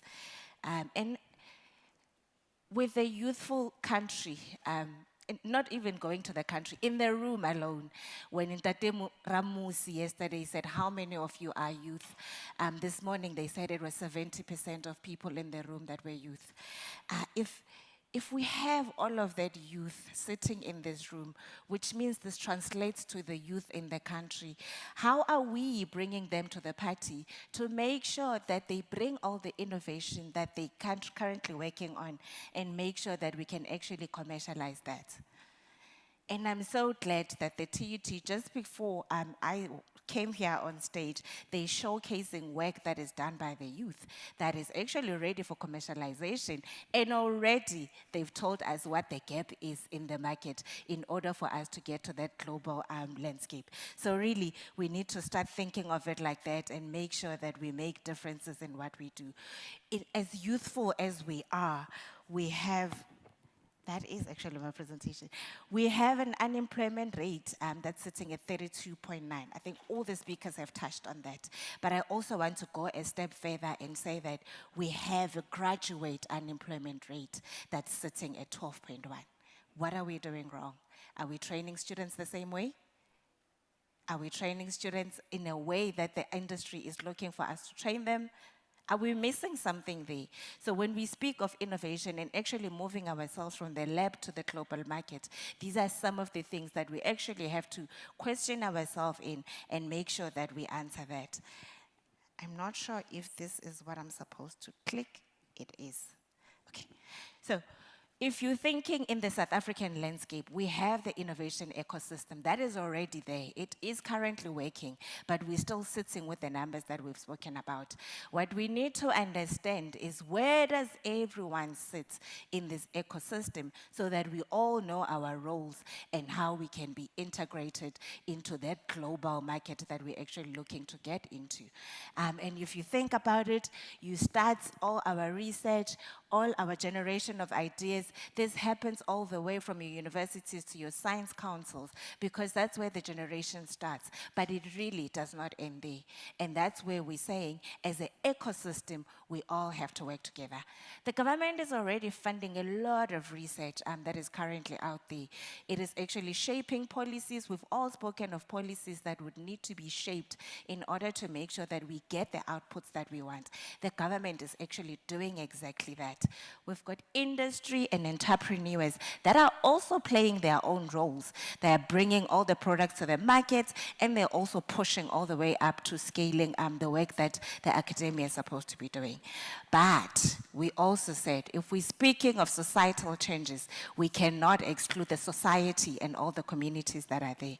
Because if we're changing lives, those are the lives that we're changing. So we actually need to make sure that in our ecosystem, we speak to all of these people, and even the society is integrated into the ecosystem so that we know exactly what it is that they need, and we actually feed into that. So if you're thinking that ecosystem that I showed you, everyone has a place where they are playing their role. In the ecosystem landscape or in the commercialization landscape, you will see they'll be talking about technology readiness level of 1 all the way to a technology readiness level of 9. And that is where you have your commercialization. But you cannot skip any other level there. So you have to make sure that you actually look into where exactly each partner of the ecosystem can play. And I've given you here that if you think in your basic research, that's where you have your initial research and discovery, and that's where you have your science councils and your universities. And then you go all the way to 8 and 9, which is your commercialization, which is where you then start selling whatever it is that you do. So if we have all of these processes in place, why are we sitting with a technology that's been exhibited here that we're all clapping for, but it's not in the global market? What is it that we need to do? So this is speaking to the gap that is actually there in the ecosystem that we need to engage into. And we will do this by being deliberate in what we're doing and making sure that in the funding pipeline, we don't leave anyone in the middle. And you'll see, if you look at technology readiness level of 1, somewhere to 4, you'll have your National Research Foundation, your TIA are all playing there. And then you have commercialization where your TIA is also still placing, but you have venture capitals, you have angel people that are funding here. And we need to make sure that at that gap that they were talking about with their technology, we make sure that we put our focus there to see that no research actually ends at that gaps. We make sure that we're still pushing it all the way to commercialization. And if we're going to do this and we're doing this right, you're thinking of research, and I think they've touched on it in the different talks that they were given, that research really can be done in 2 ways. Somebody said you need to know what the industry needs so that you can fit into the industry. But sometimes, currently where we are sitting, we're sitting with innovation that was not made for industry, but it can actually be used for industry. So you're sitting at these 2 spaces where you have a technology push that is sitting, that's the research that we have that we want to push into the market. And then you have a market pull that is saying, come, this is what we're looking for. So we need to make sure that both of these things are happening at the same time. We can still go back to our archives and see what it is that we had published, that we overlooked, that can still be pushed into the market, and make sure that we moving all our way to the global market. But then also at the same time, we need to make sure that this is balanced in all ways, because we're not saying one is more important than the other. We're saying they're both important. Let's balance it out and make sure that we're feeding into that global market that we're looking for. I think when we spoke of innovation, we always say this is where the ideas come from. And researchers will tell you that I am good at research. Why do I have to actually push all these things all the way to entrepreneurship? Because that is not my doing. And you've got researchers that are good at that. But then also at the same time, you've got entrepreneurs that are really good at speaking and make sure that research can go out there and can be sold. So if we have these two at the polar extremes, what do we do to make sure that they communicate with each other and they solve all the societal needs that we have? So we have innovators that are sitting with all the ideas and the inventions. We've got entrepreneurs that are really good at building and taking risks. So what we can actually come up with, and the CSIR already has a model that works in this space, where you have a collaborative ecosystem that would speak to that. So this is a development of hub models where you have an in-between that is bringing together innovators and entrepreneurs just by actually acknowledging that some people can be this and that, but we need to work together, and this is where collaboration actually speaks to, and we can work together to make sure that our research gets out there. So what this means actually now, and it goes back to universities in our way of training, we need to make sure that as we train differently now. There's different models that are coming up. The NRF already has the presidential PhD program that is looking to train differently, because we've realized that it's not that what we're doing is not good enough, but what we are feeding into might not be the same as what we were feeding into back in the days. People spoke of looking back into the curriculum and making sure that we make it relevant to industry. This literally says that. When it comes to career paths, we're going to train differently, especially when you look at masters and your PhDs. We're not just training academics only anymore, but we're training academics that can also be innovative and take all the research that they do to the global scale. So you need to look into how it is that you're training to make sure that you can actually achieve that in your way of doing. So, and other countries are already doing this. China, for example, they're already allowing your researchers to have their own startups. And I think Anita in the morning spoke of this. You have your researchers that are allowed to run their startups, and they're all able to still come back to the university and teach the students in the university. This does not stifle anything. It's a balance. You're saying because you're innovative and your work is innovative, go ahead and sell it. But because you're really good at that, come back to the university and teach other people to also achieve that. And that's the balance that we need if we're going to do that. So instead of really measuring research based on all the publications that we have, our H-index, our citation metrics, all those are still good. But we need to rethink this, especially when we speak of innovation, as to how do we then incentivize researchers to be innovative. Already, if I publish an article, my institution is going to get some money from the Department of Higher Education and Training because I've done well as a researcher. If my article is then published and cited by somebody else, I will get a notification from Scopus or ResearchGate that says, hey, somebody has just cited your article, your H-index is going up. Then that's a measure of productivity that we have currently for researchers. But we need to move away from that just a little bit and make sure that those that are innovators are incentivized to make sure that we actually breed an ecosystem that speaks to innovation. And I said sustainability and innovation culture, and you'll see intentionally I used your SDG gold colors, because in all the research that we do, we need to make sure that we are sustainable. Nobody is going to fund our research for the fun of funding it. We are running out of money to fund for research, so we need to show in the work that we do that there is sustainability in what we do.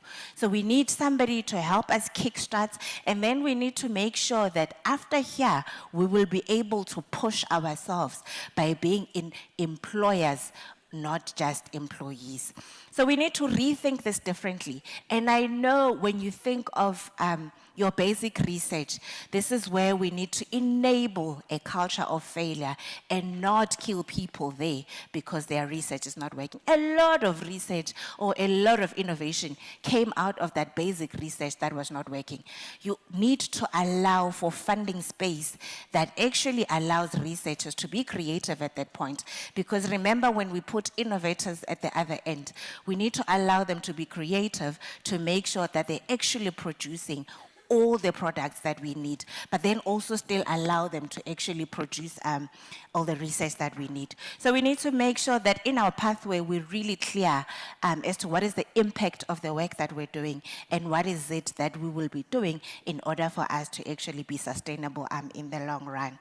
So if we are going to do this, and I know somebody this morning have been saying, we need to start thinking globally, but in our thinking globally, we need to come back to where we are and act locally. If you don't know what is your resources that you have currently here, you're going to miss out because you're competing with everyone else that is out there. There's the minerals, there's biotechnology, there's health innovation, indigenous knowledge systems that are currently sitting in our country, but we're not doing the best that we can with that. So we need to think globally, but as South Africa, we need to make sure that all our stories are coming from Africa more than anything. So if you look at it, and this is all the way from a caterpillar to a butterfly, innovation is really that. We're going to start small, but we're going to grow into this beautiful butterfly that has all the colors that will be changing the global market. So we need to make sure that with everything that we currently have, ours really is to make sure that we bridge all the gaps that are there, we are creating jobs, and we are moving all the way to the global impact. And obviously, I wouldn't be a researcher if I didn't tell you, we're not just publishing for the fun of publishing. We need to make sure that all the publications that we are writing now are actually enabling policies. They are informing policies, and we'll be supporting all the work in order to make sure that the research landscape is covered in all ways. So if you're interested, that's my article that just got published by the South African Journal of Science, that looking at supporting innovation all the way from the lab to the global landscape. Thank you.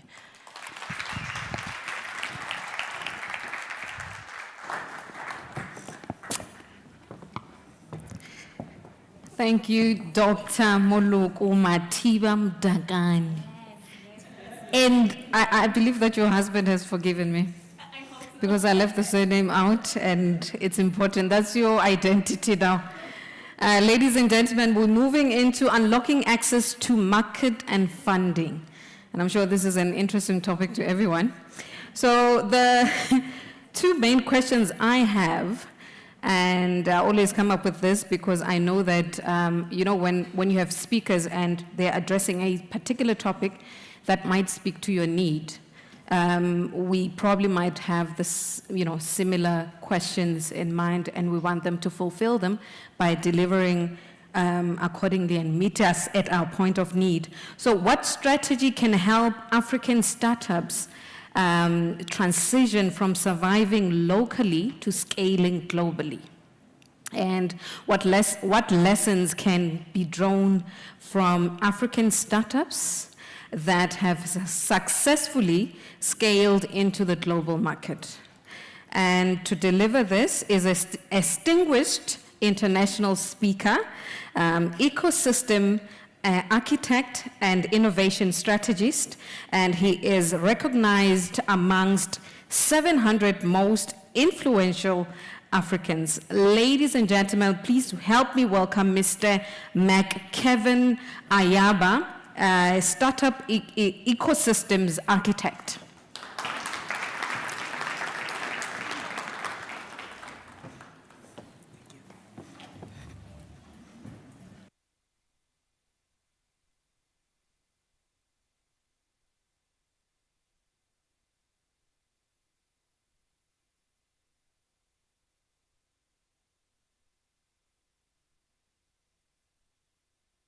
One, can you hear me?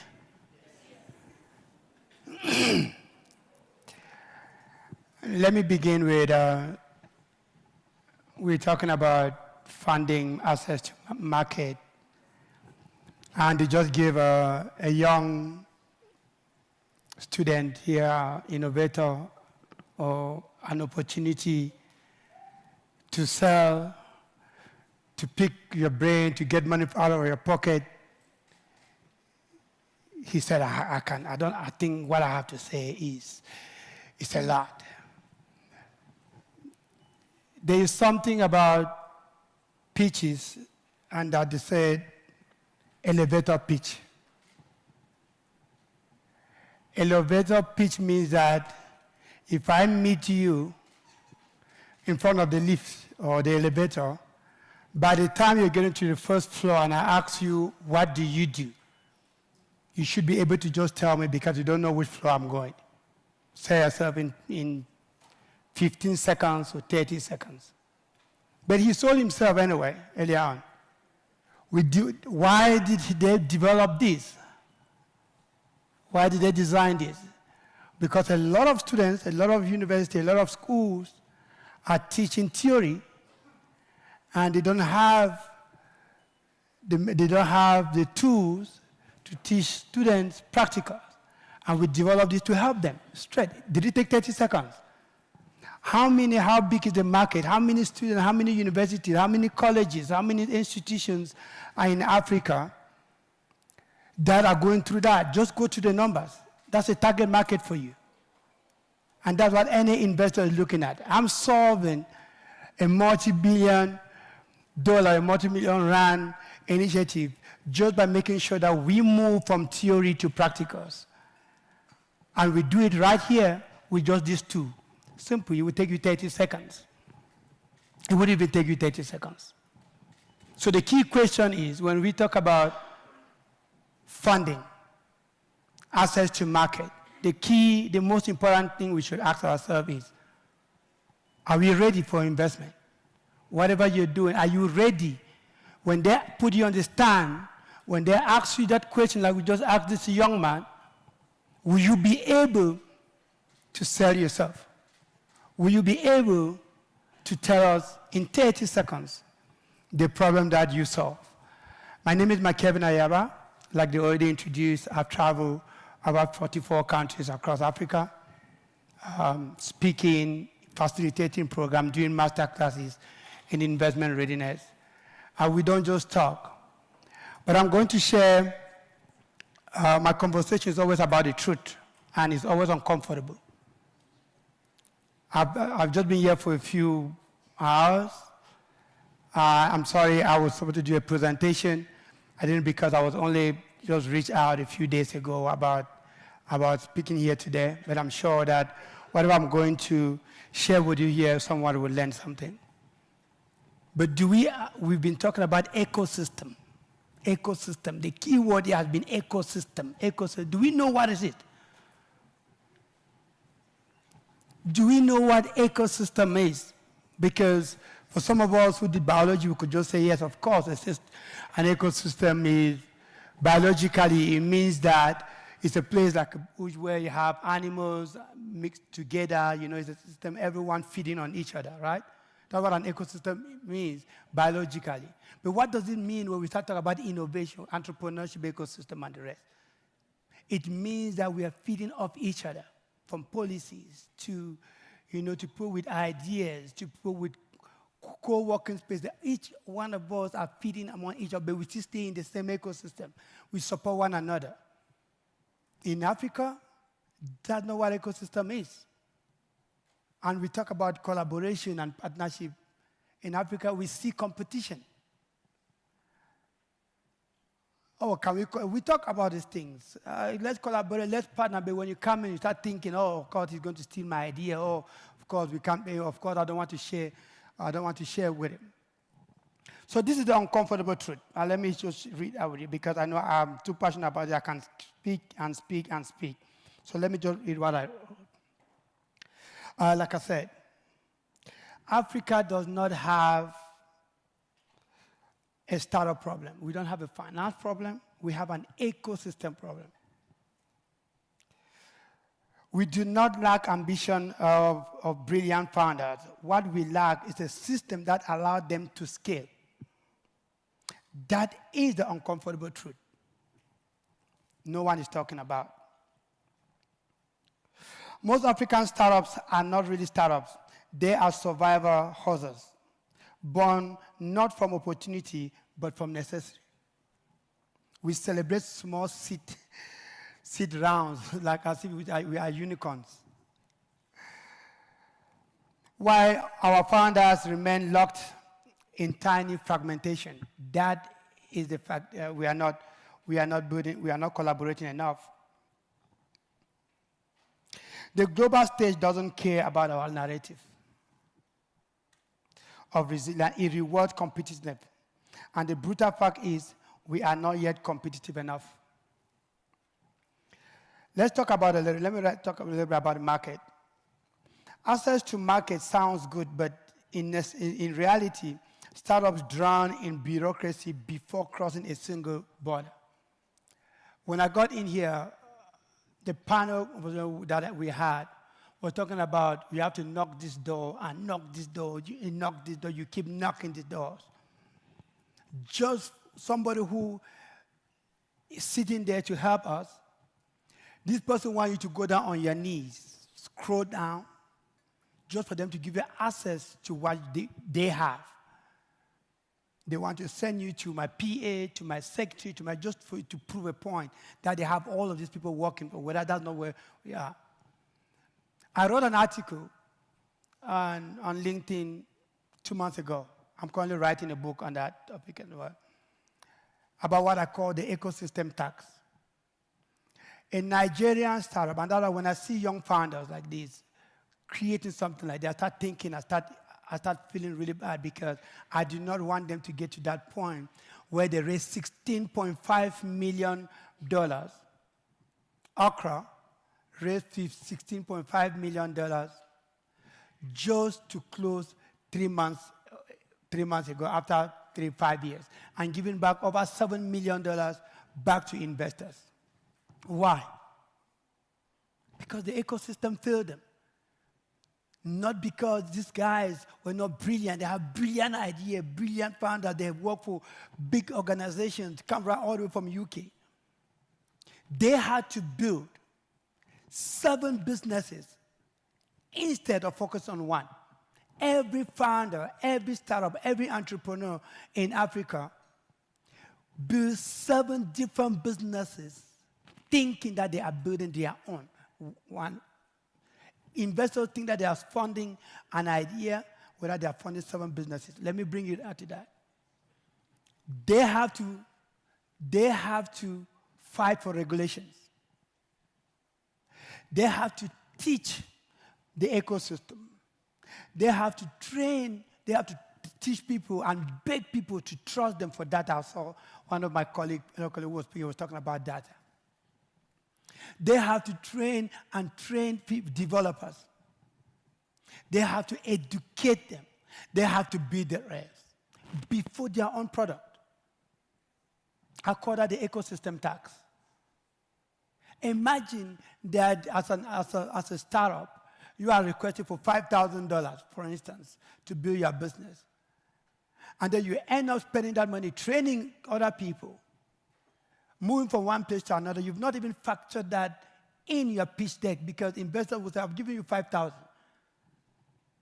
But you're going to spend 3/4 of that money, or if not half, at least, building an ecosystem that should have existed.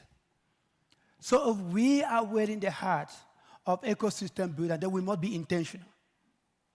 We are not intentional. We are selfish. We are greedy. We put this banner of entrepreneurs. We are supporting entrepreneurs, whether we are supporting our greed, ourselves. The funds that comes through does not even arrive to the founders. How many founders are here that jump from one incubator to another? At the end of the day, they end up jumping maybe 3, 4, 5 incubators. How many? Why? Because you don't incubate.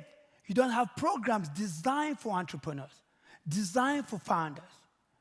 Somebody have an idea, is coming to develop something at your incubation program. You are teaching computer literacy. What does that have to do with it?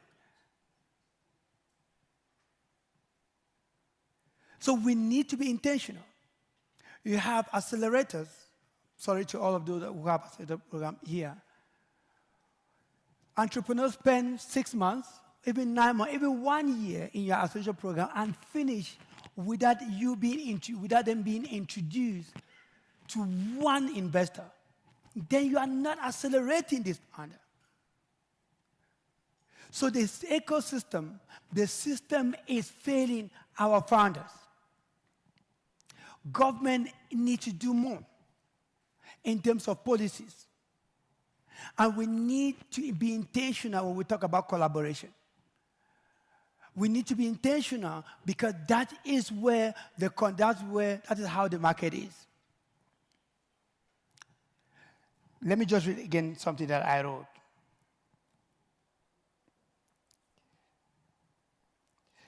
I said, access to market sounds good, but in reality, startups drown in bureaucracy before crossing a single border.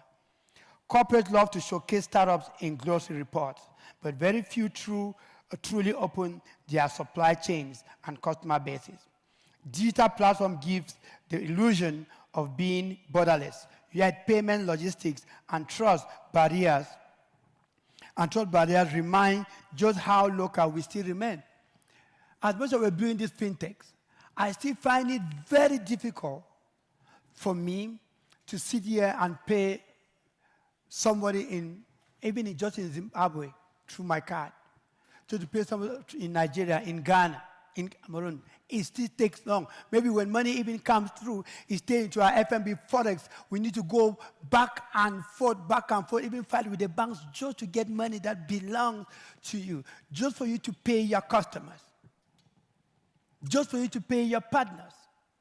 We don't receive, as much as we receive we don't receive a lot of funds in Africa, but most people do not fund, especially in South Africa, to be honest, because the rate at which banks don't give opportunities for funders to put in their money, because if someone is investing in any entrepreneur, they expect that return on investment back.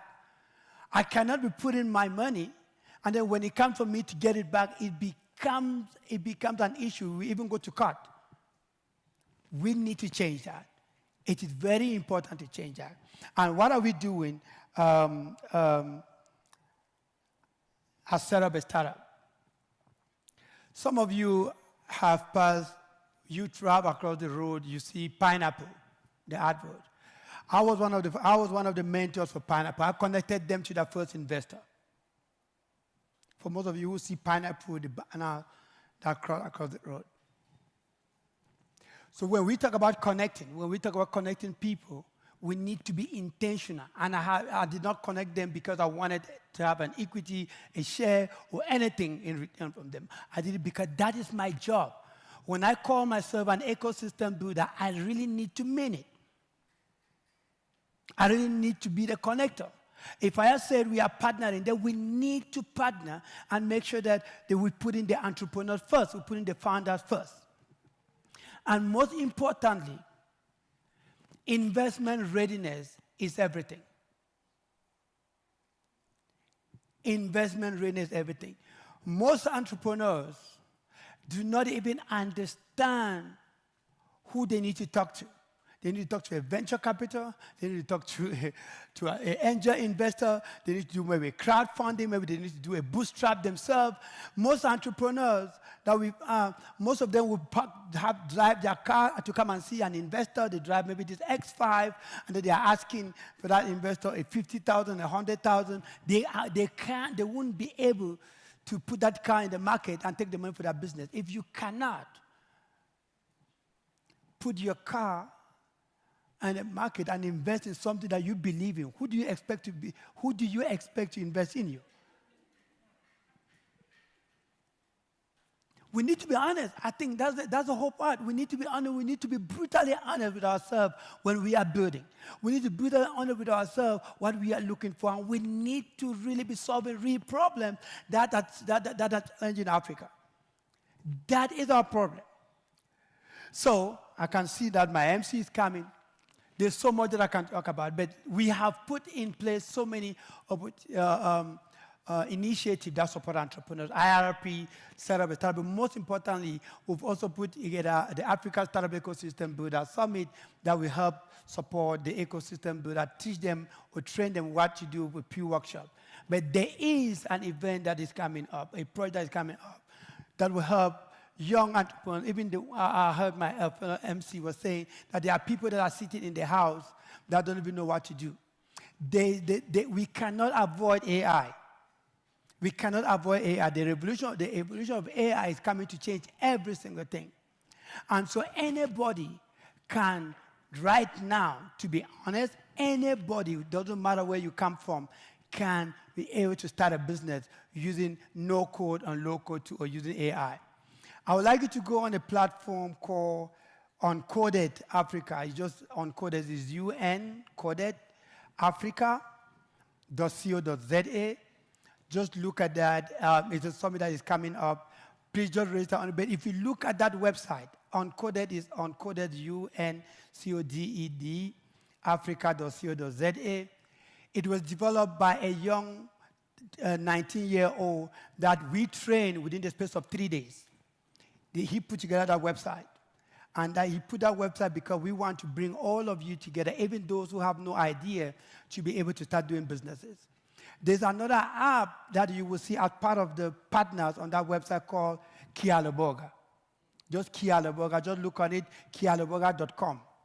It's a gratitude app. It's developed by 3 young 19-year-olds that we've been training. And that app was only launched a few days ago. We've not launched the app yet, but that's the landing page. By the end of the month, you should have it out. Just check it out, kialoboga.com, and register. These are people that have no idea about coding. They are not engineers. They are just students. They are still going to school. But they were able to develop the app in the space of 3 days. So we can do it. If they can do it, each and everyone could do it. That's how we can change the future of work. Thank you.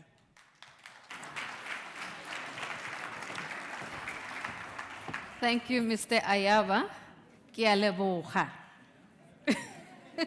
I missed a step. I almost fell.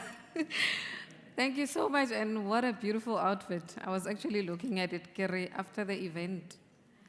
I want the designer. I think I would want to wear something like that. It looks amazing. Ladies and gentlemen, we're moving into the next item. We're touching on universities as innovation. Universities as innovation hubs. So catalyzing inclusion and global competitiveness. So what successful models exist globally where universities have effectively acted as innovation hubs? And how can that be adapted locally? How can universities ensure that innovation is not only technologically advanced, but socially inclusive and impactful? And to address us is an accomplished academic, engineer, an industry expert, and currently serving as an assistant dean for industrializing special projects and work integrated learning. Please help me welcome Prof. Pius Adewale Owalawi. It's a better, okay. No, thank you very much. I think it's very wonderful to be here after looking at all my colleagues wearing nice, wonderful dresses. And I think our doctor also spoke about so many things that relate with academics. Let me just say that, let me start by saying this, that until our knowledge become an enterprise, we might not put value on innovations. Therefore, the first thing is that the knowledge has to be an enterprise. Therefore, it shouldn't be a kind of knowledge that you give free of charge. And I feel that Africa has been in a kind of a situation where we've missed a gap of knowledge, gap of technology, and all this work.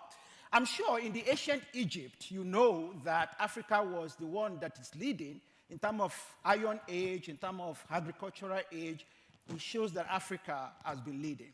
There's a kind of a debate that I had with one of my very good friends, Andrew, from Stanford, that who owned AI?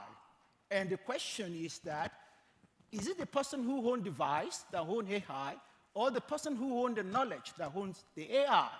And I want to prove that Africans hold the knowledge of AI, although they don't have the devices to prove it. And how do I know? Our mother, when women want to give birth, they can tell you exact date that woman will give birth by simply looking at the tummy and tell you, no, she's going to give birth so time. Our farmer in the olden day, they will look at the sky and they say the rain is coming. That exactly the pattern mathematics. And the pattern mathematics is the backbone of AI, and people doesn't know. But it was so difficult to compute the pattern mathematics because of the vector, the tensor that are involved. And because of that, you require a GPU, which then belong to the West in terms of the hardware. Then the question will be, who owns AI? You know, possibly, Africa owns it. If you go to Shangoma today, they take a bone, throw it on the floor, and tell you the future. It's a pattern. But we've been operating in that space for years, but we don't know the value. Now, the question is, if we as a university will look at it in the sense that, are we only meant to teach, or we are meant to produce the next generation that turn the space? And if the university failed, they actually not failing themselves only, but they are failing the country. Don't trace unemployment to the issue of industrialists. Trace unemployment to what they teach in the university. A very good example, Google came to life because of a project in the classroom.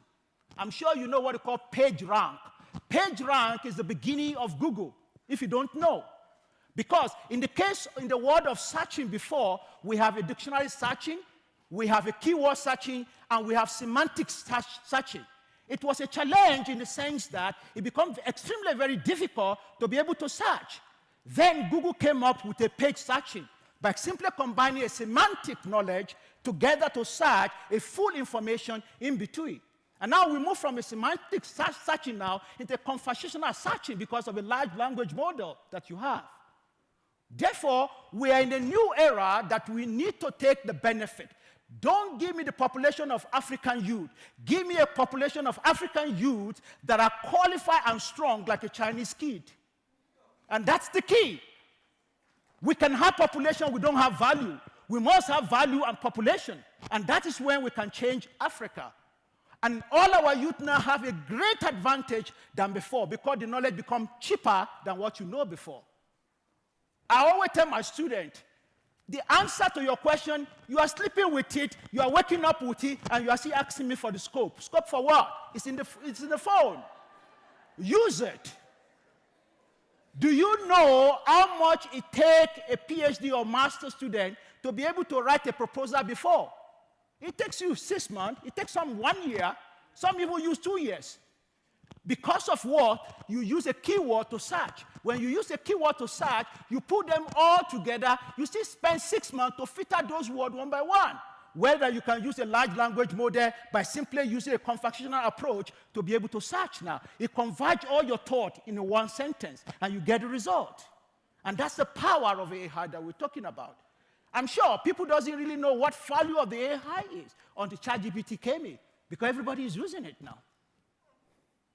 But the question is, we have a greater advantage than before, and we got to use it right. And the university have to play that role, and they have to play it very right. There is no way that the AI will not survive. Don't ever think as a human being you are going to compete with AI. You are far, far from what compose AI. Your ChatGPT is a good example that you have. A version 3 is about 176 billion parameters. Your brain neuron is about 86 to 100 million of neurons that stay there. How do you compete with that 176 billion parameters? I'm talking about version 3. Version 4 is about roughly about 1.3 trillion of parameters running it at the same time. The power that power your brain is about 12 watts that power your brain. One GPU is about 300 watts that power the brain of a GPU. Therefore, where is the position of human being to compete with AI? Far, far. You are far from that.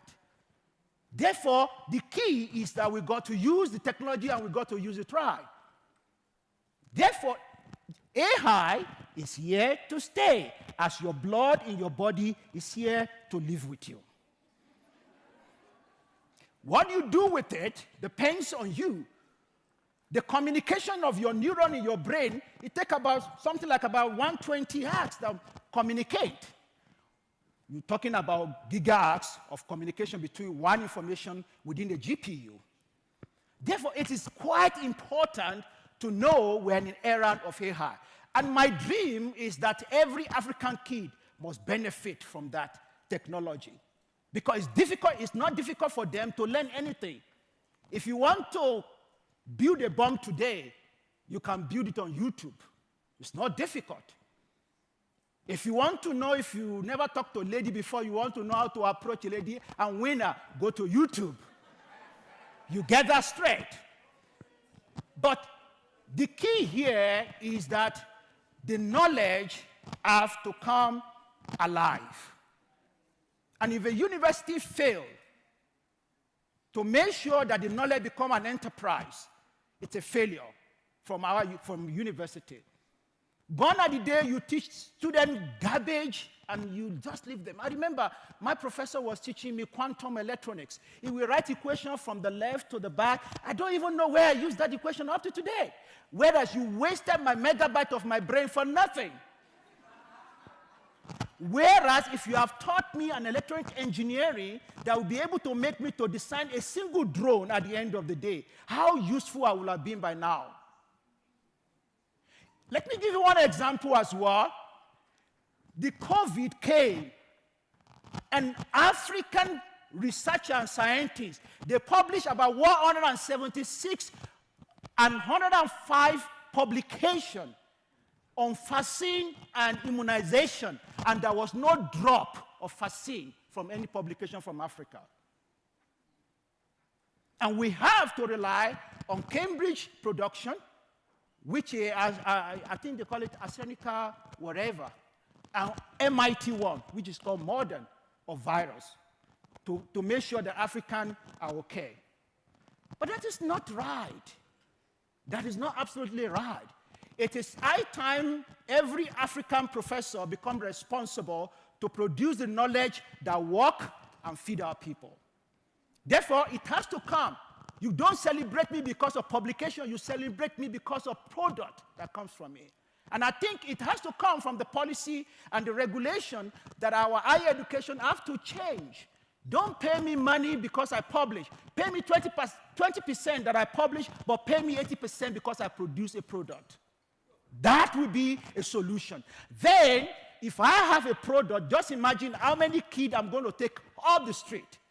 At least a product will follow an employer, isn't it? You have to employ some people to make sure that the product works.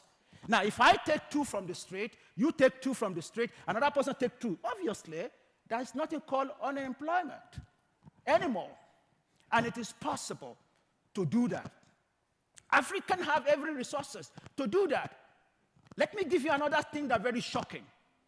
Africa has about 30.4 million square kilometers of land, with 60% of arable land.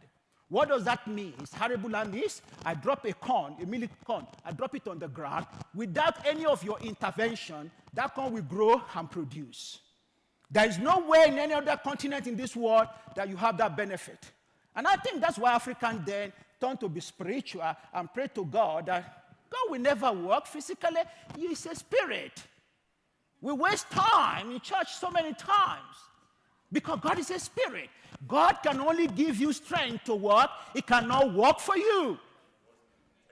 And the fact is that Africans have to change. Now, if you have 30.4 million square kilometers of land to produce, and China has about 9.8 million square kilometers, China has about 9.5 million square kilometers, US has 9.8 million square kilometers, the whole entire Europe has about 10.2 million square kilometers. And if you look at the GDP that comes from them, Africans have a GDP of 2.2 trillion. in terms of agriculture. And our dependency on that GDP is about 15% that you have. So also, the whole China has over 14 trillion in terms of GDP. US has almost over 20 trillion in GDP. Now, look at the size of the land, look at the GDP ratio, far apart. What is the difference between them? The difference is the process, the knowledge that works that you convert into a value. Now, imagine Africa has that particular knowledge of process. Let me give you another example. Nigeria produce $100 per barrel of oil. When they take it out of Nigeria and process it back, it comes back at $300 per barrel. Who is losing? Do you think that country will be rich? They will borrow the remaining $200 to level up $300 equivalent. Instead of a resource becoming a value to them, it now becomes a borrowing entity to them. Then Africa will remain poor. Therefore, until Africa gets a processing knowledge that works, that's number one. 2, processing plant right here. Then you attract a knowledge that is working in the system. You produce so many things in this country. We produce so many things in Africa, but there's no factory that processes in Africa. When you produce a graduate, when they enter that plant, they will learn new things. And that is the key. That means we got to change what we teach in class and the graduate that we produce. And it's a responsibility of everybody within the classroom. Upskilling, reskilling, I will say adaptive skilling have to come in. A professor must go for professional examination every year if you want to get the output. What you don't know is that the input of the professor is the output of the graduate. If a professor is not adaptive, a graduate cannot be adaptive.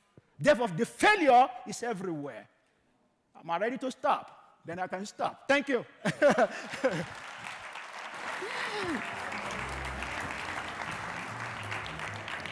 Thank you so much, Prof. When I grow up, I want to be just like you. Yeah, his confidence is out of this world, well delivered. We're getting into depth of moving research from lab to the global market. And to deliver that, it is a founder and CEO of Sabineno. He's a chairperson of SANI. And please highlight this. He is Professor Sabelo Mhlanga, PhD vets. Ladies and gentlemen, please help me welcome Professor Sabelo Mhlanga to the stage.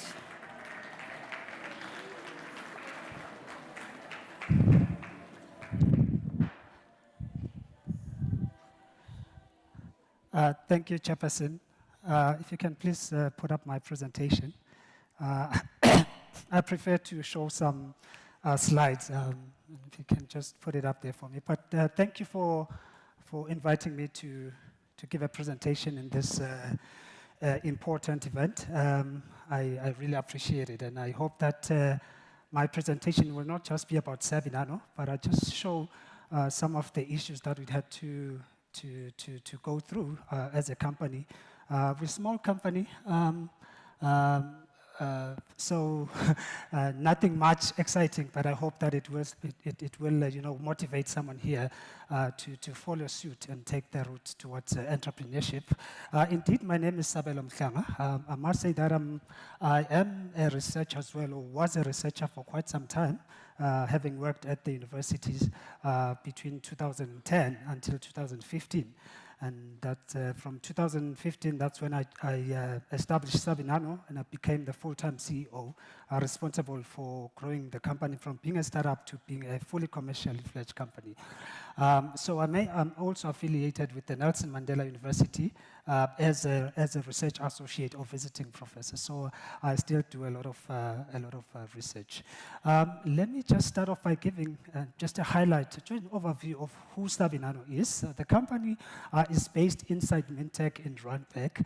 We have an employment number of employees in the company presently, 6 permanent employees, but we have 9 by extension because we appoint a permanent team of sales development representatives, sales reps, as well as a team that is sitting actually that is contracted to do some final quality control on the products that we produce. So we are based at Mintech. I've just said that. We have a portfolio of more than 10 active clients that buy product from Sabinano. And our sales revenue in the last financial year, so in the year ended 31st March, was 35 million. That was just 2 million higher than the previous year, 2024. We're looking at growing further even this year. So we're not a Mickey Mouse organization. We have 5 shareholders, including the Industrial Development Corporation. They funded us, gave us 8 million to start off the company in 2018 when I established the company. I can gladly say that this revenue in 2025 does not come from government or anyone. It comes solely from sales of the products that we manufacture. Yeah, so this is us in a nutshell, and we have a portfolio of about 12 product categories. Of these 12 product categories, we manufacture 9 of them. The 3 of them are just materials or products that we sell by outsourcing. So for example, if somebody from a university or from industry wants a nanomaterial that we don't make, then we outsource it from our strategic partners, which we have established in Germany, and then we can supply those materials, some of which are made at Mintech, for example. People want gold nanoparticles, then we get them from Mintech and we sell it to them. So I've just said that we're based at Mintech, so when you come to our facility, you have to go through Mintech security, and you find Sabinano inside there. We've got some reactors for producing our flagship products. For example, we started producing carbon nanotubes and graphene, so it's some small CVD reactors. And then we now have bigger reactors, 10,000-liter reactors, 1,000-liter different reactors, other 5,000 liters for different processes that we produce. Then we have another facility that is by extension strategic in a sense that what we produce at Mintech, the 6 people that are there, they only produce 15%, depending on the product, sometimes 50%, but they don't know the rest of the formulation. So what we produce there, we then bring it to a facility in Germiston, and the team that's there doesn't know what was made at Mintech, and they do the final blending and they do the storage because they have all these big silos, tanks, which we can store the products, and we dispatch in the trucks like this. And they also ISO certified. So the clients do not want to buy materials or products that do not come from an ISO certified facility.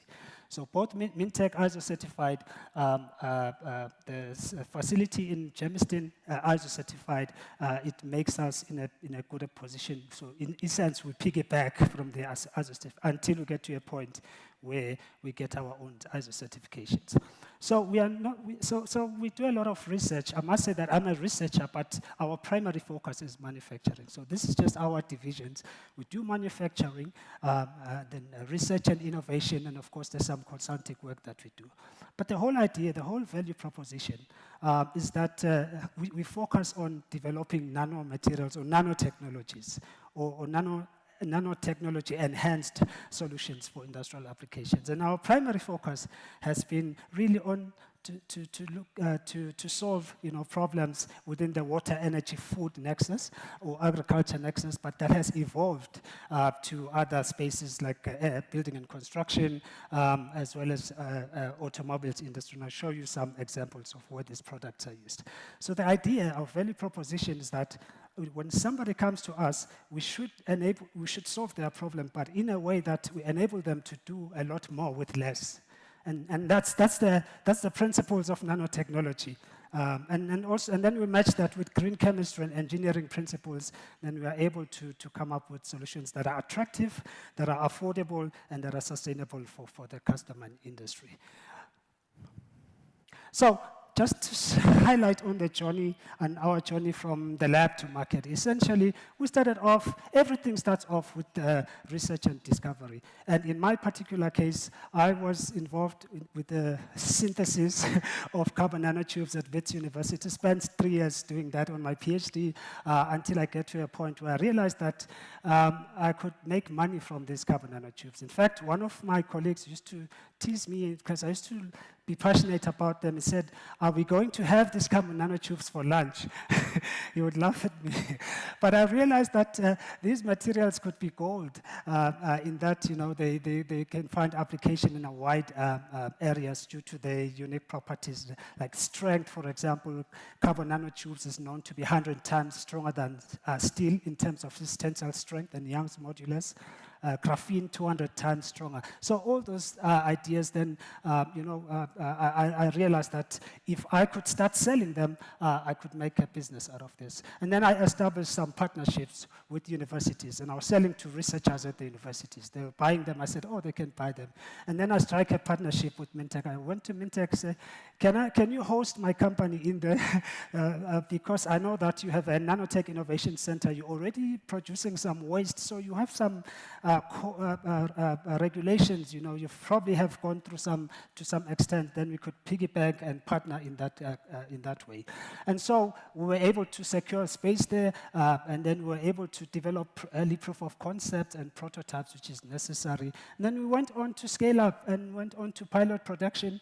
And this step we actually had to do with the industry partners, because in as much as we started off with graphene and carbon nanotubes, when industry saw that we were selling some nanoparticles, the people were looking at our website, and then they started asking for something else. Can you make us nano MCP, for example, or nano monocalcium phosphate, which we can use in fertilizer manufacturing? And then that helped us to start thinking about the materials or the products that industry needs and focusing on them.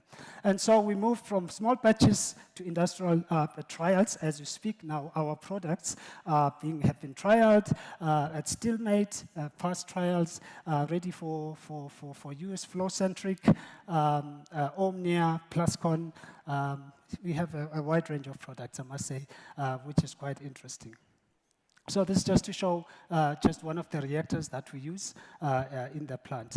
So we essentially moved from a market push to a market pull strategy. Market push simply means that when we started selling the carbon nanotubes, nobody was really interested in them or really knew what they could do with them. So we had to teach them. We had to have some seminars. Some people might remember we used to have some webinars and invite industry and everybody on those webinars and teach them until we got known that we have the expertise in carbon, in nanotechnology or nano structured materials for industrial applications, and that led to a market pool where industry is really looking for the product from us. So here are some innovation highlights. These innovation highlights from Sabinano essentially is to show where our products are being used or who's using our products. Let's start with the carbon nanotubes. Carbon nanotubes and graphene. If you look at the picture, the top picture there, the RevoRep technology, the RevoRep 110 is a commercially available technology that is made in South Africa, that is already exported, and it is made from it's strengthened by the materials that we produce. They buy it as a raw material from us. They prepare this RevoRep to fix or to fix or amend the pipes or prevent them from being corrosive, etc. That's one technology. It's in the market. Then the Solzon One Energy is an ultra capacitor that we developed by Solzon Energy. I believe this is actually at the point of they're producing about 1,000 of these units for a client in Nissan, if I'm not mistaken, that is interested in them. And then at the bottom, the images at the bottom, you'll see that the top one with like a, do I have a laser pointer? No, we don't have a laser pointer. But you can see in the black plastic is actually a blend of waste plastic with carbon nanotubes. And we call that a master batch. And one of our staff, Boitumelo, had to do a PhD on this, where she made the bricks at the bottom. You see them with the bricks, with the master batch of CNTs, waste plastic, and aggregates, coal fly ash. And these bricks were tested by UCT, and we partnered with the VNA Waterfront, and they're happy to start buying this in large volume. So the next stage is to produce this at a mass scale, but we don't want to make bricks. Sabinano doesn't want to make bricks or nano bricks. What we want to do is want to make a binder or a replacement for cement rather. So if you look at those two bottles, then we've then harnessed or created a binder that is liquid-based by harnessing the biomass. This is something that we do here. We harness the biomass, the nanocelluloses, and we've reinforced it with small quantities of graphene, and it made a big difference. And now we've got Celangove Architectural Engineering, which actually we're working with to create those, for example, the road barriers or the drain covers. Instead of making them with the heavy concrete, they become lightweight. We also replace the steel covers with the composite, basically, which is reinforced by the carbon nanotubes. And just to show some of the clients that we partnered with in terms of the production for graphenes and graphene oxide. Here's another product. Now, this is a wider range of products which we classified as specialty chemicals and products. Now, this involves coating oils for fertilizers. The coating oil, for example, we supply to Fosco in the order of 90 tons a month. So just from that alone, we generate 3 million rands per month, just from that. You ask yourself, but how is it a nano, or how is it unique? And the idea is that the chemistry or the formulation, in as much as it is an esterification reaction, the end application of the product makes it a nano coating, a highly unique nano coating, which does not change the integrity of the fertilizer, but it imparts the properties that you want to make it an export grade kind of product. Then, of course, we make the catalysts and luminescent tracers, for example. If our clients, Omnia, for example, wants to differentiate its fertilizer from Sasol's, we can supply Sasol with a green, Omnia with a green tracer. We supply Omnia, Fosco with a pink tracer. Now, the products will look the same if you look at them physically, but if you view them under a photoluminescent under a microscope, then you can see the different colors. Then you can distinguish that this product comes from this company. That's the whole idea. There's a whole lot of things. We've also developed these bio-nanoflocculants for wastewater treatment, and we've got Anglo Gold there, a project that is starting, that will be piloting this. We've already done some successful trials with ESCOM, so it's a lot of work. I'm just excited. It's quite a lot. So the idea is that just to be in line with what is being spoken today now with regards to artificial intelligence, automation, of course that's what you want to do. You want to make work easier. In fact, this month I had to dismiss someone. I had to dismiss one of the guys because he makes too many mistakes. So why? Because the kind of the production is still relies on the people doing the weights and doing the calibrations and everything.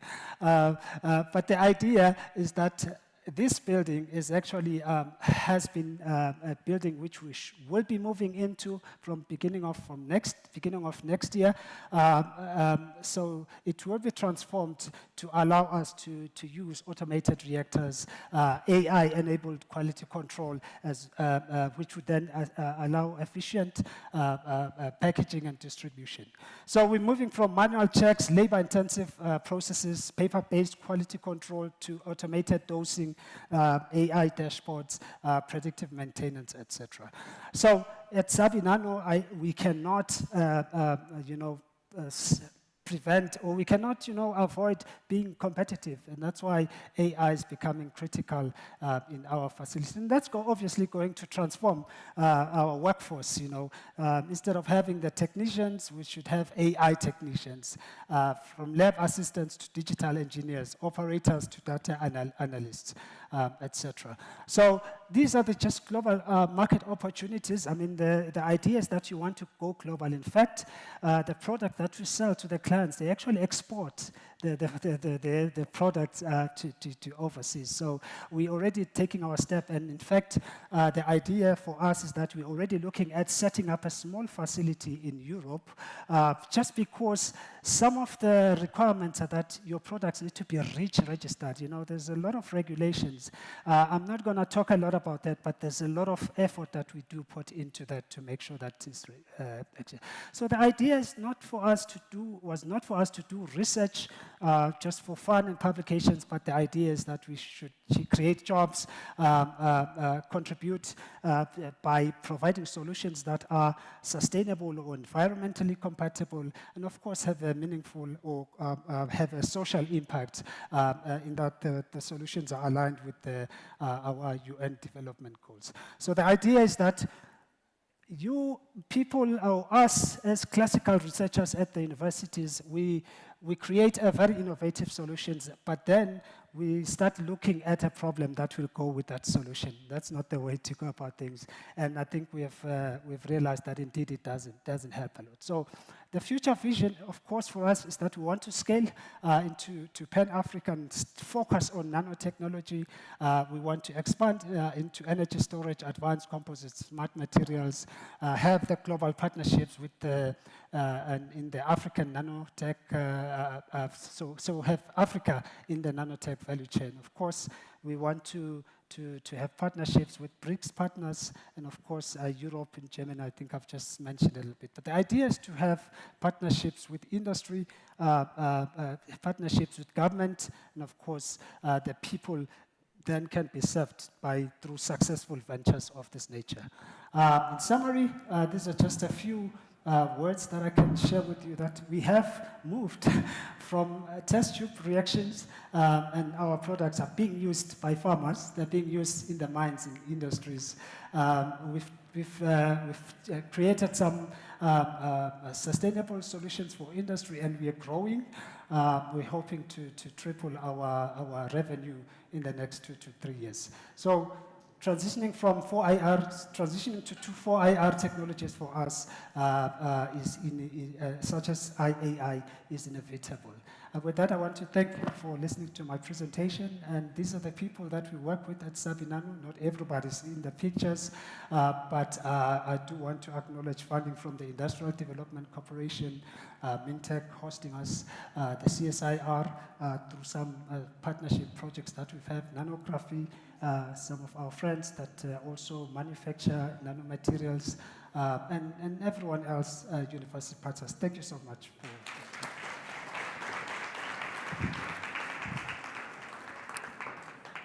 Thank you so much, Prof. And of course, I'm going to ask you to please grab a seat, do not disappear.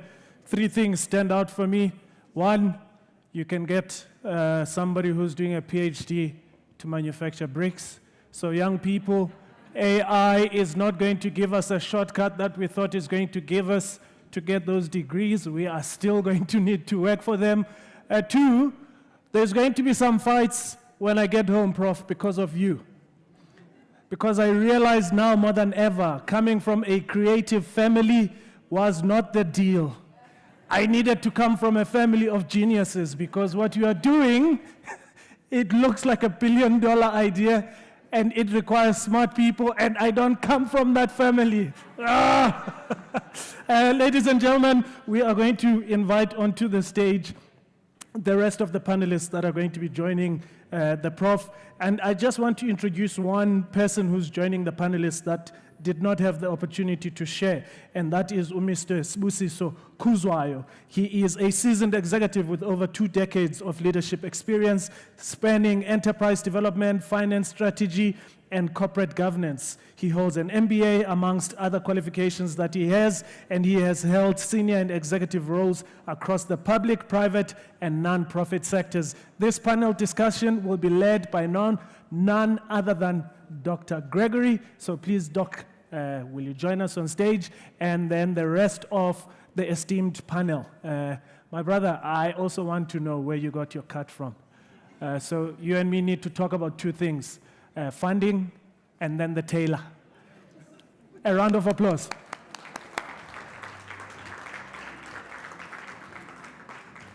Thank you so much.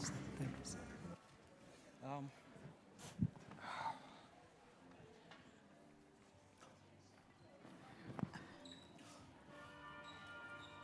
Afternoon all. Oh, but okay. I was calling you out, Ngegam. All right. I had the pleasure of opening the first panel yesterday, and I think I have the pleasure of closing today's proceedings, but unfortunately on both days I was strapped for time.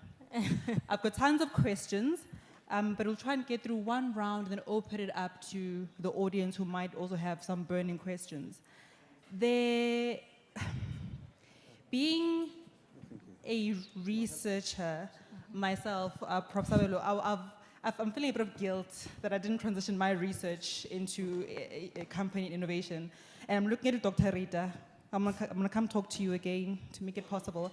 The underlying thing that I've heard in the conversations is, and I think we all know this, we don't have a talent problem. We don't have a capacity problem. We don't have a intellectual problem. It's ecosystems, it's in some cases policies, in some cases it's the appetite for risk for our particular context.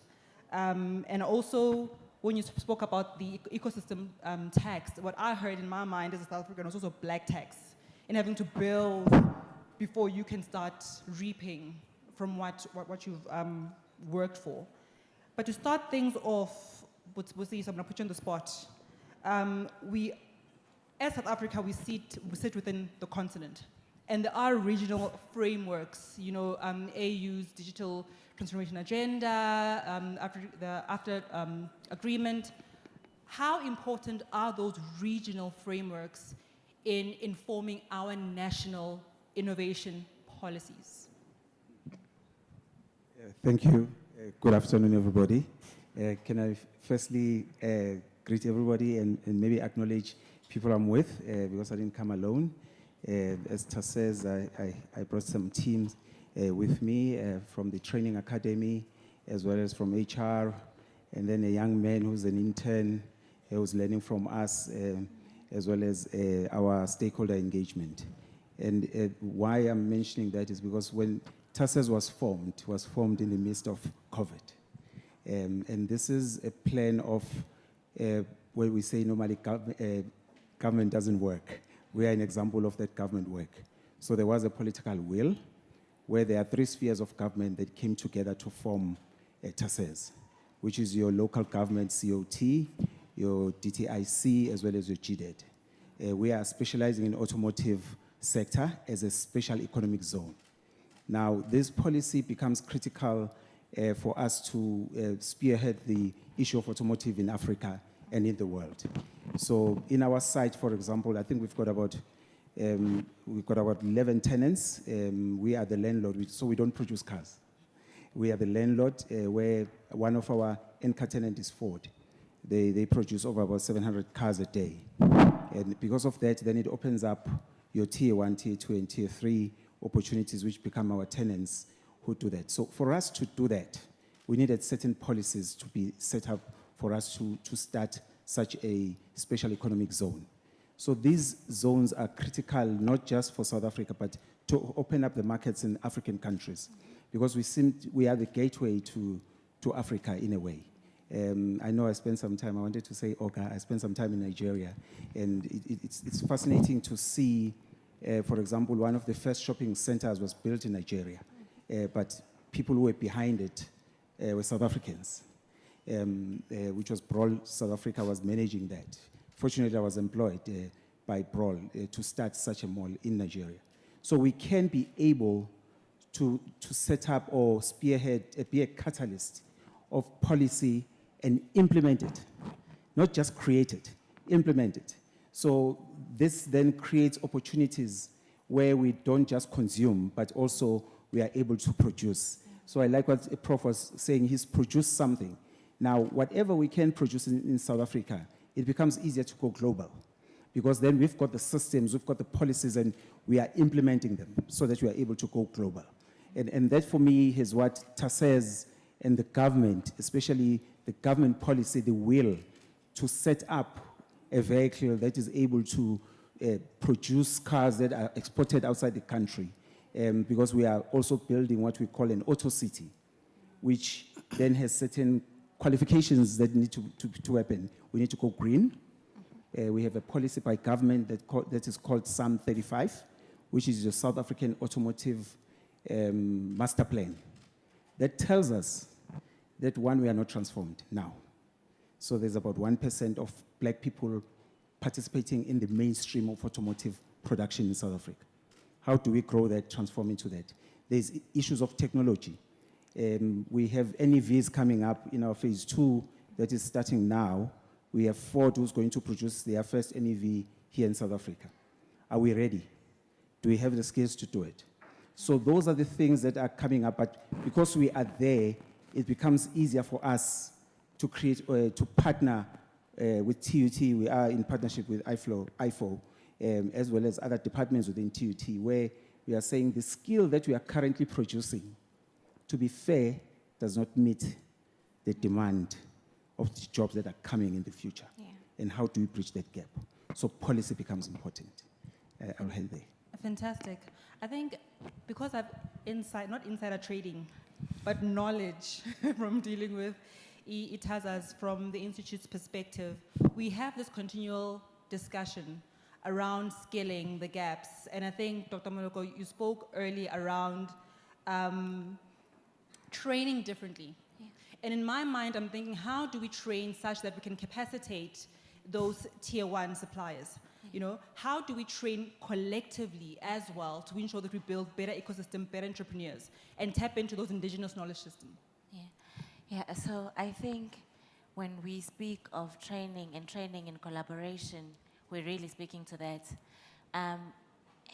We need to know what is it that we're training for in order for us to train better. So collaborating and asking the industry, what do you need, you know?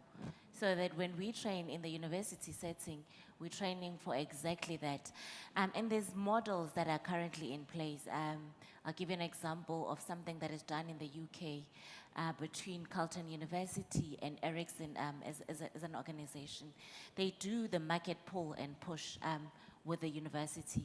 So in a way, Ericsson is able to go to that institution and say, we have a problem. Do you have this particular solution that you can give us? And with that, the university is then able to train students for that particular thing. And this is already speaking to your unemployment rate. Because if I'm training you for a specific thing that is needed by a specific company, you're already becoming an expert in that. So that contribution and collaboration between the university and industry is how we're going to get it right. And I think with the model that are currently being developed in South Africa also, I think we shouldn't take away too much away from that, because there's already things in place that are speaking to that, and we're getting all of this information from international partners because we are trying to do better with our way of doing. So just by speaking internationally, global practices, best practices, how are you getting it right, you know? But with that thinking of, as much as we're thinking globally, we're still going to act locally. So we're going to look around and see how it's bestly done, but then we're still coming back and being realistic about what it is that we have and what we want to achieve at the end of the day. So just by engaging industry, making sure that universities are able to open themselves up to working with industry and doing things differently, I think we will be able to win that one. I think the permeating theme I'm seeing from the first panel to this panel is intentionality, right? McKevin, you spoke around again, ecosystem tax, black tax. How do we build entrepreneurs? We're training intentionally. There's intentionality in our partnerships, in how we train even entrepreneurs, I feel. But there's that still gap around being competitive. What does it mean to be competitive as an entrepreneur? And how do we foster that within African entrepreneurs? I think we need to change our mindset. I think I was talking with a few colleagues earlier on when we met, when we were eating, and I said, in the next 3-5 years, all the jobs that we are all teaching and training our children to do, they are all going to go out of the market. What does that mean? We need to start teaching and training, and even academia, is that in our children, how to make a difference, what the skills and the mindset to be able to make a difference, to do something differently, apart from, we not say don't do physics, don't do chemistry, don't do what, but what you do with it, touching what you do with it, not how to go and look for a job with that. Because AI has proven that. Artificial intelligence has proven that. The same thing goes with corporate, with employees. I was speaking to somebody the other day to say, you need to also start training your mind to say, okay, what are the services that I was employed to in this company? If I was the company, why not look at yourself as that company to say, what would I do? Because, like he said, Prof said, he fired somebody for not inking. AI has everything that we need. And I mentioned again earlier that now more than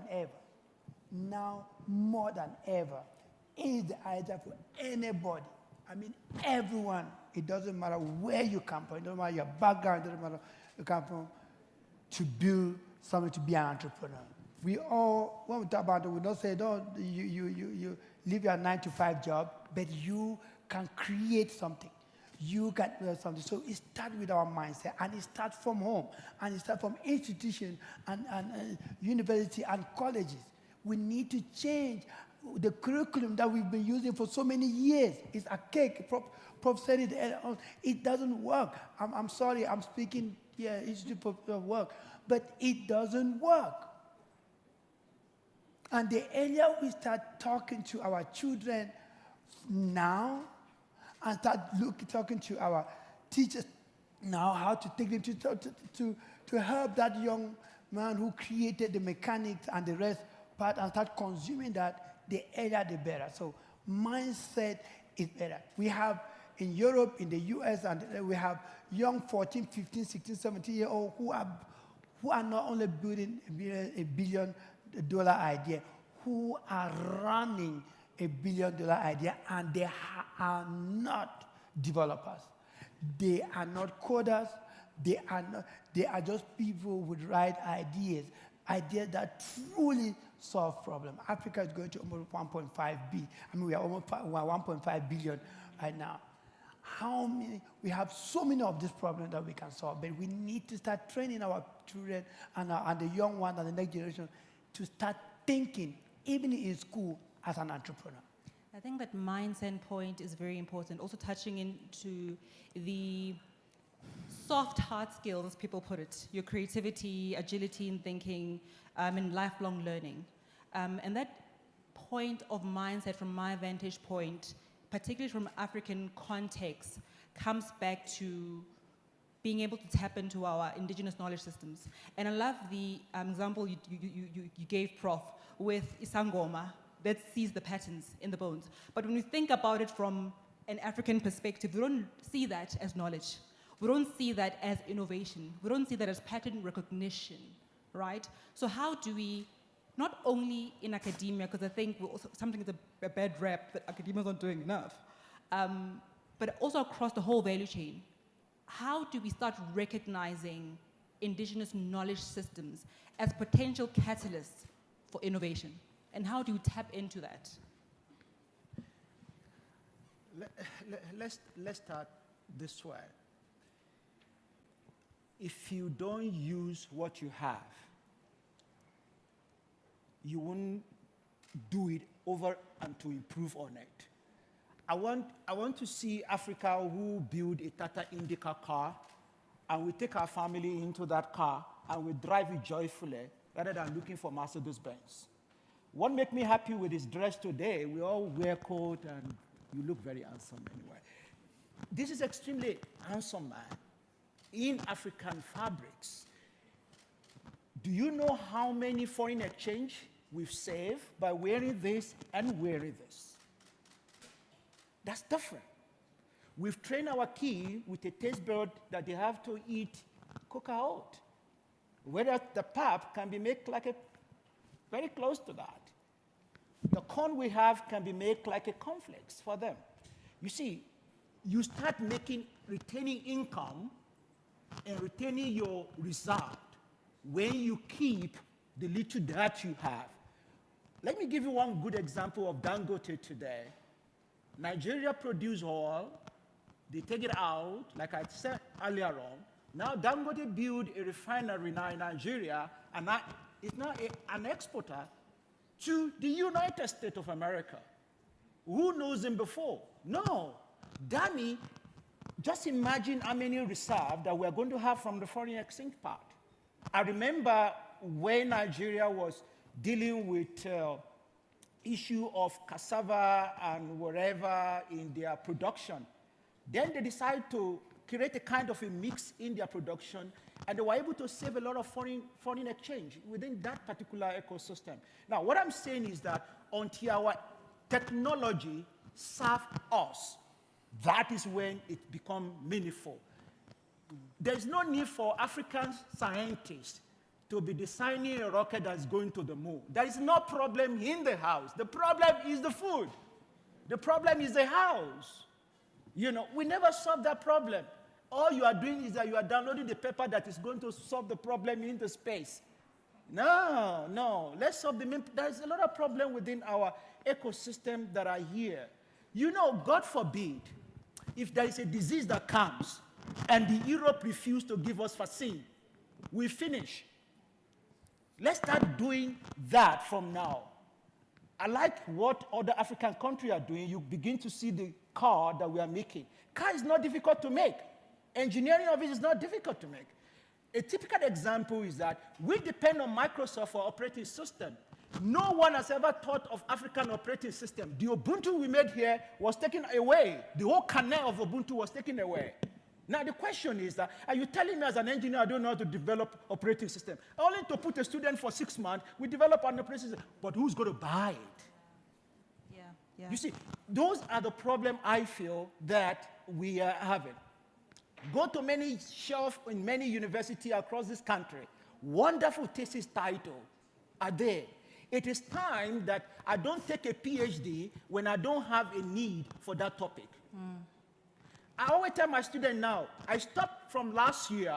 If your PhD cannot land me a consulting with you, don't waste my time. I'm not ready to waste my time with you. 3 years of brain torture. Then you come out with a publication and you say you have done me good. No, stop now. What I'm hearing, Prof, again, is that intentionality and knowing what we have. This man is a millionaire. You know that? Yes. And he's a professor. And knowing what we have. But to that point, Prof, to that point, I think Prof. Tabelo is an exemplifier of that intentionality of knowing what you have, using what you have, knowing what policies are in place, and leveraging the ecosystem that is being built. But Prof. Tabelo, how do we de-risk? How do we de-risk startups, innovations, ideas, so that we are, number one, funding ready and attractive to local and, let's face it, international funders? Thank you. The risking investment, if I hear you well, or capital is very important because funding for any startup or any SME that wants to start a business, when they approach a finance institution, they actually consider to be a risk because they're a startup and nobody wants to fund them.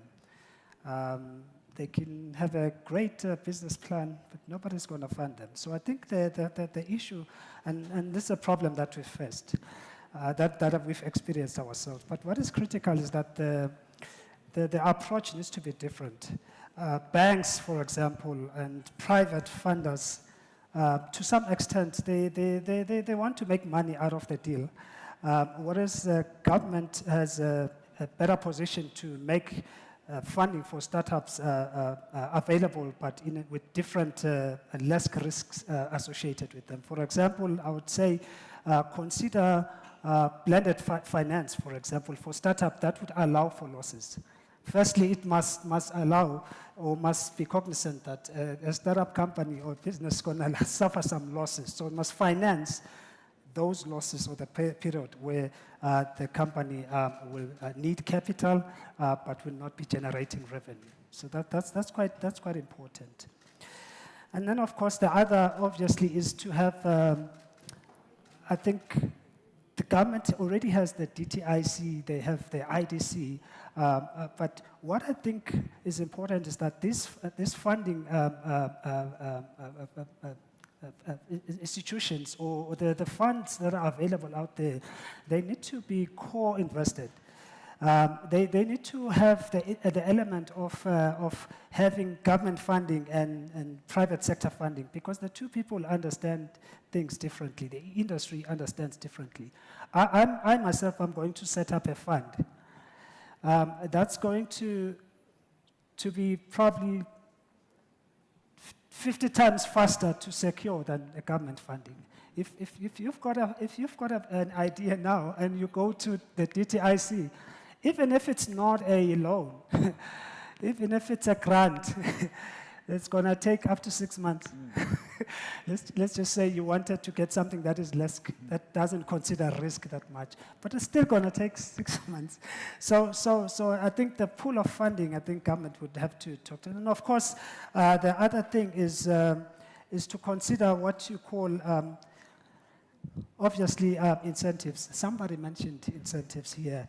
Incentives are intentional, and it wants to make businesses successful because it's strategic. We know what we want to achieve. So those are some of the things which I can put to the table, but there's a whole lot of other things which I could also add on, just for the sake of time. Yeah, thank you for that. Thank you for that. What's his? TAZAs. Part of it is transformation. Part of it is fixing those ecosystem issues. Part of it is being intentional about how we accelerate indigenous skills, indigenous knowledge, and making sure that we are competitive. We talk about de-risking. What is TAZA's approach to assisting with that? Okay, so so I think what we normally are doing, so I must first tell you the success stories. So during our construction phase, phase 1 and phase 1A, which is about 91 hectares, government invested about 4.12 billion, and then private sector invested about 5.9 billion. Because of that, we created about 5,244 jobs, construction jobs, and about 3,422 still growing permanent jobs. But for me, because if you know, my title says enterprise development, so my passion would be on business. And one of the things we did, we said that the government gave us a target of 30% of the total value of the government investment to be allocated for SMMEs. And what we did is we then decided to ring-fence that to be intentional in ensuring that SMMEs within our targeted area, so your Mamelodi, your Yesteras, your surrounding areas within our Silverton plant, benefits first. And I can tell you that our success was that 1.7 billion was spent on SMMEs. About 365 packages were done, 265 SMMEs, I hope my team will tell me if I'm wrong, that benefited from that. So we were intentional in creating opportunities for SMMEs during our construction. Where the challenge is, because we are not a construction company, we are running an industry. So now in this phase of operation, one of our biggest challenges is how do we now get our SMMEs to participate in the value chain of the production of a Ford Ranger, in the participation of the first tier, second tier parts that are supplied to the Ford Ranger. Now, if you say SBU and the team must come up with a plan, we're going to be, we're not going to have an impact. But then this is where now we have an advantage because we are sitting right in the middle of production guys and in communities as well as universities and other stakeholders, where we are saying, guys, use us, where we go to Ford and say, Ford, what do you need as a skill, both on individual as well as on business? Now, Ford comes to us and says, well, when people are trained at Mercita, after they finish their accreditation, we start afresh and retrain. So now, our challenge is now we need to go to TUT and say we have a problem of a gap between the skill that you are doing and what is demanded by industry. We have the advantage of, because we are owned by 3 spheres of government, that means we have a say in government in saying, guys, we are not meeting the demand by the market. Can we sit together and not take 7 years to change a curriculum that will ensure that young man that is coming up now is able to be employable in the next 3 years? When that NEV plant comes up, we should be able to say there is a pool of young people who are ready to be employed there.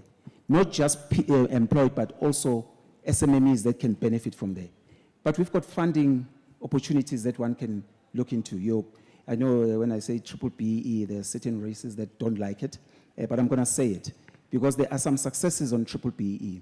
We have what we call enterprise and supplier development, which is about 3% of the turnover of the net profit after tax that is required by the business to put aside for either enterprise development or supplier development. Now, the challenge is you have a professor who's got a business. If I can tell you now and say, are you going to take a SBU who doesn't know anything and become your enterprise development? As a businessman, he can't say yes. But if I say to him, I have identified a young man who has established 1, 2, 3 that links together with you. What do you need him to do so that he can become your supplier? And he says, I need 1, 2, 3, 4, 5. We execute that together with a TUT and other partners. Then he becomes a supplier.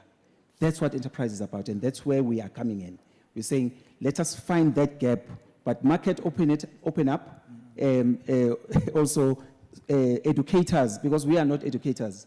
Educators, programs that are designed to help youth, make them work so that we are able to create opportunities. So that's how we are getting involved. And we are there, the numbers are there, we have evidence, it's tangible. At the end, we want to have an impact. And this impact is important on both the production, but also going green. It's also very important for us. I'm loving the intentionality of it all. I think we have a lot of, in our country, a lot of dialogues and talks and policies and what do we do. Maybe it's the engineer in me talking, but it comes down to action. It comes down to being intentional about what we want to do, knowing the issues and actually executing on it. So in closing, what one policy intervention or investment priority should be focused on to make sure that we accelerate Africa's digital future? McKevin, is that with you? Apologies. This is what I would like to say. Listen, we did not lose startups because we are weak. We lose them because we force them to fight battles that were never theirs. The future of work in Africa will not be defined by sympathy or panels like it. It will be defined by whether we are bold enough to face failures and fix them. We are bold enough to face failures and fix them. Why were you pushing for policies, which is great? I like to put it back to the young founders, the entrepreneurs that are coming up. is that it starts with you too. You talk about the risk. I said something earlier on. If you want anybody to invest anything in you, even their time, even just to speak to you, you need to first show that you are also intentional about what you want to do. You need to make sacrifices. You need to make risks. There is something that they call bootstrapping. If you want to show us what your product is, go and at least do a website. You can't just bring a piece of paper. In Europe, the West, you can just speak and just talk about your idea to someone. They will give you $1,000, $500, $200, $300. We don't have that. So at least put in some work and then come with some evidence that you've even written it down that you have, and be able to present. We have so many people that don't get a job, not because they are not good at what they do, it's because they cannot take from their CV to speak to somebody. If you can't take what you write and talk to say yourself, then you don't have that. So know what you're doing, be intentional, and make some sacrifices as well. But at the same time, please, for all the funders and all those that want to make a difference in the life of entrepreneurs, let's start by at least, to all those with money, if you can give someone nowadays, especially with the rate of AI, just $300, $400, I can guarantee you that $200-300 you give someone who is really serious in the space of 3 months, they will be able to build at least a landing page for their business, and they do not need no tools, they don't need no development or no aids at all. So let's learn to support and be able to just listen to someone and just give someone, okay, you know what, I can't give you 10,000, but I can give you $100. Just show me what you can do. If we start cultivating that habit of just trying, of being kind and give back and listen, I think that we will be the Africa that we want to be in the next 5-10 years. Fantastic. Yeah, so for me really is, let's be intentional in our training. Let's be impactful in our training. And make sure, as Prof said, let it not be about just the numbers. We are far beyond training numbers. We are far beyond celebrating the number of graduates at each session that we're having. We are far beyond that.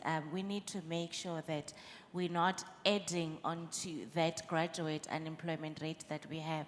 We need to make sure that when graduates leave our institutions, they are ready in all ways to make sure that we close that gap.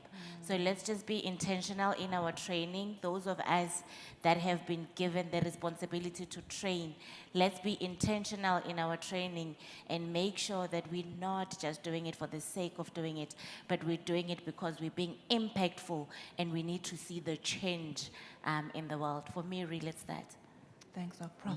Yeah, I think if I look for any policy, I will look for policy that makes sure that we consume what we produce. That's number one. Number two, for every mineral resources in this continent, you must put the plant here, and the process must be done here. If you want to export it, you export it from here, and that's it. Political will in those policies. Yeah, thank you. I think you mentioned the digital policies.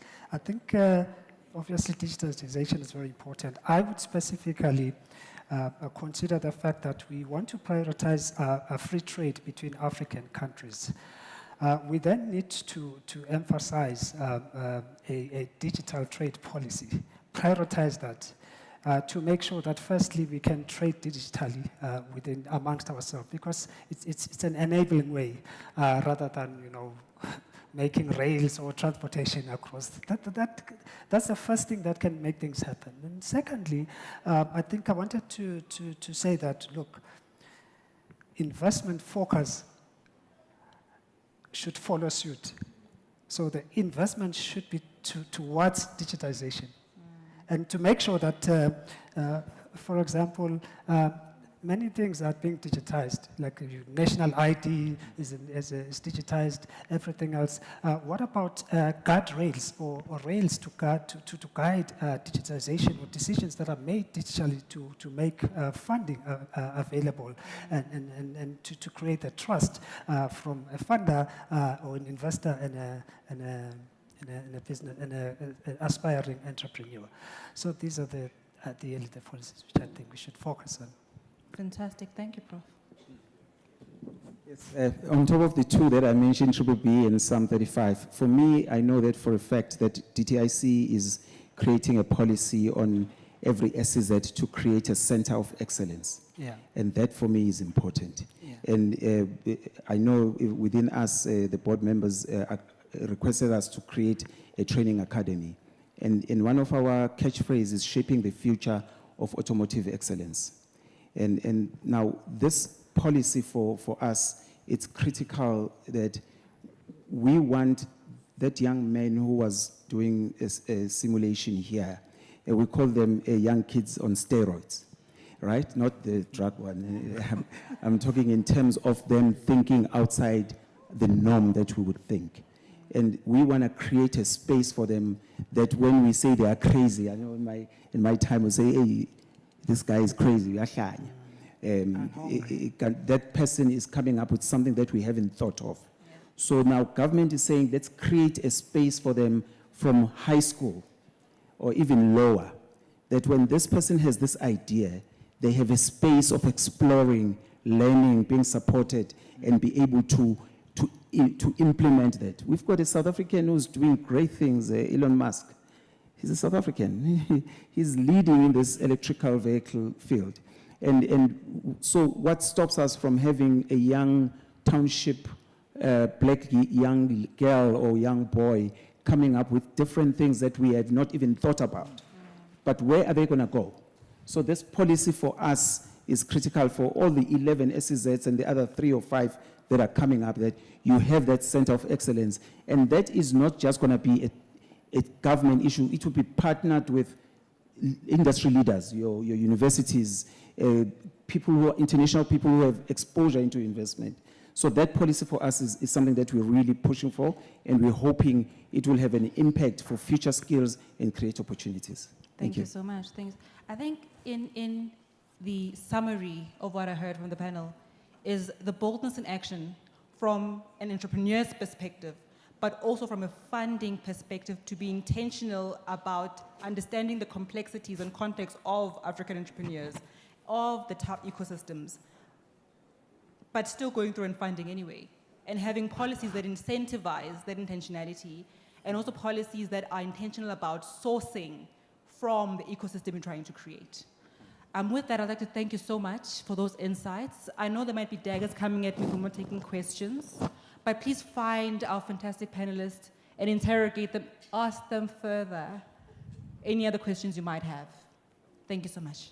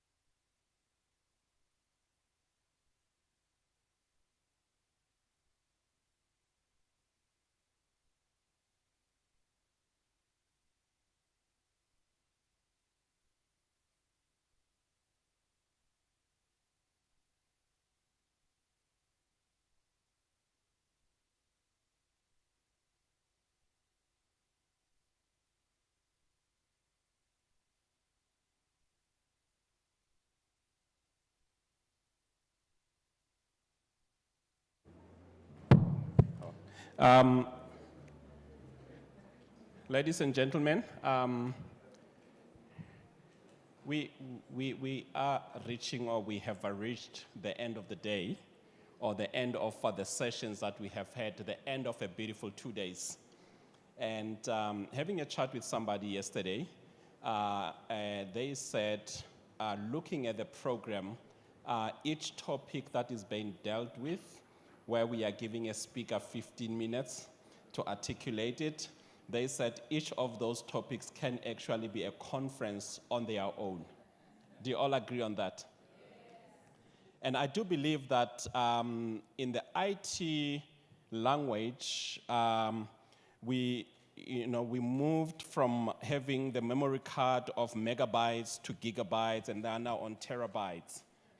And I'm not sure in human terms the capacity of your brain to retain and to process the information that you have gleaned in the last 2 days.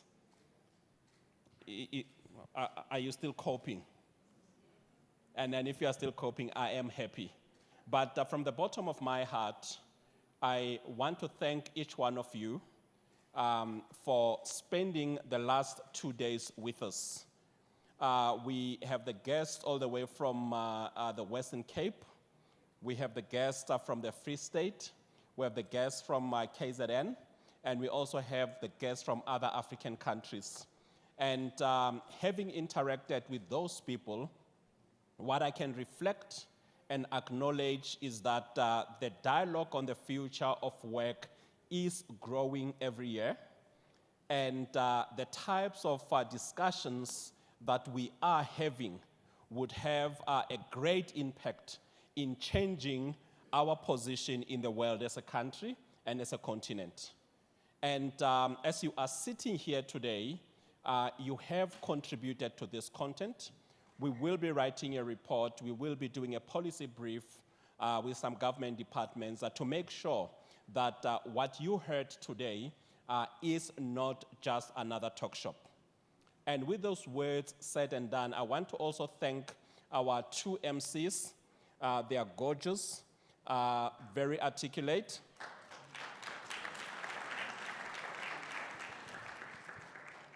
And I also want to take this time to thank the good speakers we have. And somebody was asking, how do you get these people?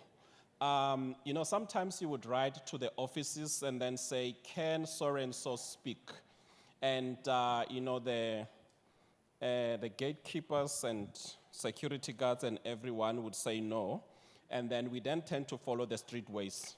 We Tumelabo Malume, the friends and everyone, and then that's why we have good speakers. I want us to kind of give them a round of applause.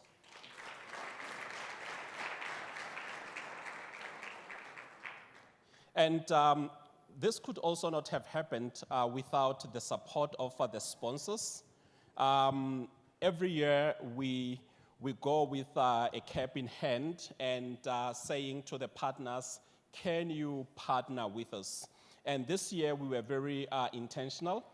We even said that your sponsorship would actually fund a segment. And we would also, in those words, I would like to thank GIZ, who have been our partner and sponsor for the last 4 years, the last 3 years.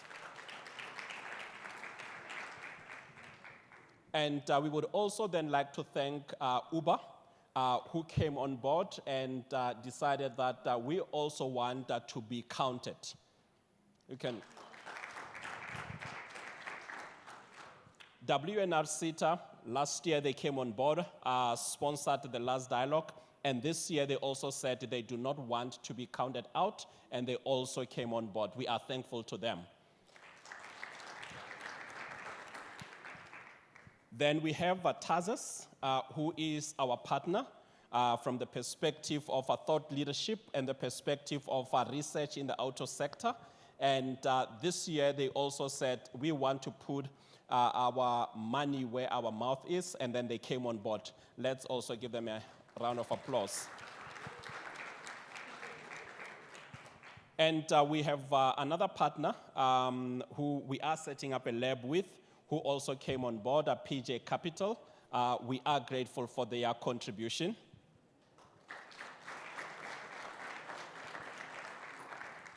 And all of us in here, probably you came in here, you were not a coffee drinker, but after these past 2 days, you started drinking coffee. Who are you? So we want to be actually thankful to our coffee sponsor, and they have a great coffee, and we will still have it when we are done. And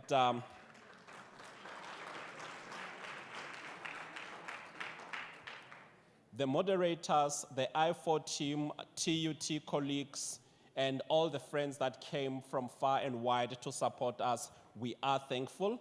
And this is the close of the day. Thank you.